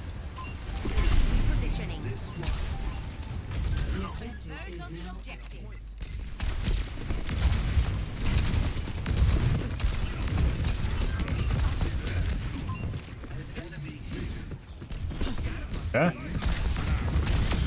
Justice served.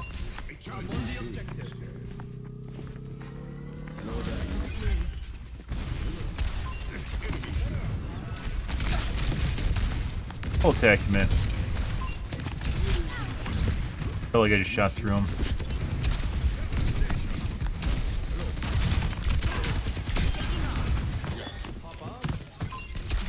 I see an enemy. Blade? He might have a blade.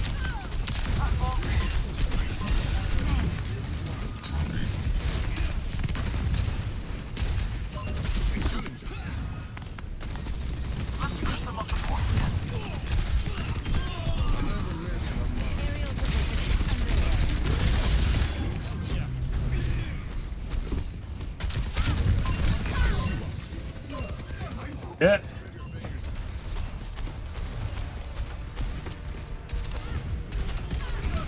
Tried to hit me through the wall. Good. I don't stay down. Good. Brimming with firelight.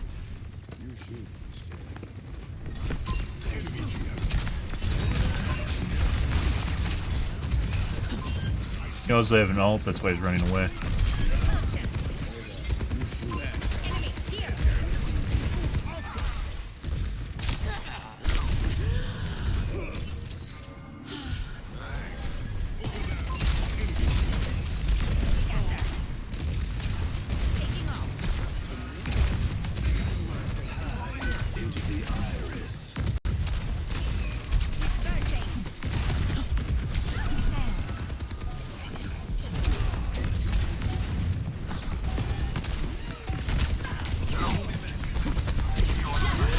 Oh, tiny bit too early.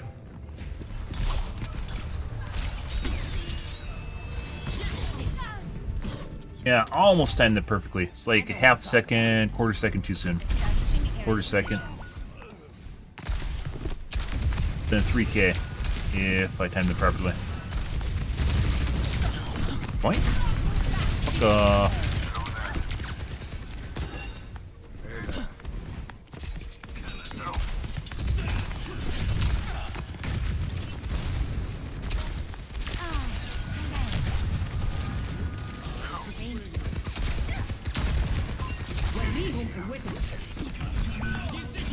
I see an enemy.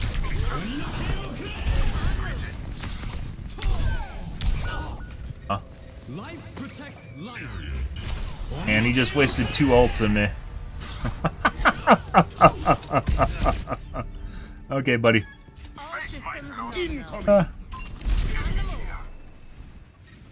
Obviously, what we did earlier was a solo ult, by the way.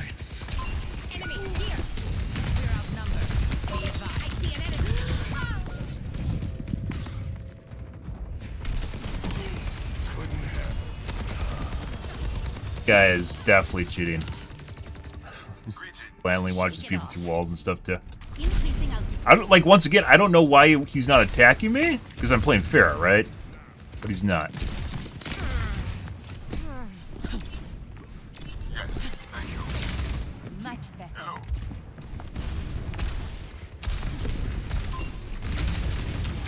Huh?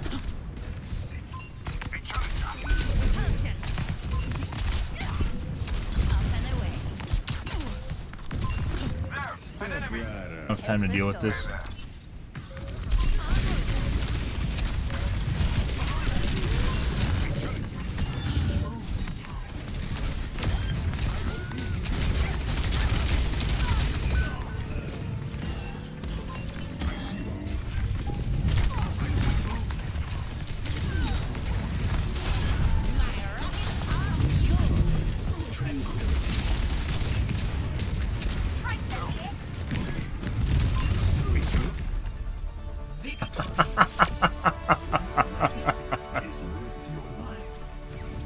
Very weird. Very, very weird match, guys. Mainly the fucking ball following me around the entire game. And the Genji. And the hit scan that's cheating. Apparently not remotely looking at me. This guy also looks like he's fucking cheating too. Just based on how much he's just snapping between different players in the match. Like, it literally doesn't even matter what he's doing. Take a look at the Genji. We're going to report the Echo immediately.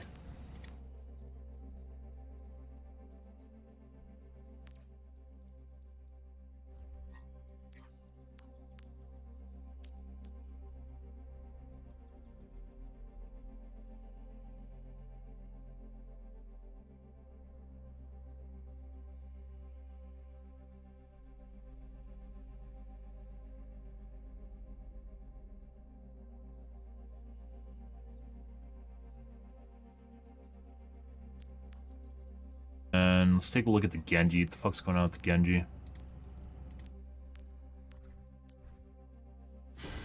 Crazy shit. And Giant Stutter is back, guys, by the way. Why is Giant Stutter back? Good question.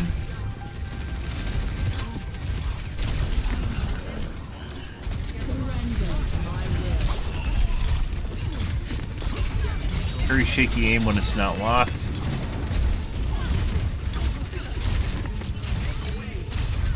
He was originally trying to kill me, and then all of a sudden he was shooting at... Snap, or switch to the cow?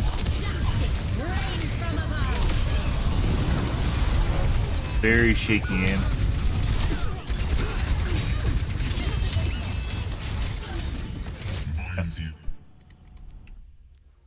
That...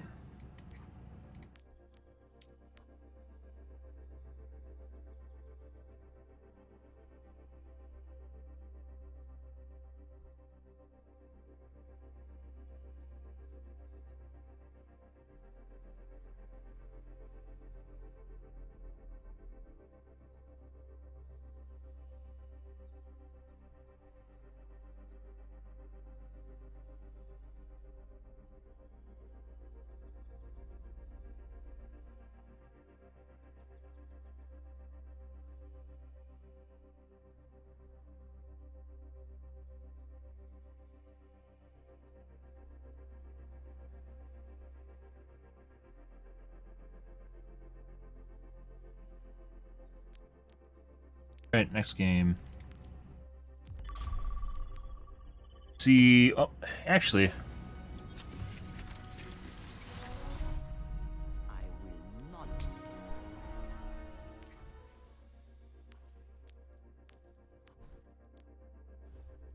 It feels like my aim's getting worse, and we'll look that way.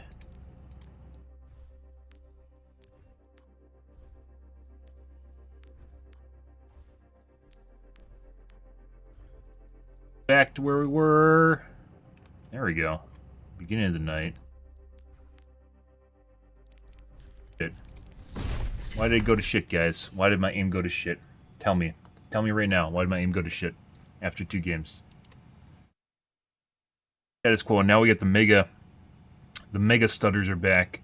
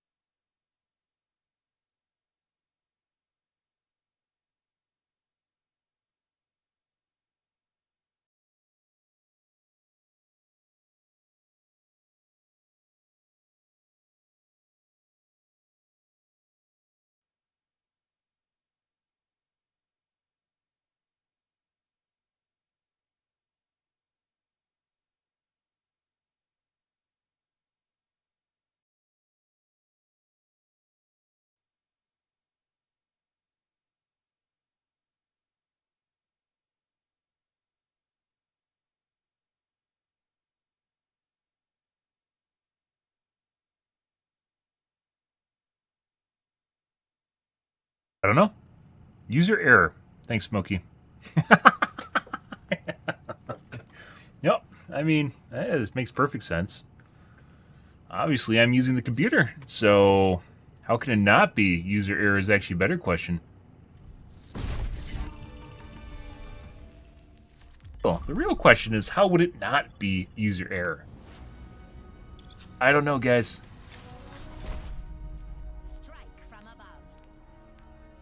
True. Elimination mid-ascent.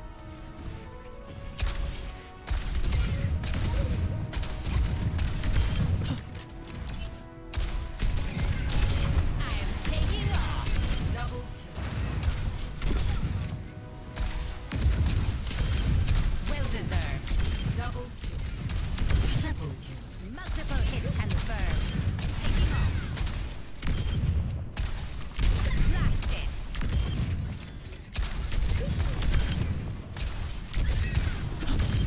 When I'm hitting my shots, you can't touch me.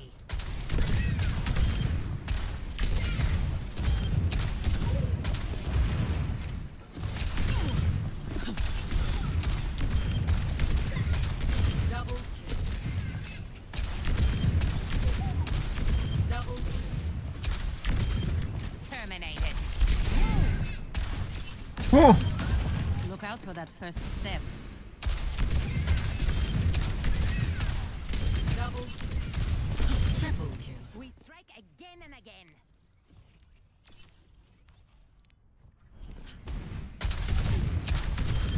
Perfect hit.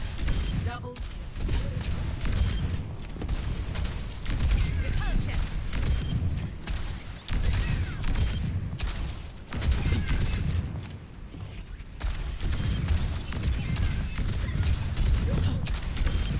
Switch. Double kill. Up and away.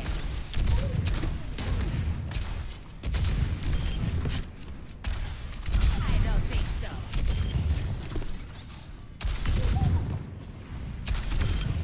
Float like a jellyfish. Spin like I thought a Mega jellyfish. Stutter is gone, guys, but for some strange reason, we finally got Mega Stutter again. Why? Why? See what that is.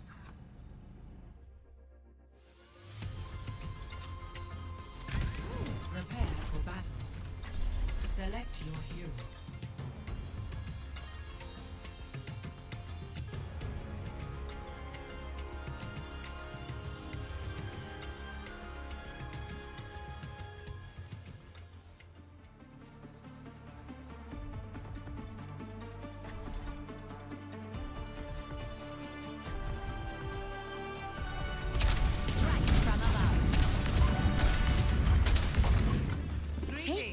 each other out there. Impressive. Impressive. Yes. Particle cannon online. Let's run them over. Yes. Greetings. Yes. Feeding more power. Appreciate it. 4, 3, 2. Did I open those tabs again? Yep. Never close them. Even while doing good, never close them. Just though they don't really have any bearing in any way, shape, or form on what's going on my computer.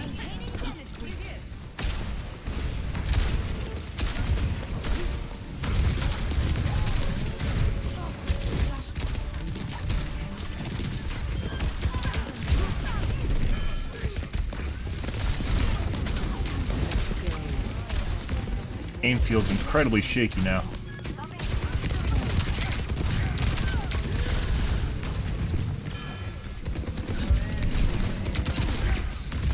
Very accurate.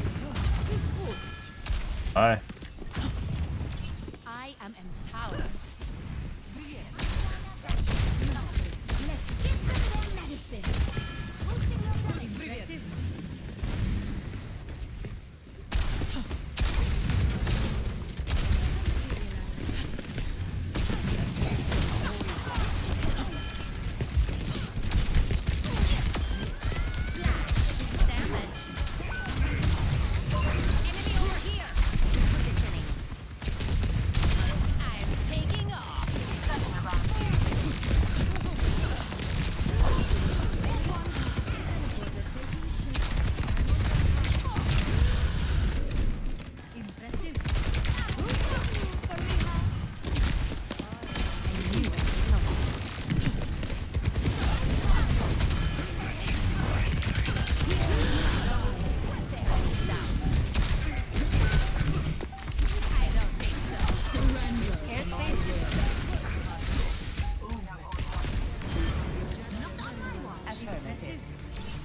Good.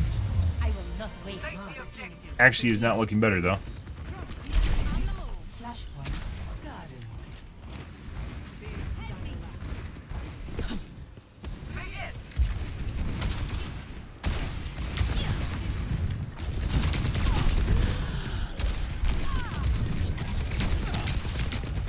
Pretty sure this soldier's cheating. He is extraordinarily accurate. TikTok Moira.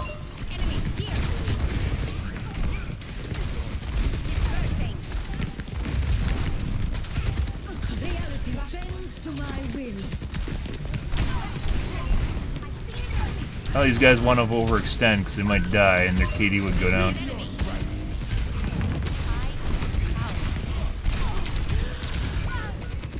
It's that extremely accurate. Like a bone mesh. I'm not done yet.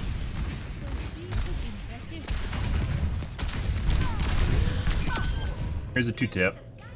Good. That'll turn your head. Pre-aim at Z height. This guy's also cheating. I don't stay down. Taking off. Helden sterben nicht. Heroes never die. Repositioning. The enemy advances on our board. Surrender to my will. And 2-tap again. Not 2-tap. It was a 4-tap. I don't want to talk about it. Up and away.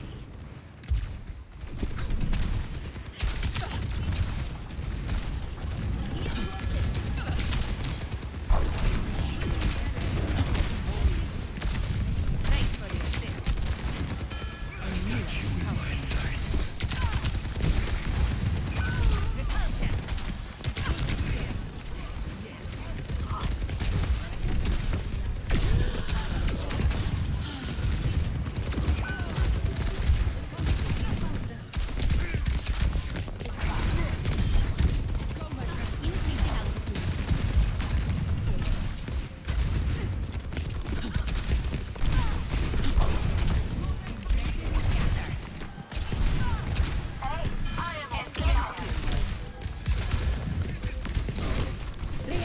Yeah.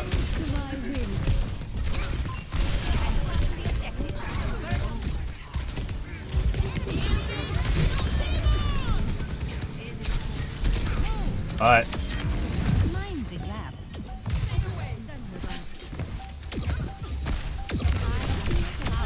Aerial positioning underway. Take the objective. Next, flashpoint ruins. Okay.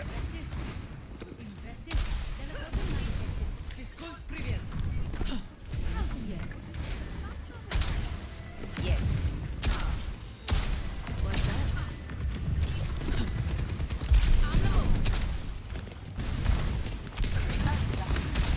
I will not waste this opportunity. Never die.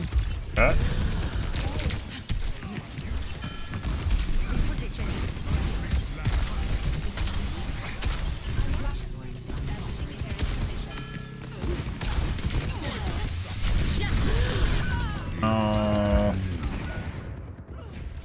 Can't wait for him to use his other cooldown. Clickaways. The skies await. En route.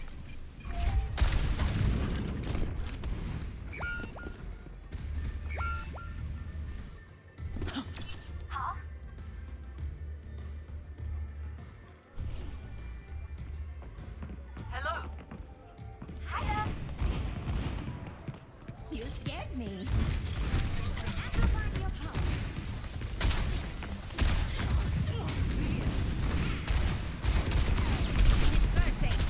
Missed.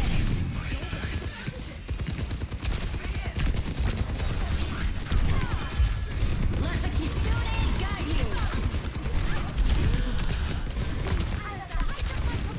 Enemy here.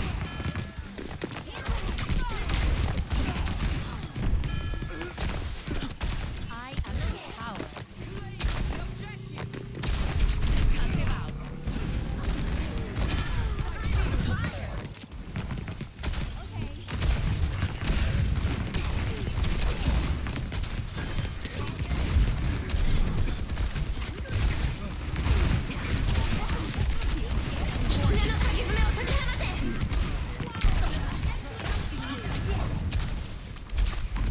Helden sterben nicht.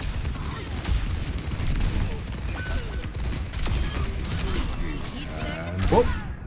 I got stuck on a pillar behind me, guys.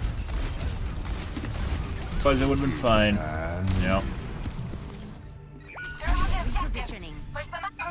Yes. Hi. Hello. And I could go on all. Привет. Whatever you're after, get it. 3 tap. 3 tap actually. Up. On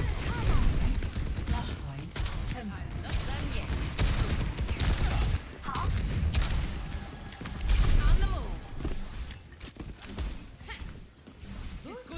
Thanks for the assist.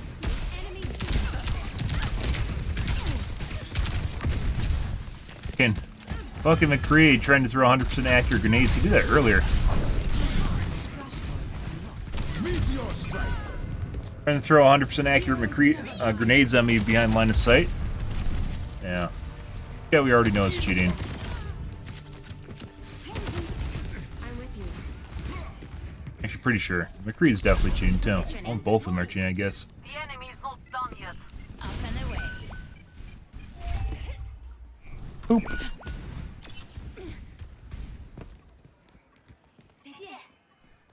Form up. Eva logging on.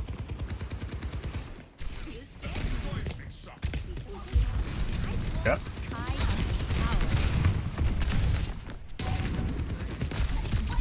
don't think so. And Institute tap.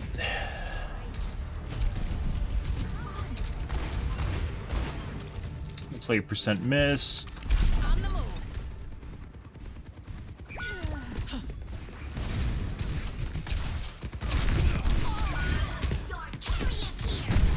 Repulsion. That's a knower. He was low on health and tried to just basically one-tap me.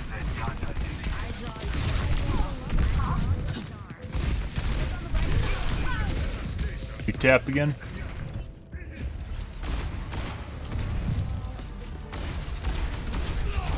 For some reason flicks away.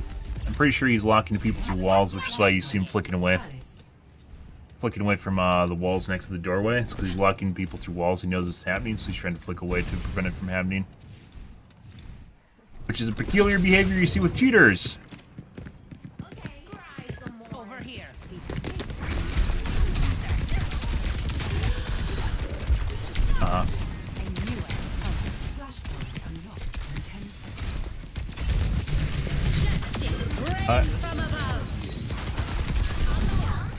Got her out. He's just trying to WQ. Good for him. Trying to get cheeky angles, guys, so he can two-tap me. Good.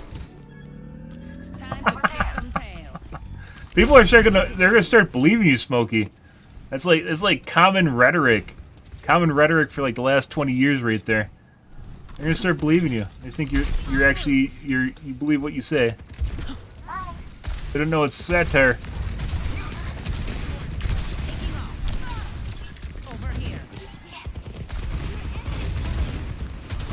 Yeah, he's just trying to get cheeky angles to insta-kill me.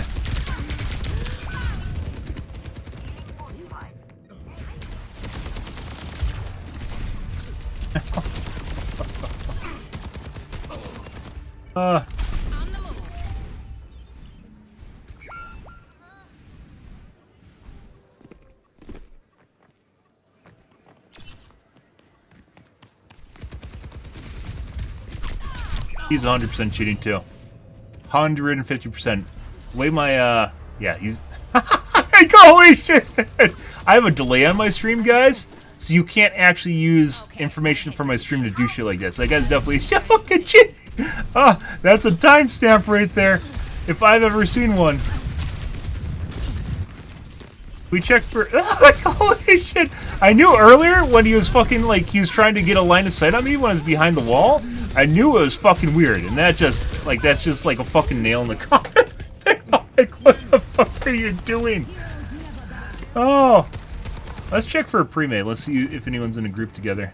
Oh, is this a full pre-mate? A 4-man. Jason Liu. That's the tank. The only one that's not in the group is the fucking tank. Holy shit.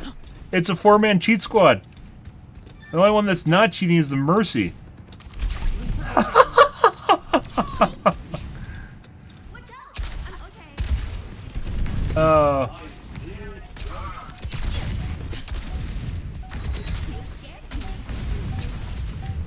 Makes sense.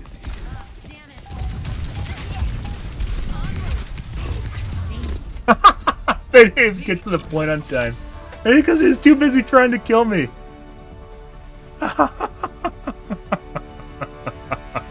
Oh, that is good. That is good. So the only thing we're actually going to point out for the Kiriko is literally where he tries to insta-give me the first time, and then the second time he clearly knew exactly where it was. Yeah, and Smokey, you've mentioned before why I have a delay on my stream, and you just got one of your answers right there. I don't know if the guy knows I'm streaming or not, but that's definitely like that can't be. I wasn't there long enough for the delay, so he 100% knew where it was. We're gonna do that first, just so I remember the timestamps. Like, holy fucking shit! You can't make this stuff. You couldn't help me. So I've mentioned before, guys. When you stand still, people will think you're either rage typing or they will try to cheekily try to kill you just to stick it to you, especially if they think you're typing, just to stick it you really good. Stick it to you really good. Ego and hubris. It's fucking what cheaters do. It's ego. It's fucking cheater 101 shit. Ego and hubris is the origin story for almost every cheater in the game. All games. In all games, not just in this game. Where's that first one?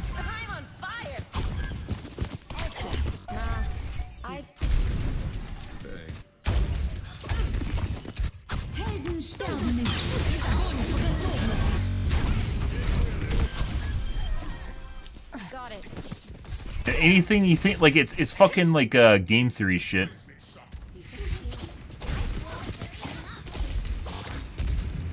This it? Or after that? Thanks. Yeah. I dropped. Or You scared me. Goodbye.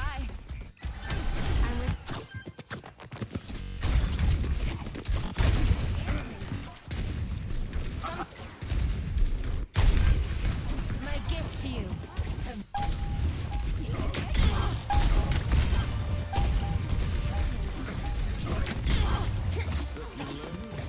Like I said, this guy's aim is literally all over the place. It was at this one, but where was it?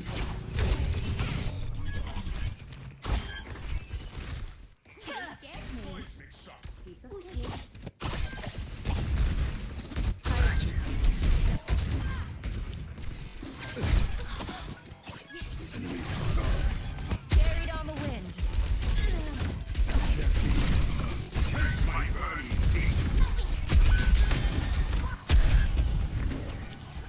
Thanks. I draw judgment.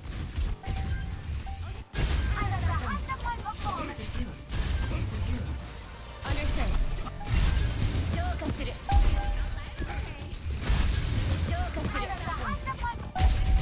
I draw.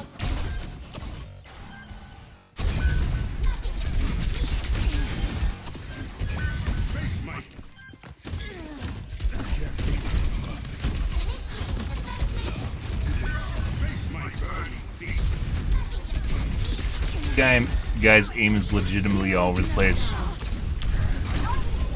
Right there. I was low on HP too.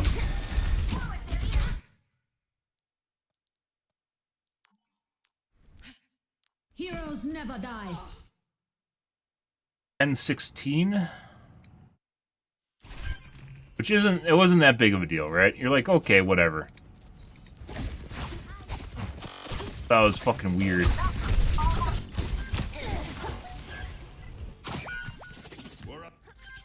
Hello there.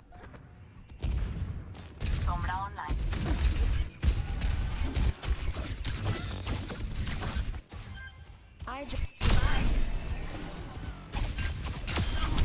Right there.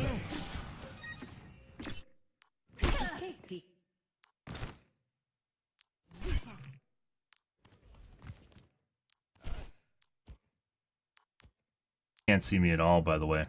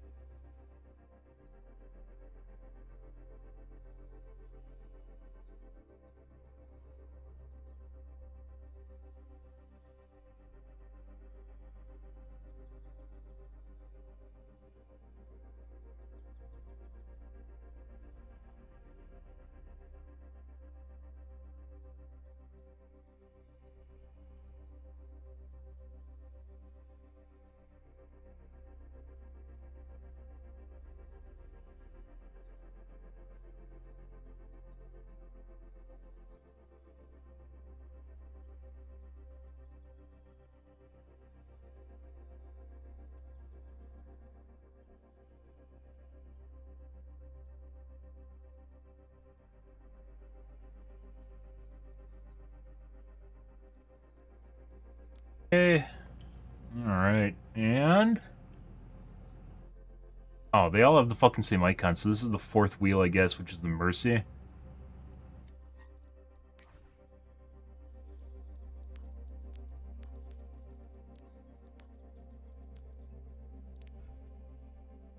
Right, so Soldier... Guy, he has a bone mesh.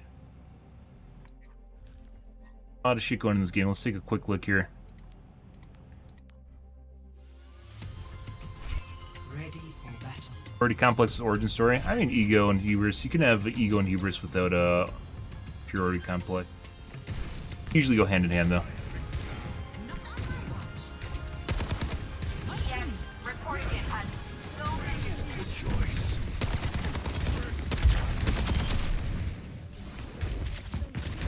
I like how he just fucking looks at the wall, and it takes him a second to realize that no one's here anymore. Like, where he just sits here and stares at the wall, because there was a guy here, and he didn't realize he teleported out, and he just sits here and stares at the wall after everyone's gone. Right here. Because he doesn't actually realize that... He isn't, like, checking corners or anything. He doesn't realize the guy teleported out, because in his mind it didn't register yet. And he just sits here and stares, waiting for the Symmetra to show up! And then he realizes she's gone. Starts moving again. And Symmetra knows it, that's why she's BMing right now.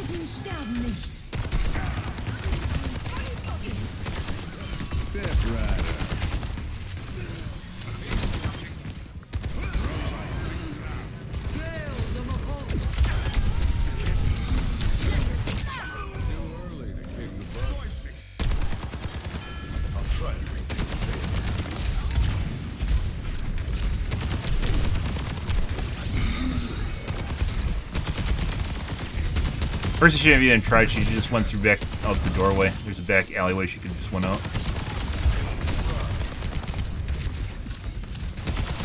I like how everyone's in front of him and he's trying to shoot the teleporter.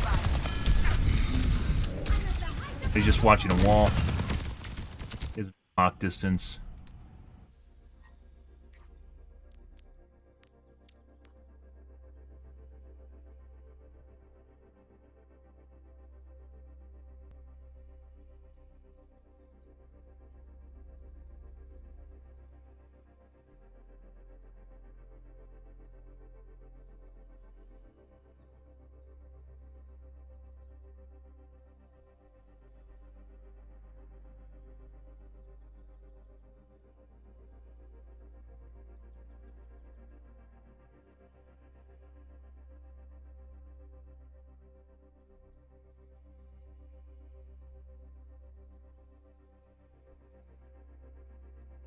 McCree was also definitely cheating. Mercy, I don't think was, but she was grouped with him, so I'm going to include her in the mix. New friends. It's Hanu.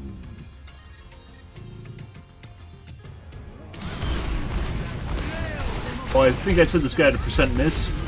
Except percent miss.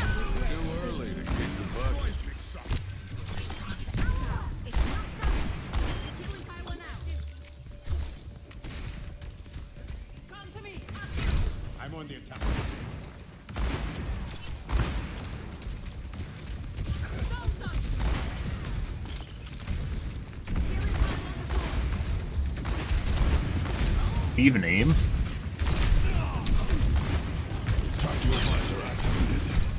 Distance based too.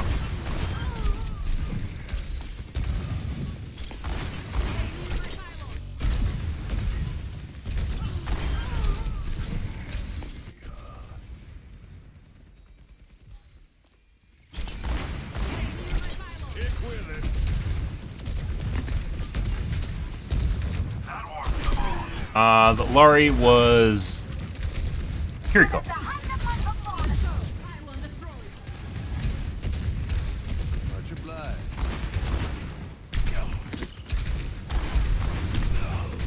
Take 30. That's a good way of judging distance. I didn't even know markers have distance markers on them. Or I didn't notice it.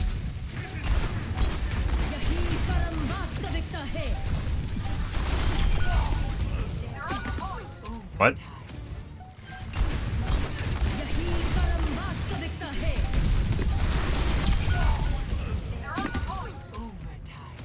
He could have just threw his grenade at it and rolled away. I don't think they have explosive resistance at all.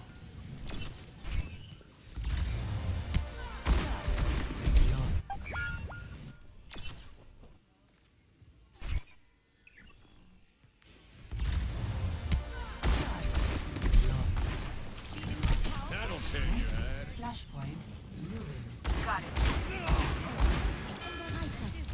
Can't even fucking aim. I'm pretty sure he's he might be manually toggling it on. Thank you.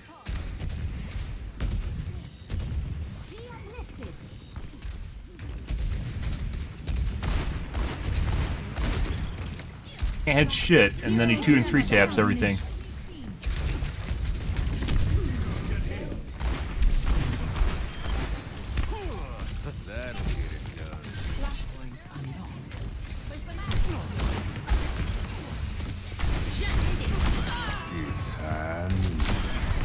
Take the objective.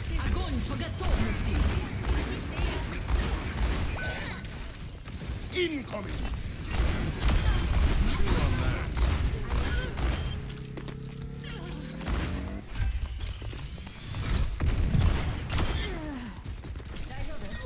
Not thanks. Impressive.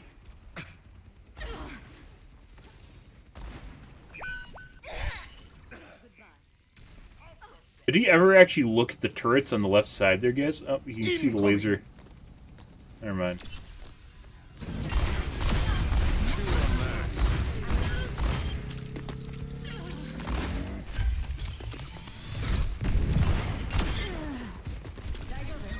Not thanks. 3, 2, 1. In 3, 2, 1.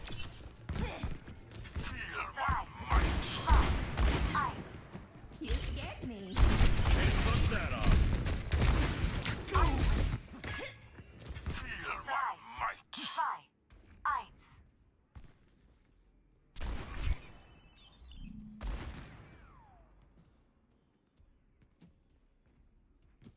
You scared me.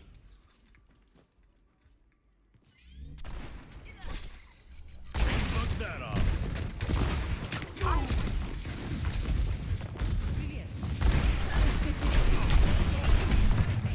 Tranquilizer activated.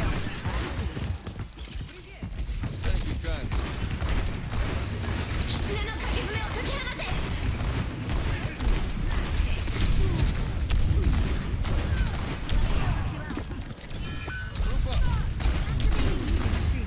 Like, there are some cases, guys, where he can't fucking hit shit. Absolutely no. It doesn't matter how close you are, what the shot looks like. He just can't hit shit. Okay. Oh.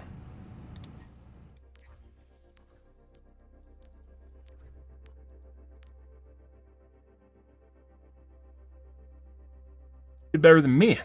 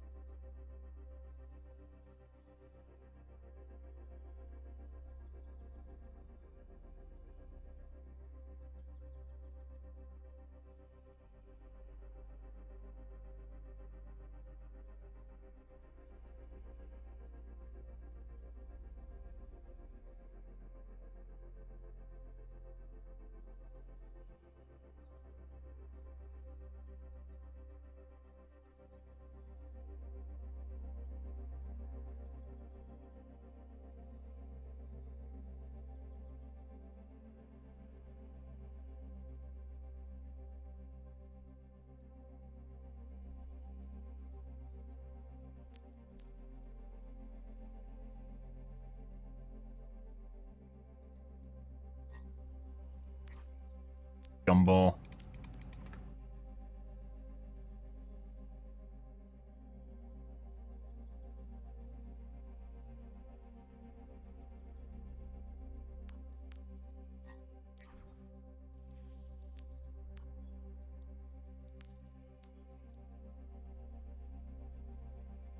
Okay, level 625 with 537 hours.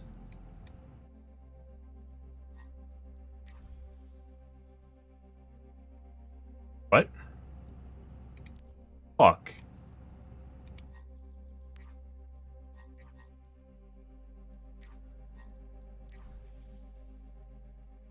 This is a boosted account. Makes sense. How the fuck do they have their level 625 with 530 hours?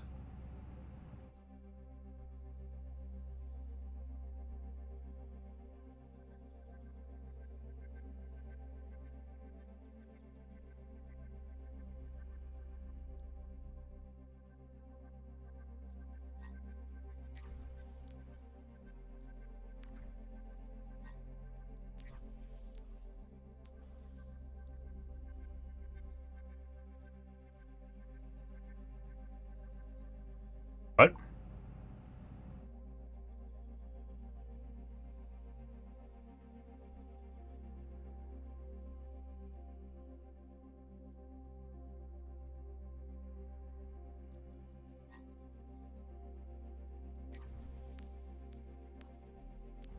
Well, good thing we reported her too, I guess. That doesn't make sense at all.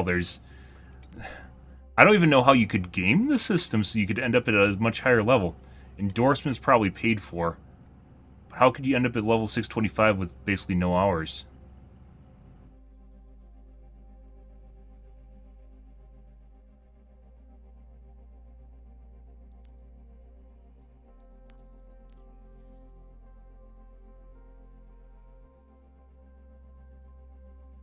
It includes Overwatch 1 time, which doesn't play into your progression anyways.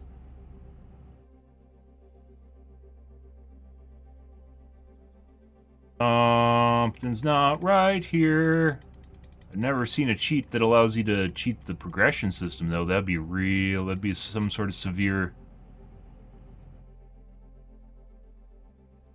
some sort of severe cheat, guys, if you could cheat the progression system. It's not just based on idling in the menus, either, so you have to be actually playing the game to level up.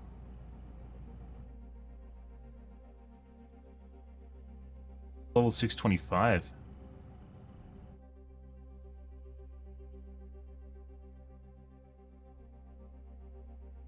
Like, all the heroes are either... There's a lot of time here, but they don't have any time played.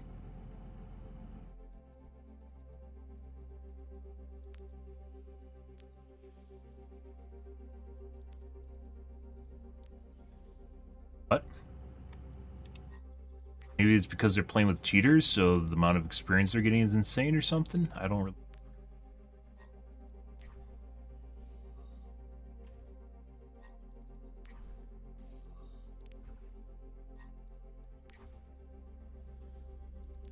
Guy that's has his profile public.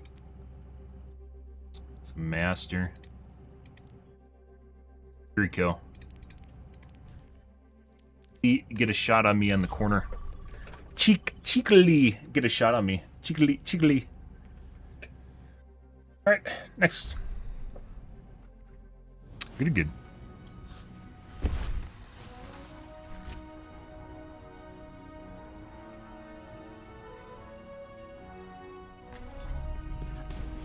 From above. Increasing altitude. Double splash. Damage.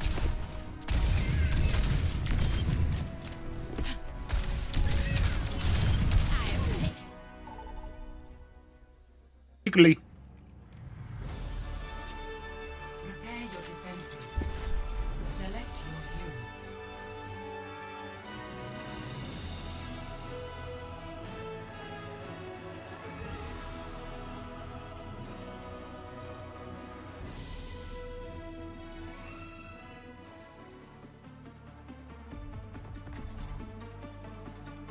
I don't know. I think I've seen that before, but that's very rare. It is. Hello, I'm in charge. Aerial positioning underway.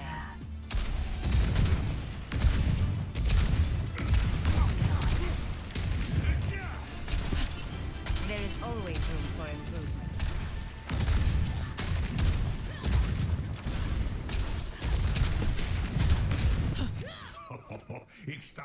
Greetings.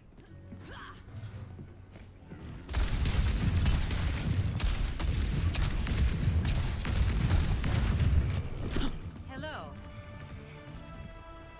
5, 4, 3, 2, 1. Attackers incoming. Defend objective A. Let's get her here.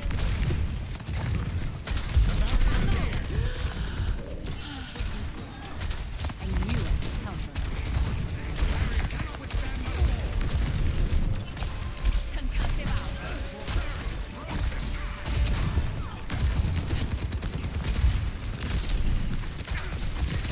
Enemy over here.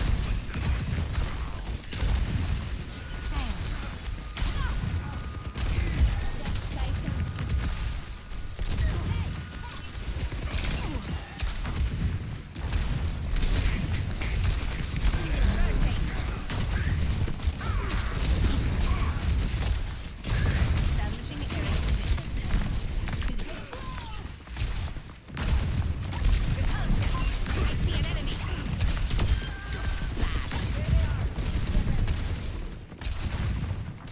Is he a widow? Enemy here. I don't think so.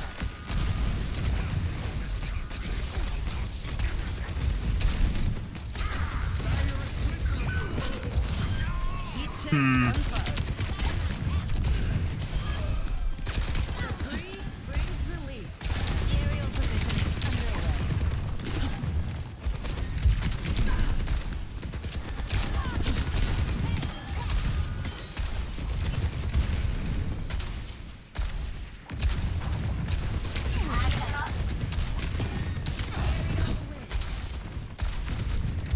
I see an enemy.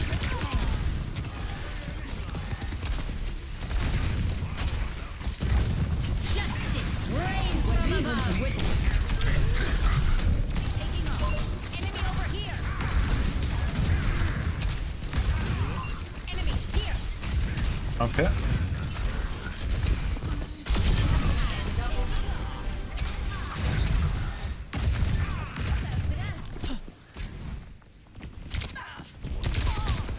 On the move.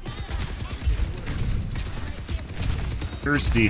Establishing Very thirsty for that kill.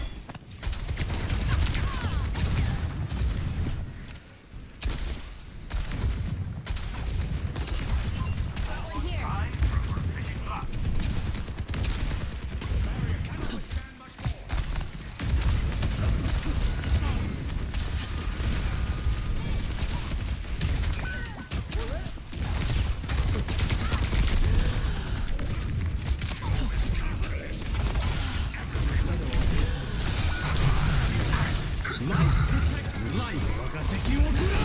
I don't know if it's worth it.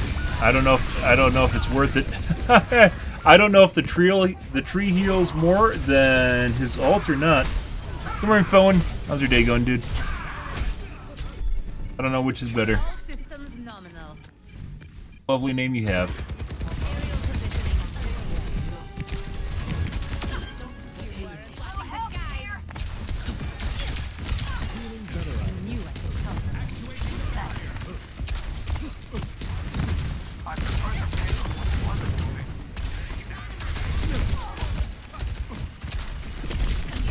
enemy over here. Justice. Watch the door, I guess. Oh, okay. I don't want to talk about it.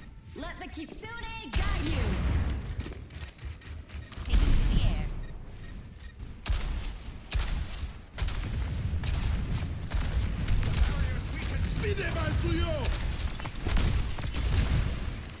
Dispersing. I'm with you.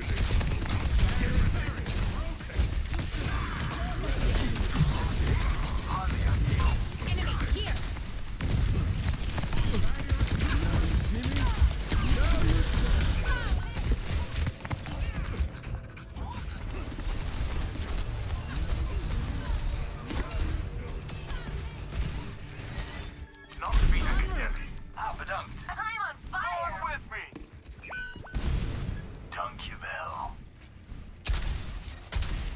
Life protects life.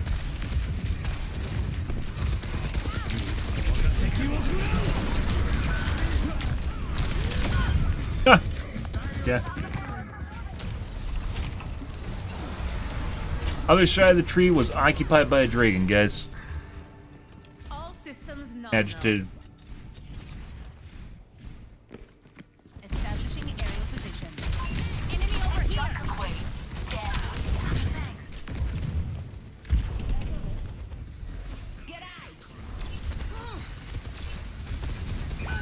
Okay. We're just not. Alright. I guess we are. The fucking teammates are.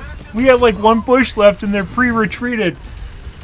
They're like, oh, well, let's give up on this point already, guys. You know, like the tank's sitting over there with me and they're just waiting to fucking go to the next point. Oh.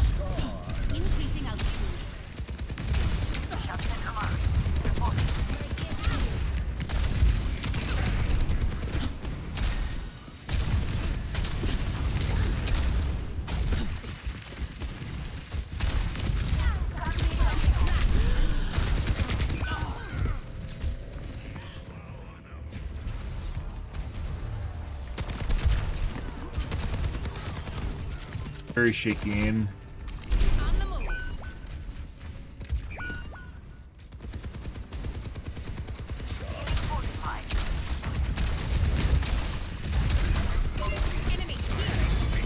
Or the missile just went through him.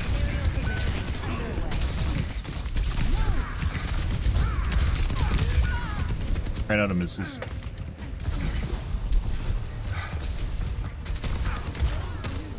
Guy's aim is legitimately all over the place. I go the other one. Oh my god. Alright. Soldier very likely is cheating. That aim was absolutely all over the place. Oh, good for him.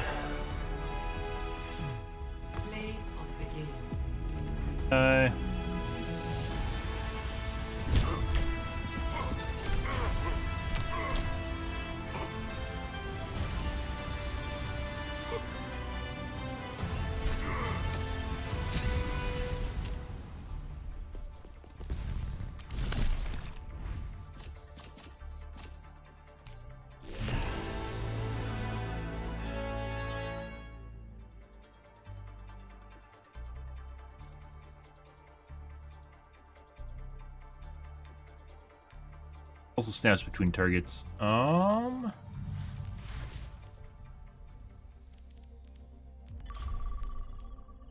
that. One more like that. Good. Nice game. Strike from above.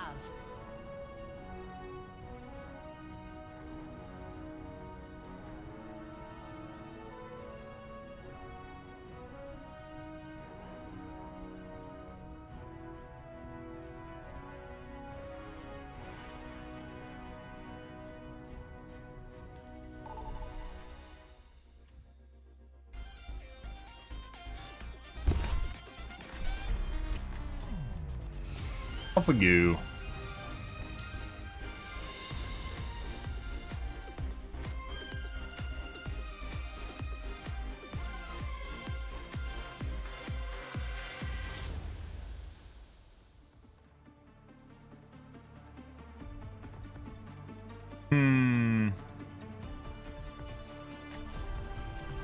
Strike from above. Greetings. Everyone ready?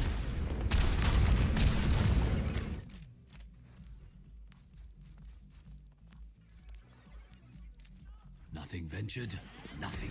Even my 1% look different.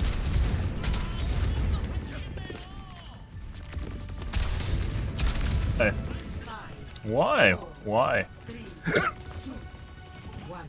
Round one. Capture positioning underway. Squad up. Here they come.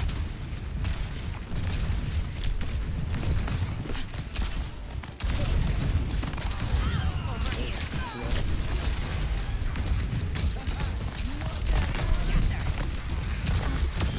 I've got you covered.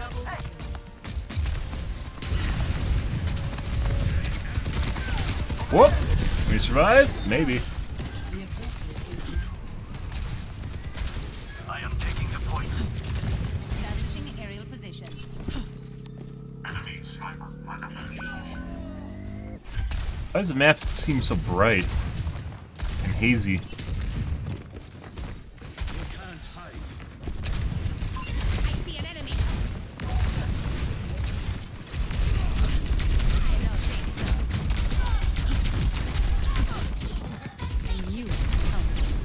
Okay.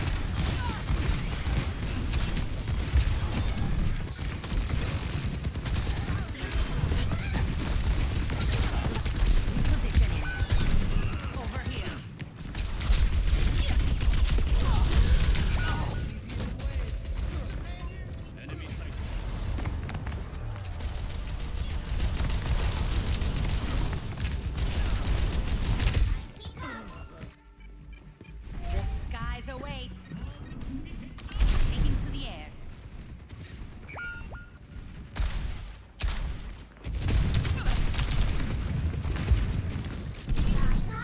On the move. Danger.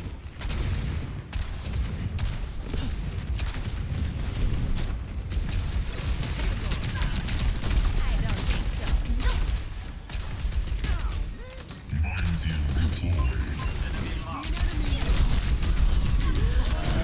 I don't know where he is.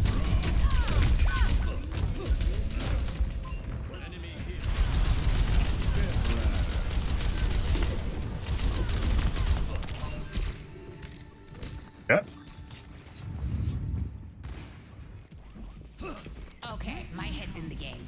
Up and away.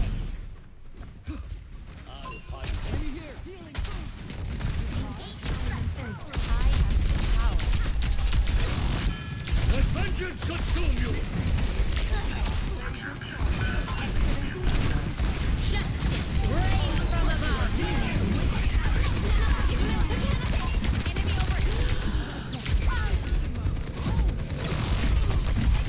Appreciated. I'm not done yet. Nerf this. You don't know. Taking off.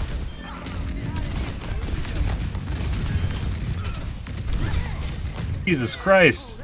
He's not even moving! Who does that? No one.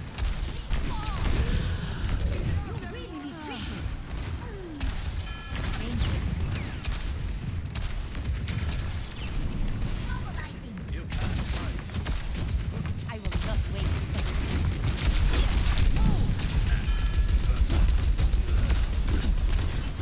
Aerials is over here. I lied. It totally seemed like they're going over their base on.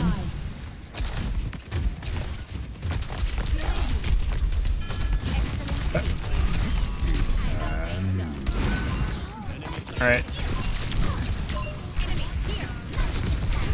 Dude, none of my flicks are hitting right now. Oh, this isn't better. This is not better than what we experienced. Making another approach. I'm turning that off because that seems to make everything worse.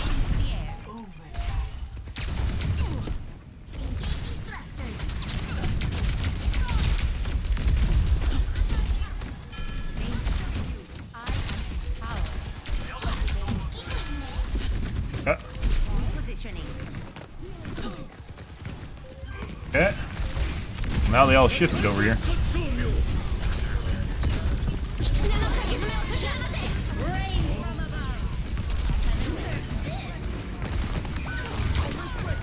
Oh, how the fuck did it get line of sight on me? I was sitting on the ledge, or on like the edge of the ledge on the right side of it.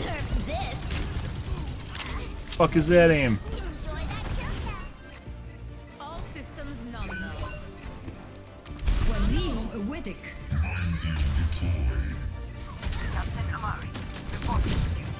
Our teammate still just got off the point.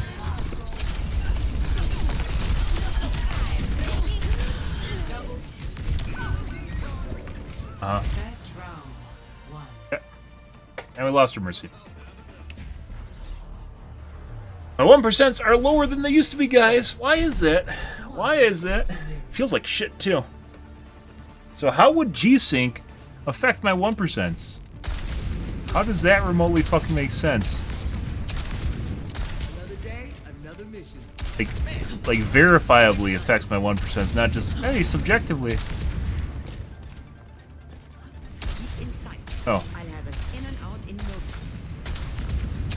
Aim is Parkinson's. I don't know what the fuck was going on with it. Like, when you see aim like that, as we've talked about before, guys, when people have their aim's all over the place, it tends to affect your ability to hit shots. Weirdly enough, it affects your ability to hit shots. I know, it's kind of crazy, but if your aim goes all over the place, you can't control it. There's no drunken master here. The drunken master is an aimbot. And they aren't drunk.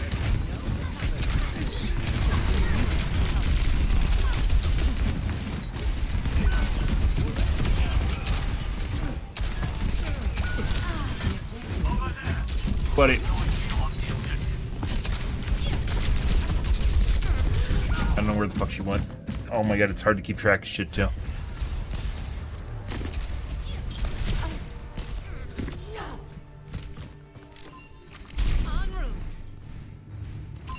Enemy spotted.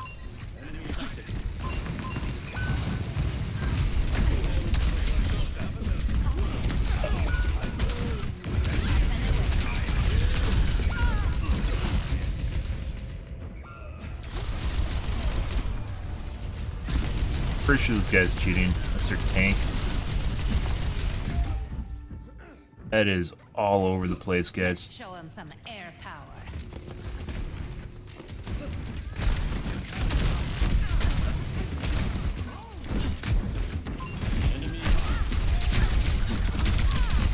My teammates, are they coming in? No? Okay.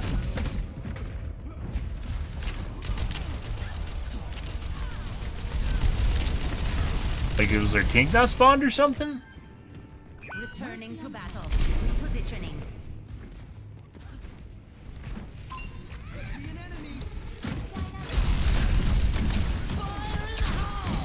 Oh, that's meant for me. I'll just go and die. Either that or lose an entire room full of teammates, so I can get back pretty fast, so it doesn't matter.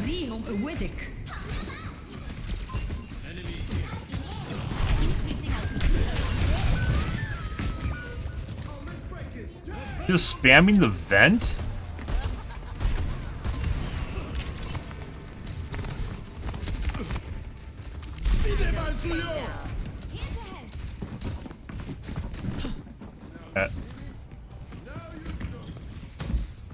What is their tank doing?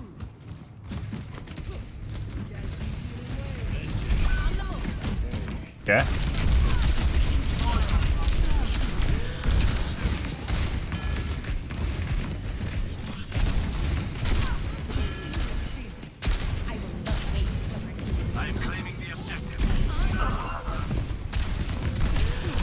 And 2 tap.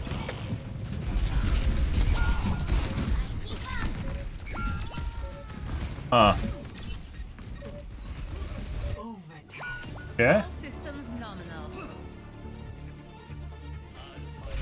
Well, that's something. 3 miles might be possibly cheating. Or take a look at the tank at the end of this. That's fucking weird as shit. Might be legit. I don't think so. That looks really fucking weird.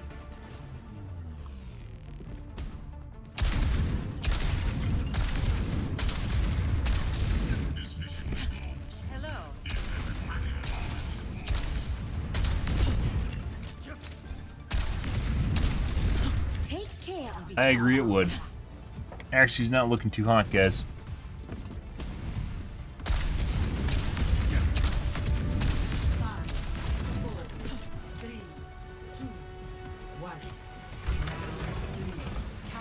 Actually, it would be a map where Mercy would be very useful, by the way. Let's show them how it's done.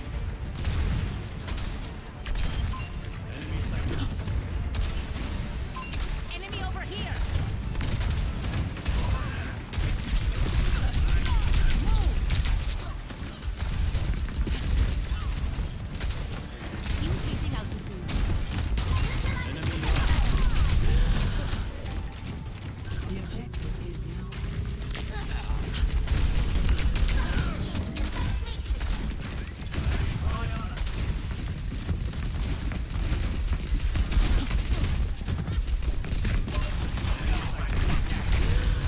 fucking concussion. Oh.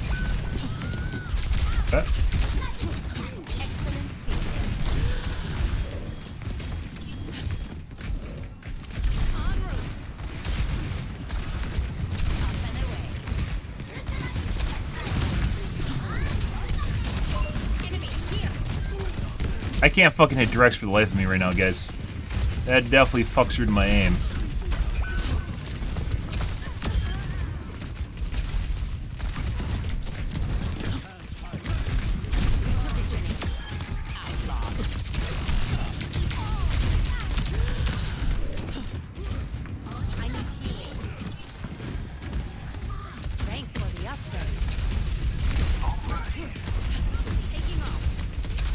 Good. Our Mercy's angry, I guess. What is going on there?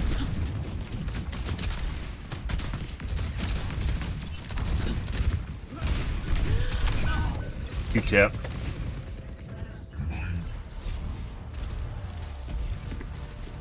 Aim directly on my position through wall at Z height. This guy's definitely cheating.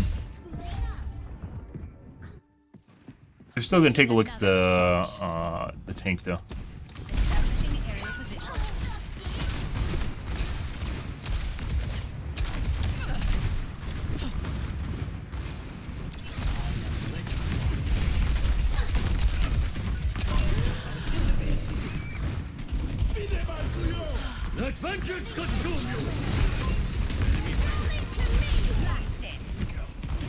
What?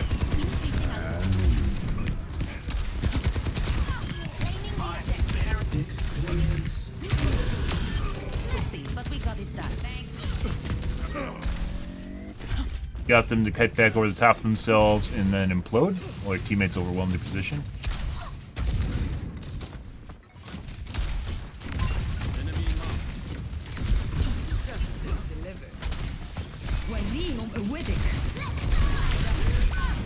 Tap again. Actually, it was 2 tap between 2 people. That was tap on 3. I don't stay down. Taking to the air.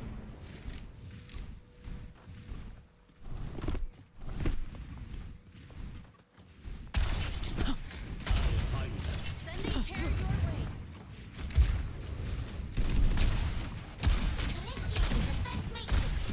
Enemies over there.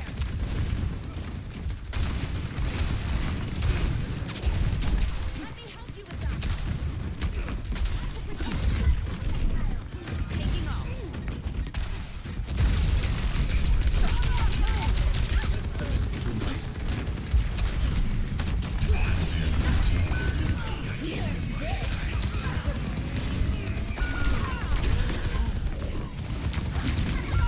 Use rest my HP.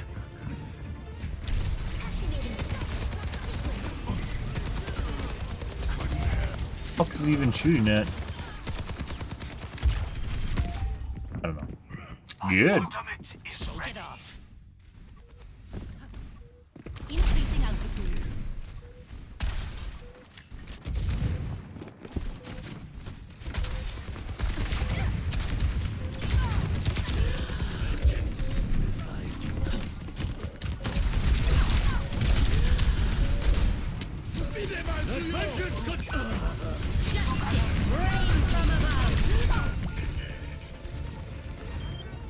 Bad angle, but we instantly die if we're in the open, so. Free aim on the guy through the wall. His ball is so hard. I don't know what our ball was doing. He's kind of just doing whatever the entire match. I don't think there was much team action. Ball was nuts.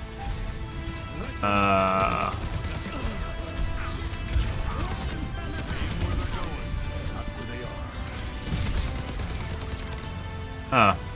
Okay. I guess. Let's see. We're gonna report the McCrew is definitely cheating, which is this guy. Toggles like halfway into round 1. This one we're shitting on them hard.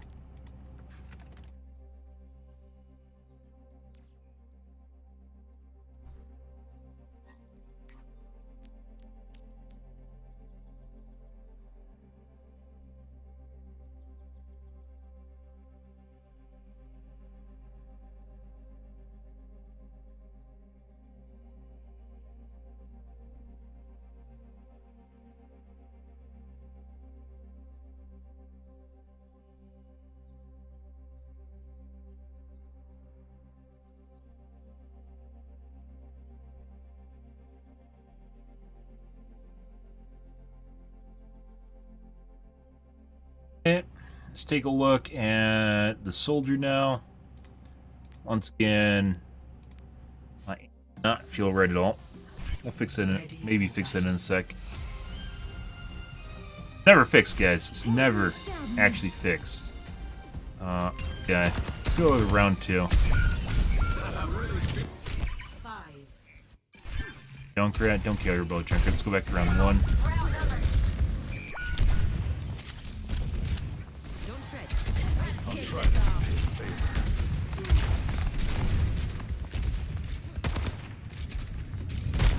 Plays watching the guy through the wall.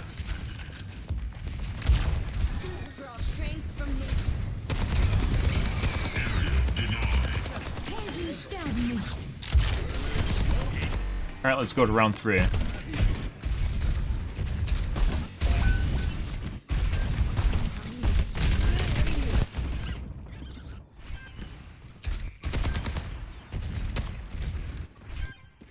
I'm going back in. Okay, good. It makes him reliant? It's actually true. It's an addiction. He is very much looks like he's following me through the wall. He just followed me through the walls again. Yeah. Poor reaction time.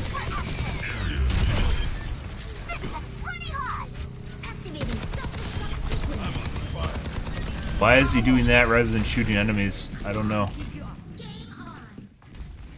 He's just looking at the Bridget through the wall again. Very poor reaction time. Watching the ball through the wall. Watching the break through the wall. Deciding that he actually supposed to hold an angle. Let them up.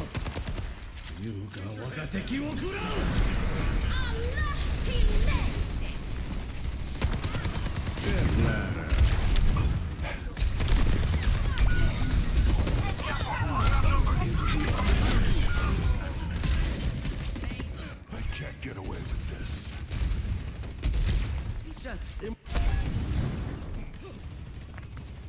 I'm on my way.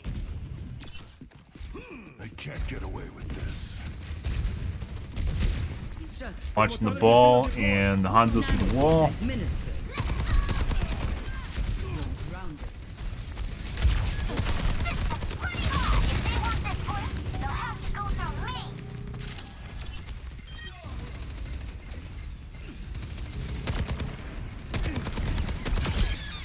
Guy's aim's all over.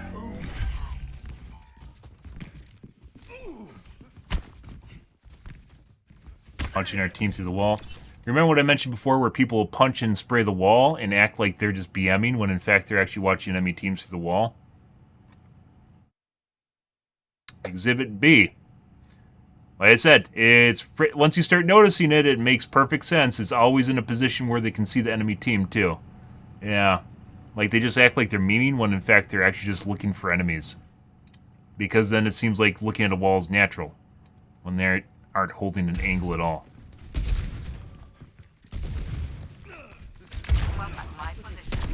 Of course people meme. Snap the break through the wall.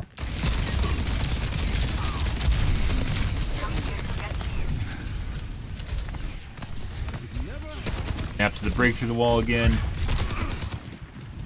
Aim on Hanzo. Watching the ball through the wall. Enough of this.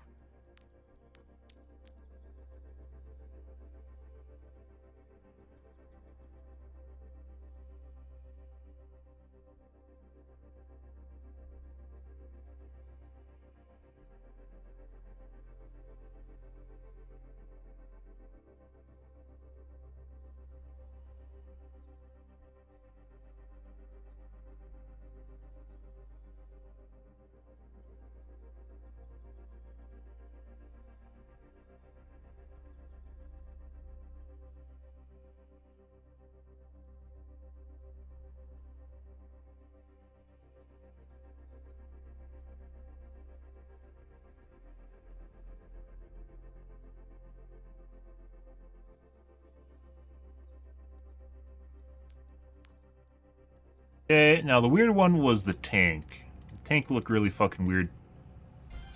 Oh, that guy's aim's all over the place too.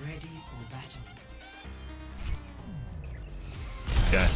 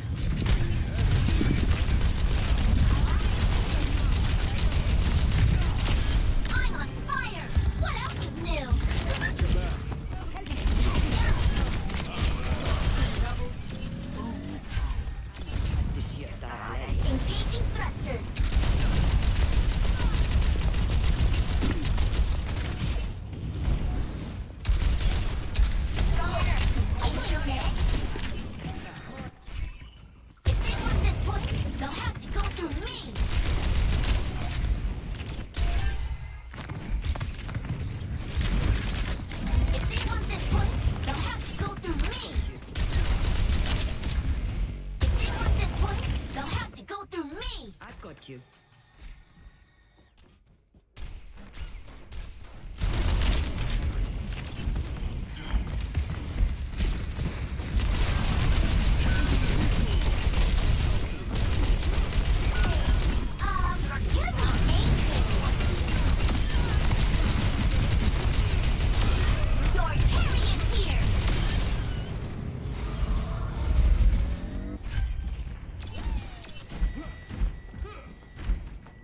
He's looking at Anna.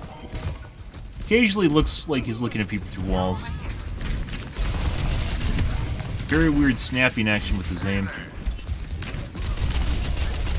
Like he does 90-degree flicks to look around.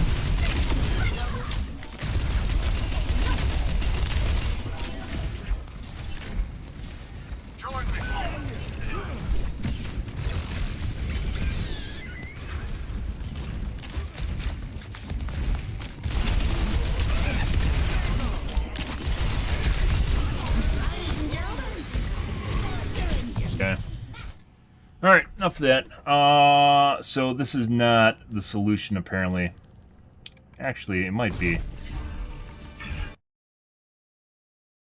Something real quick here.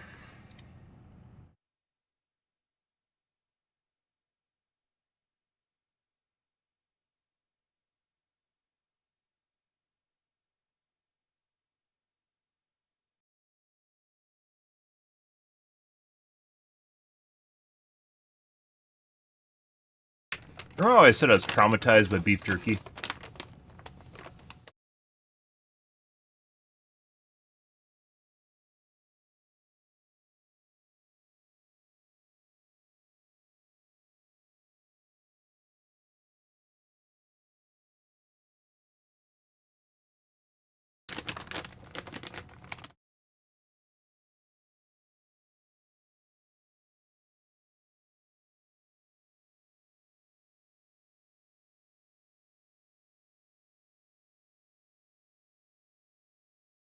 Fucking beef jerky.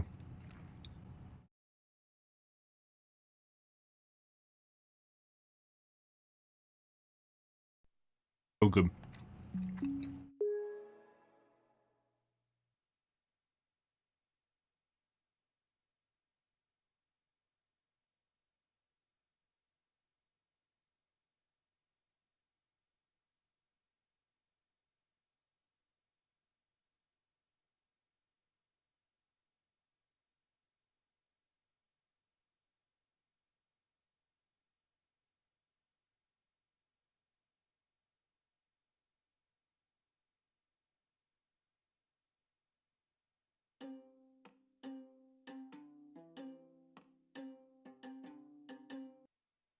Still doesn't feel right. So G-Sync should not influence your aim in like any way, shape, or form, by the way. Like at all. At all. In fact, it should actually possibly increase latency. Your display. Turning it off should not make me more accurate. Less accurate.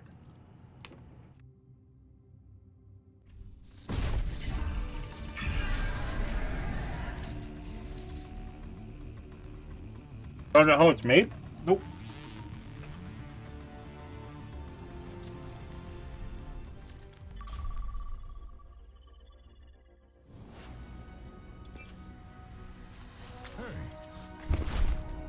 Strike from above.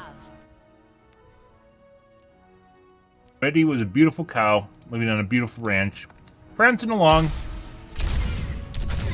Then it came her day to go up to the giant light in the sky and explode. And be redeemed.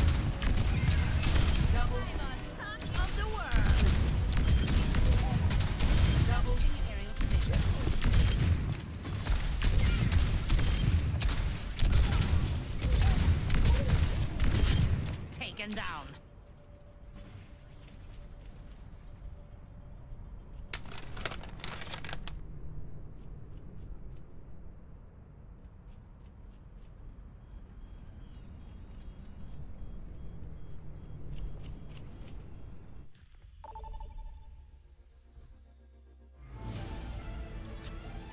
Prepare your defenses. Select your hero.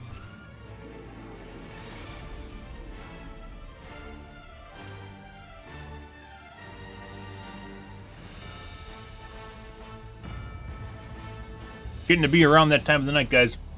I'm getting hungry.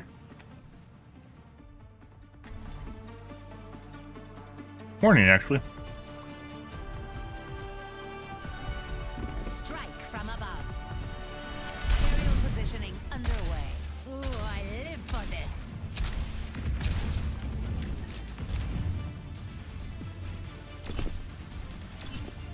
We will not lose this battle if we fight as one.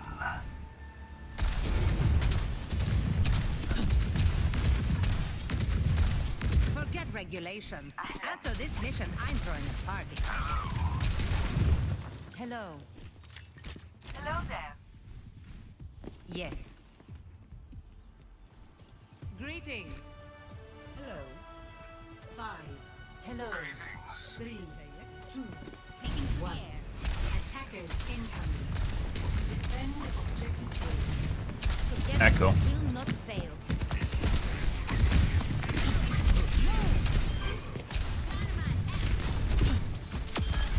Where's your jetpack? Over there. The objective is under attack. Excellent teamwork.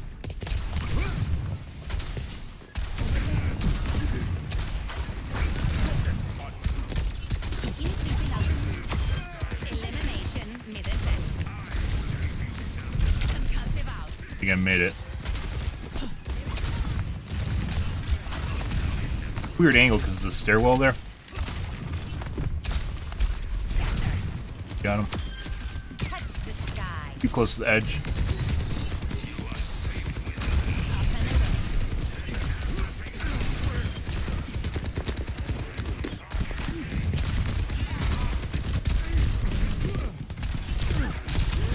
Oh. Whoa. No. I need healing.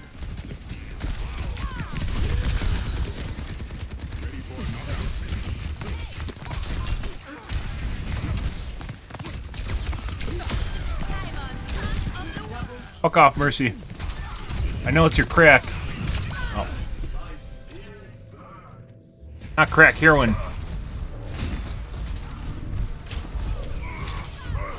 Oh, okay. That's kind of weird. My ultimate is Returning charged. to battle.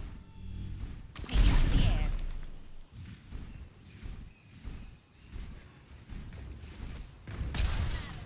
I am effervescent.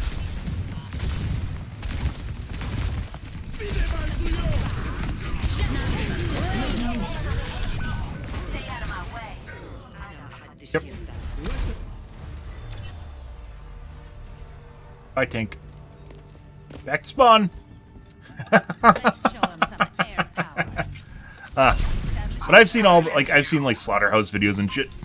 There's like a period that PETA went through where they tried to scare everyone with slaughterhouse videos, and then you learn how meat's made. So.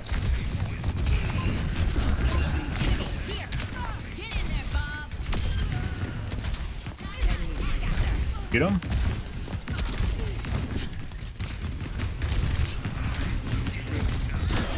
Heat check To the edge, go to the edge, go to the edge. Yes! Oh.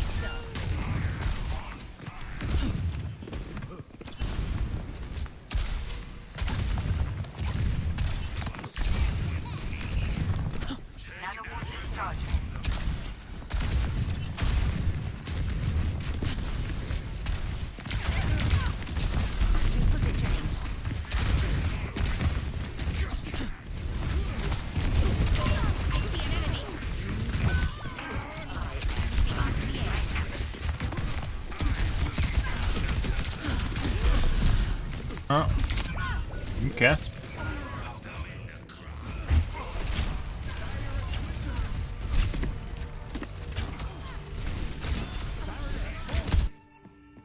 Making another approach. Hostiles are taking the objective.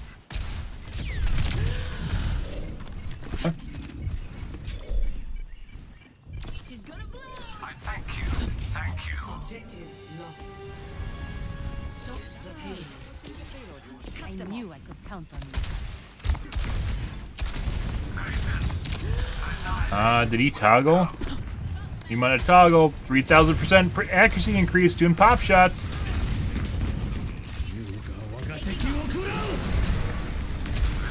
Origin story acquired. Unlocked Hanzo mode. Yay! Alright, tank. Well, he went in and died.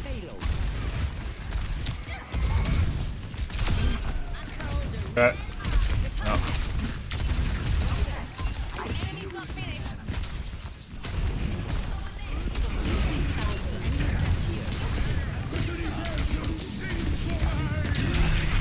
What?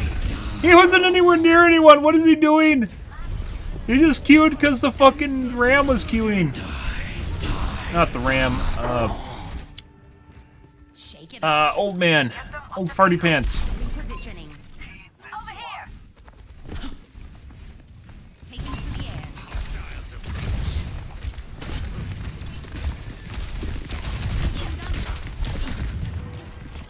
Over there.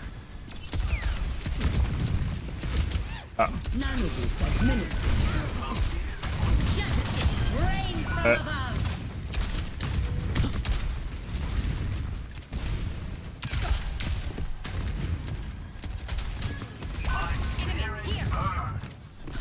Guy? Okay. I see an enemy. Hanzo's on my left, taking pot shots at me. Thank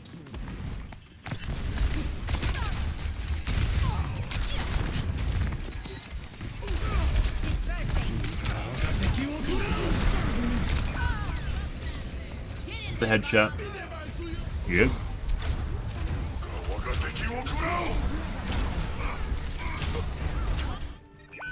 Always more to learn. He is literally continually just getting headshots right now. Oh. Uh-huh. Uh-huh. He just got like 7 headshots in a row, guys.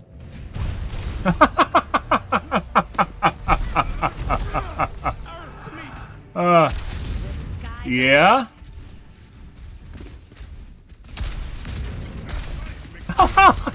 Yeah, origin story unlocked, guys. Can do some dangle tech here, though.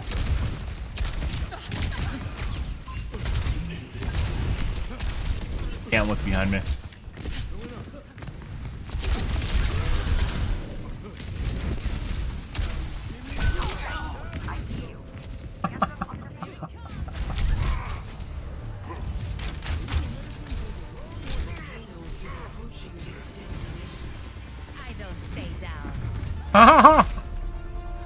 Yeah. Experience tranquility. That's 7 headshots in a row.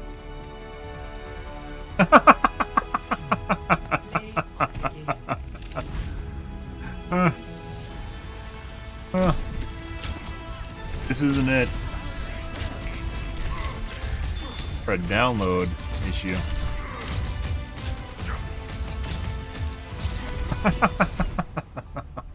Yeah, no, that's okay.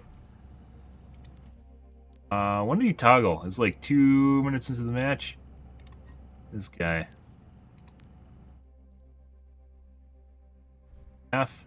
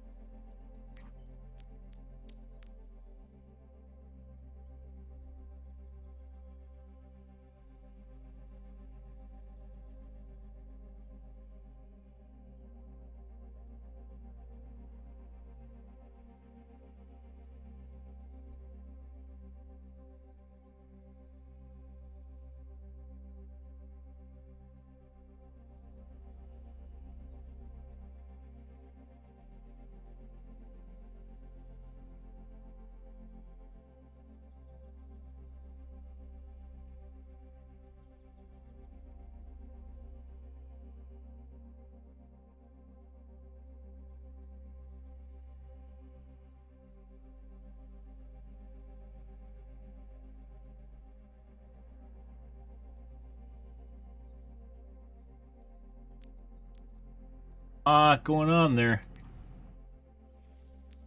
Fucking master. Yeah, no. Yeah, no. Yeah, I wonder what season he got tired of being a diamond in. Oh, 3? Season 6. He has 700 games in season 1. 500 games in season 2. This is a master / diamond, so very high likeliness this guy is basically a master diamond lifer. Fucking 84. 386 master diamond again, and then season 6 all of a sudden he's top 500. You gotta be fucking shitting me. Yeah. Yeah. No. Yeah. No. Yeah, that's when he bought his gaming chair, guys, with season 6. Literally, Diamond Master his entire existence.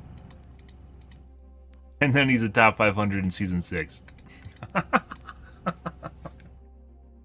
Oh, jeez, guys. Also, restarting my computer still makes things feel better. It's still broken, though.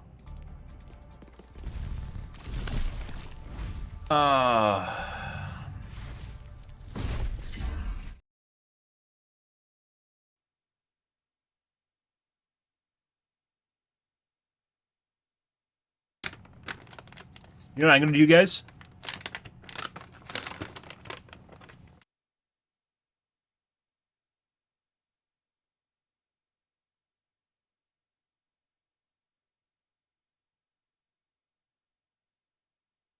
Normally, I do not buy jerky. It is very expensive. There are jerky cartels. We're running Jerkyville. That's why it's super expensive.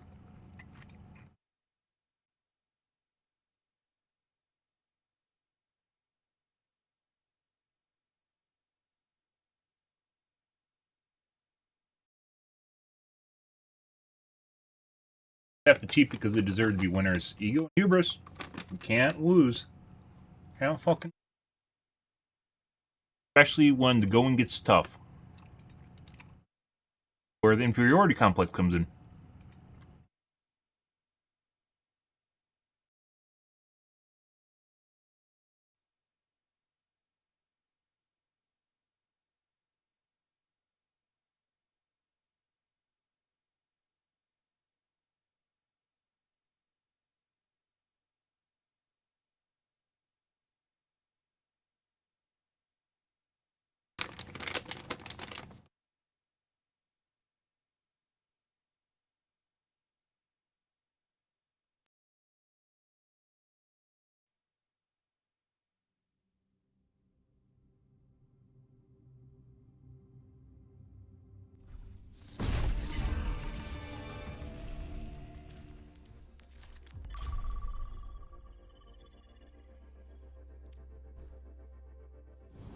Mm-hmm. Strike from above.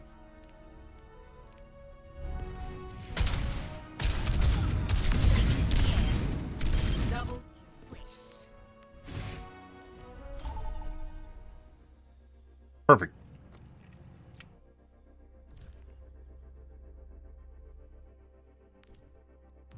Yeah, well, I guess I'll requeue.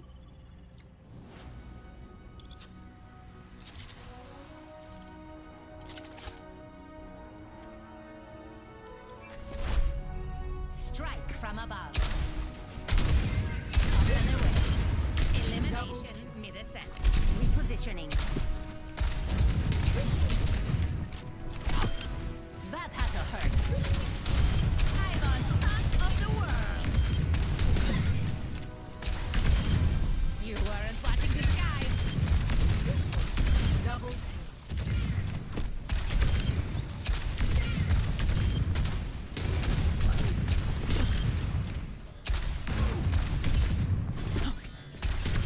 Taking off.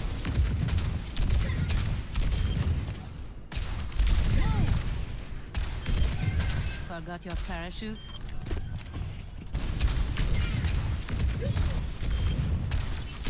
Blasted.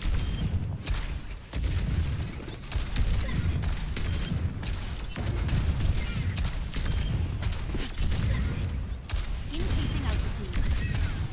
Double. When I'm hitting my shots, you can't touch me. Repulsion. Double.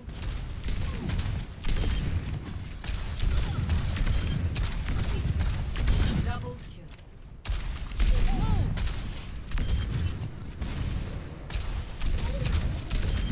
Picked off. Double kill. Triple kill. Multiple targets eliminated. Double kill. I don't think so.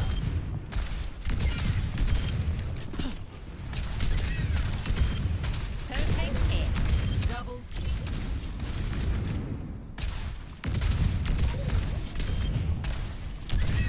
Blasted. Aerial positioning underway. Alright.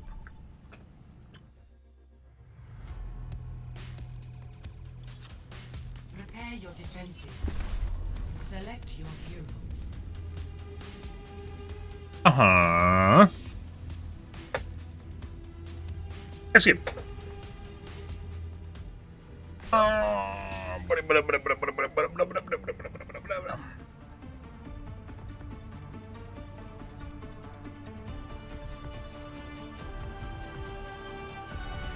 Strike from above. Repositioning. No one rests until this is done.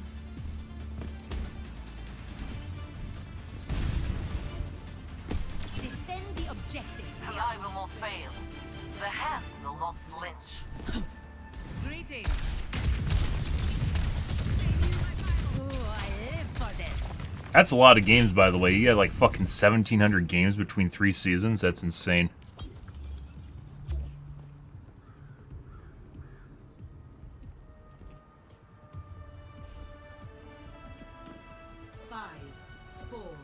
Take it to the air. 2, 1. Attackers incoming. Defend objective I will not waste this opportunity. The killer if I didn't bop her.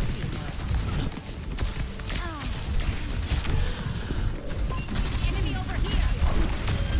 Over and out.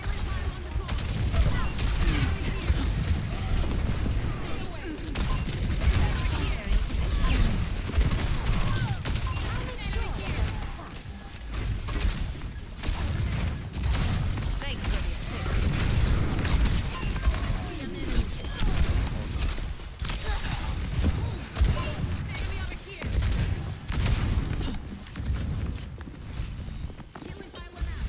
Increasing altitude.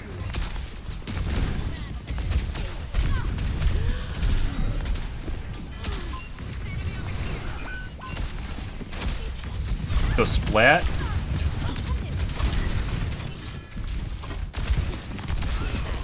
I see an enemy.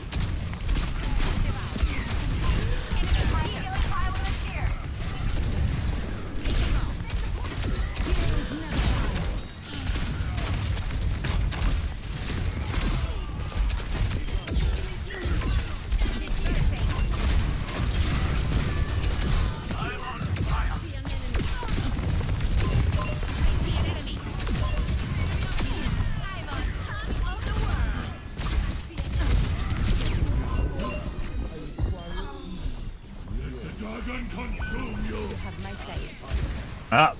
Just hit that fucking X, guys. You get sleep darted. Hit X or defend.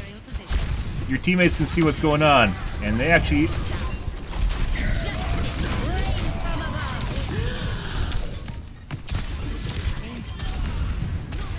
oftentimes will come to try and help you. I've had people literally just fucking teabag me, which is enough to actually keep you from dying, so. Like, there's nothing wrong with teabagging if it's saving your life, right? I don't know why that Ryan ran in and like fucking scattered, because his team was all dead. Take it though.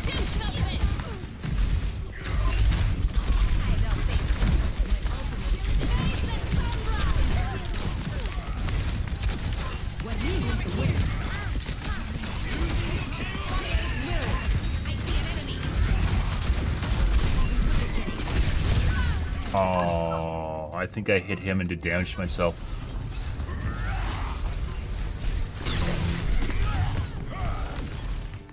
Oh, wait, what do I have? Let's show him some air power. I see an enemy. On the move. Enemy here. Over there. My duty is being done. Enemy over here. Taking off.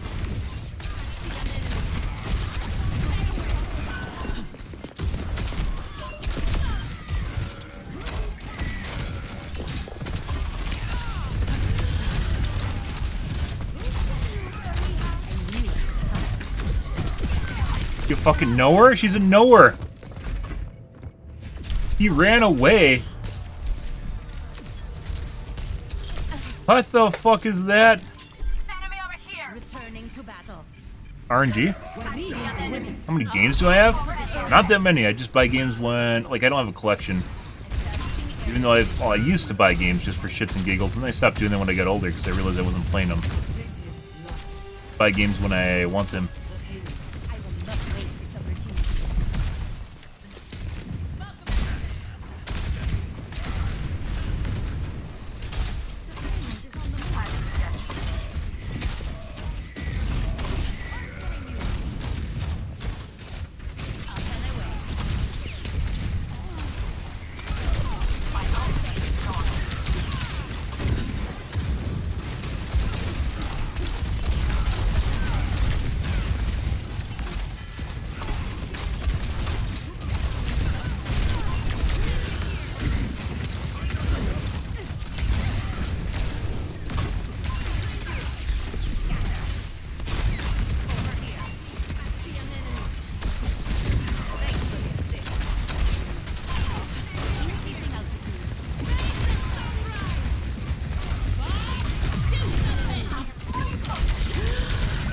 God. No, no, Ryan is almost dead. Oh, oh, matches. Oh, I don't know. Between 3 seasons, that's a lot. That's like 6 months. That's an insane amount of games for 6 months.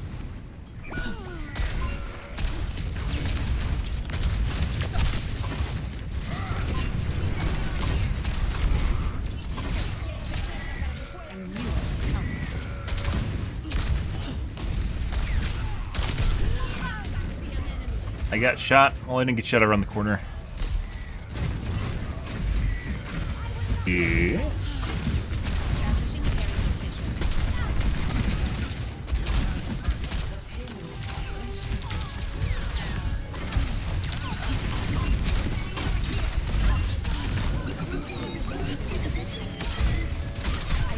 We have a tank here, by the way, somewhere on our team.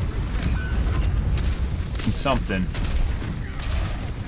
Well, their tank is literally up in front.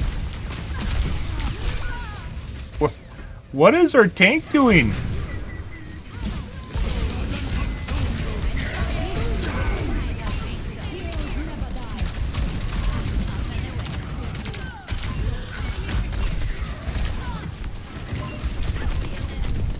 Or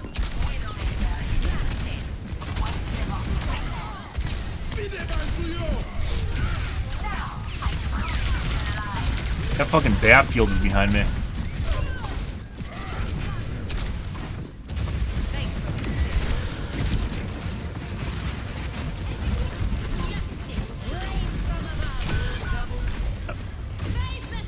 Like, how is our tank not doing tank stuff, guys? Like, we are literally taking the brunt of attacks with Mercy. How is this happening? I don't understand. Their tank is literally... Like, do you understand that the enemy tank is literally right on fucking your dick? Jesus Christ. Like, does he just not see the enemy tank? Maybe it's because he's saying come here and he's being annoying? And he's getting tilted, so he's just ignoring him. No way. Like, I'm ignoring him because he's below me and he can't fucking hit me. So it doesn't matter what he's doing.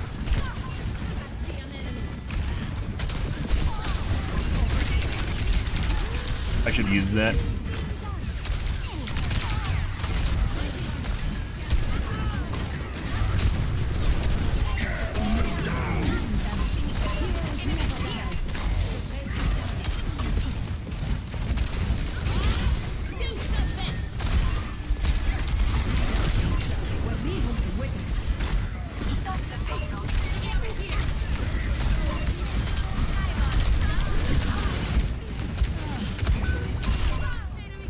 And headshot. I think I got 2 tapped.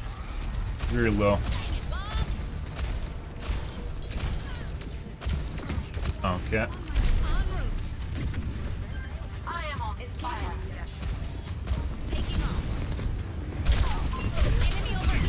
Yep.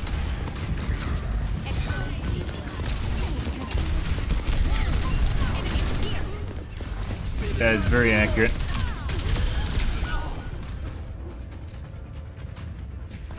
All the time. Let them up. Yeah. Repositioning. Enemy over here.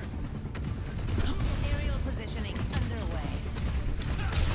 Blasted. Over there. Face the sunrise.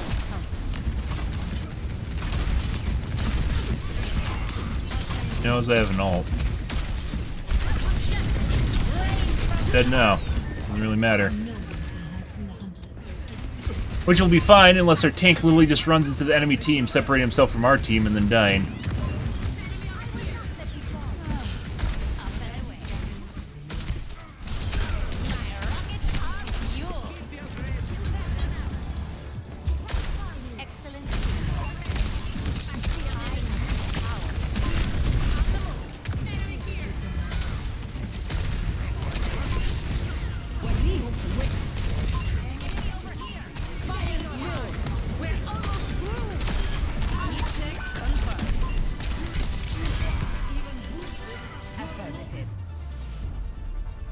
Probably heals.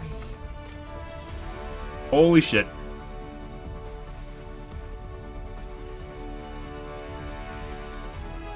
You want me still? What does that fucking mean? Oh, does he watch my stream and knows I was shit talking him? No, maybe not. Love you, XOXO.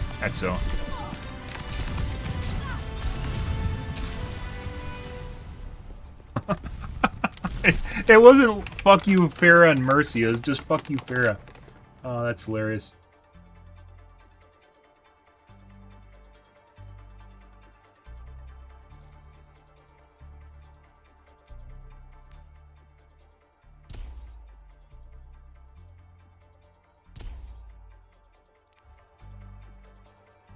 That was something.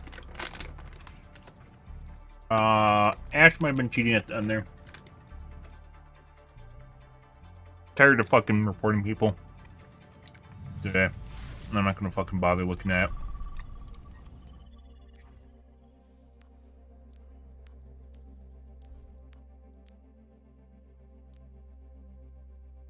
Direct hit's pretty good. Some of those directs felt good too, which is good, consistently. Alright. I do need to fucking... I'm gonna fucking consume this entire bacon jerky if I'm not careful. I do need to eat dinner at some point here.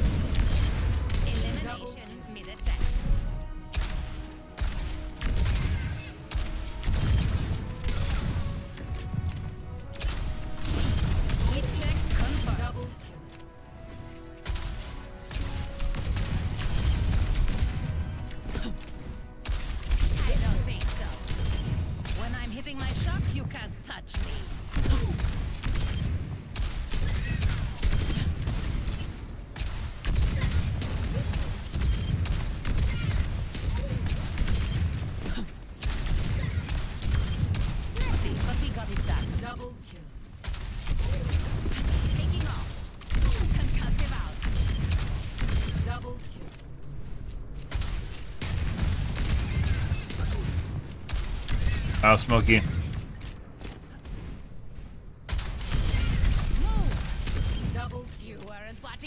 Oh, it's time for another game.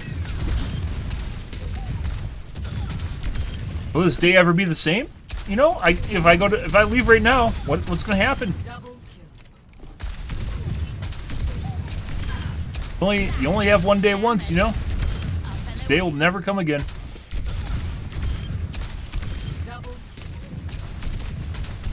Some immediacy, you know? Oh god, another quick play match. Float like a jellyfish, sting like a jellyfish. Double kill.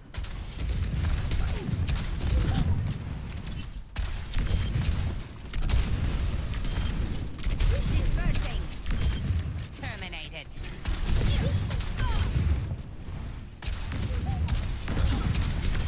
Taking to the air. Double kill. All right.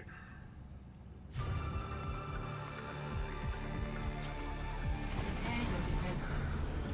Select your hero.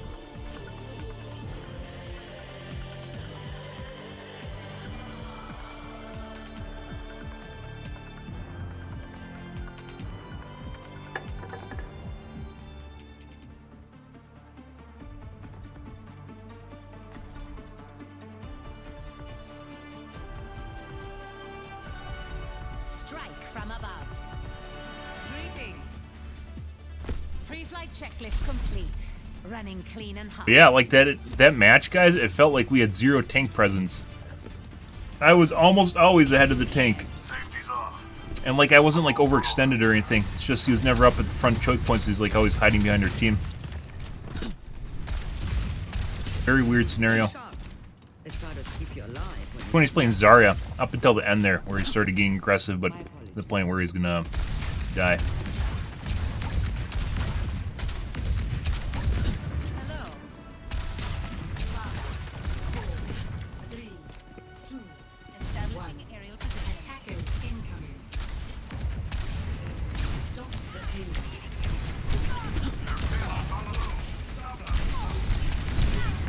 I knew I could count on you.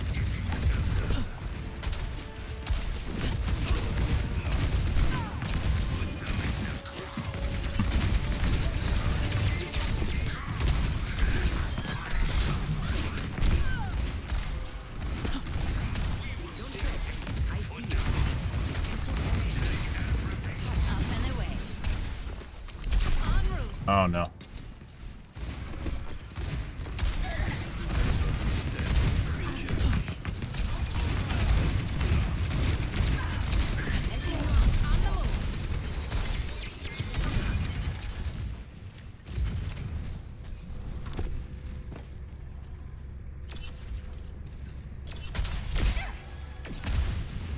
Aerial positioning underway.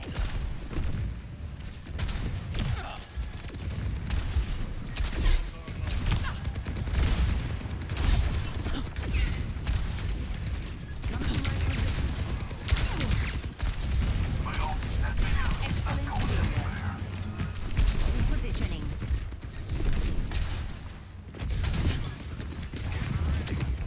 Taking off. Justice served. Enemy over here. Oh, mercy.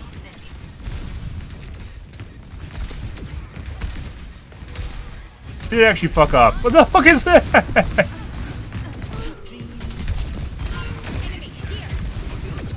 Pretty sure it's too late for her to res.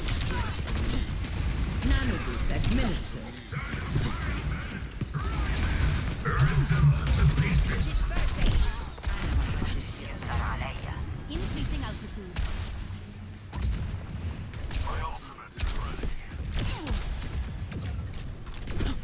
Time to die.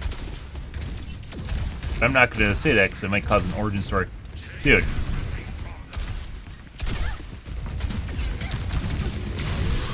Tactical visor activated.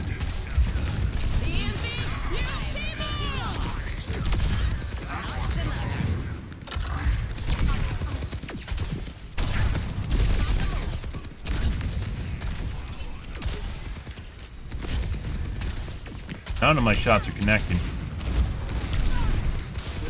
Heat check confirmed.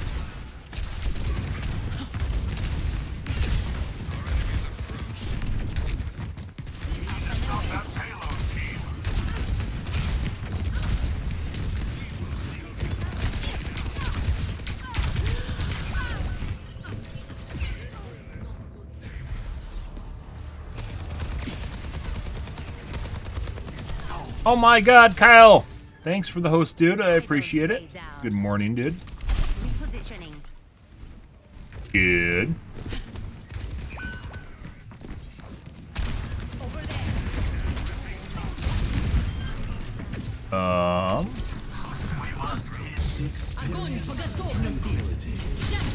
Buddy.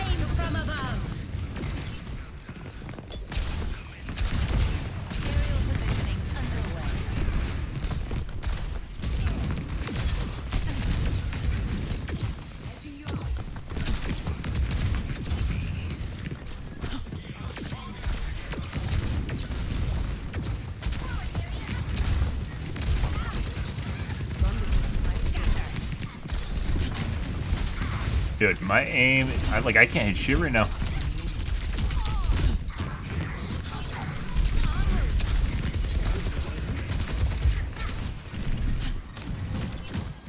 On here. It's high noon.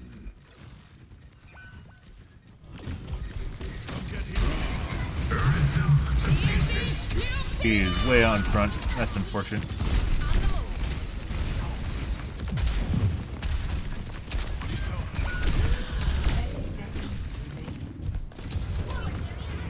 Yoink.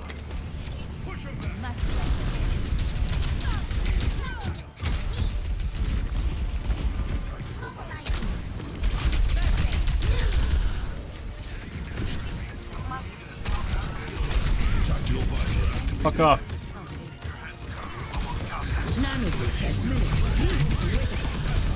Oh.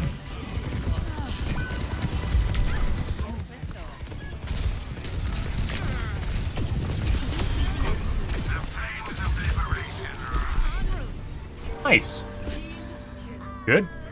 How's it hanging? Pretty good. Just finishing up some OW2 here. You might need to host someone else though, because I'm about to go to bed. I do appreciate the host though. Good. Welcome, by the way. Play a lot of Pharah, talk about a lot of cheaters, report a lot of cheaters.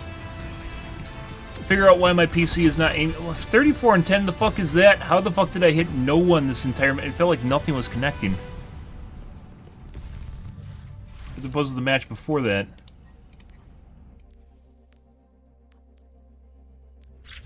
Like everything's delayed.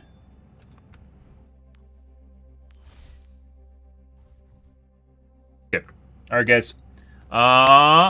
Thanks for the host, Kyle. I appreciate it, but we're going to call things here for this morning, guys. Tonight will be more of the OW2s. So you guys have that to look forward to or not to look forward to. But generally, here every day, guys. If you are new to streaming and you enjoy things, break the follow button on your select platform or stream to Kick, Facebook, YouTube, as well as Twitch every day from late night to early morning, GMT-6, so late night North America time. I stream for about 5 to 6 hours, give or take, depends on my life, what's happening, etc., etc. I do appreciate the host. That's just, I guess, a serendipitous event of not... What would be the opposite of serendipitous? I don't know. Just serendipitous event that just didn't work out, but I appreciate it, dude. I was like, I'm just going to play one more, and then you rated me after I said that, and then I played one more. So, alrighty, guys. We're going to call things for this morning, guys. Tonight will be more of the OW2s, though. Alrighty, guys. I'm out here for this morning, guys. Thanks for watching my streams always, and I hope you guys have a wonderfully fantastic Wednesday morning. Well, here in a second. There we go. Have a good Wednesday morning, guys.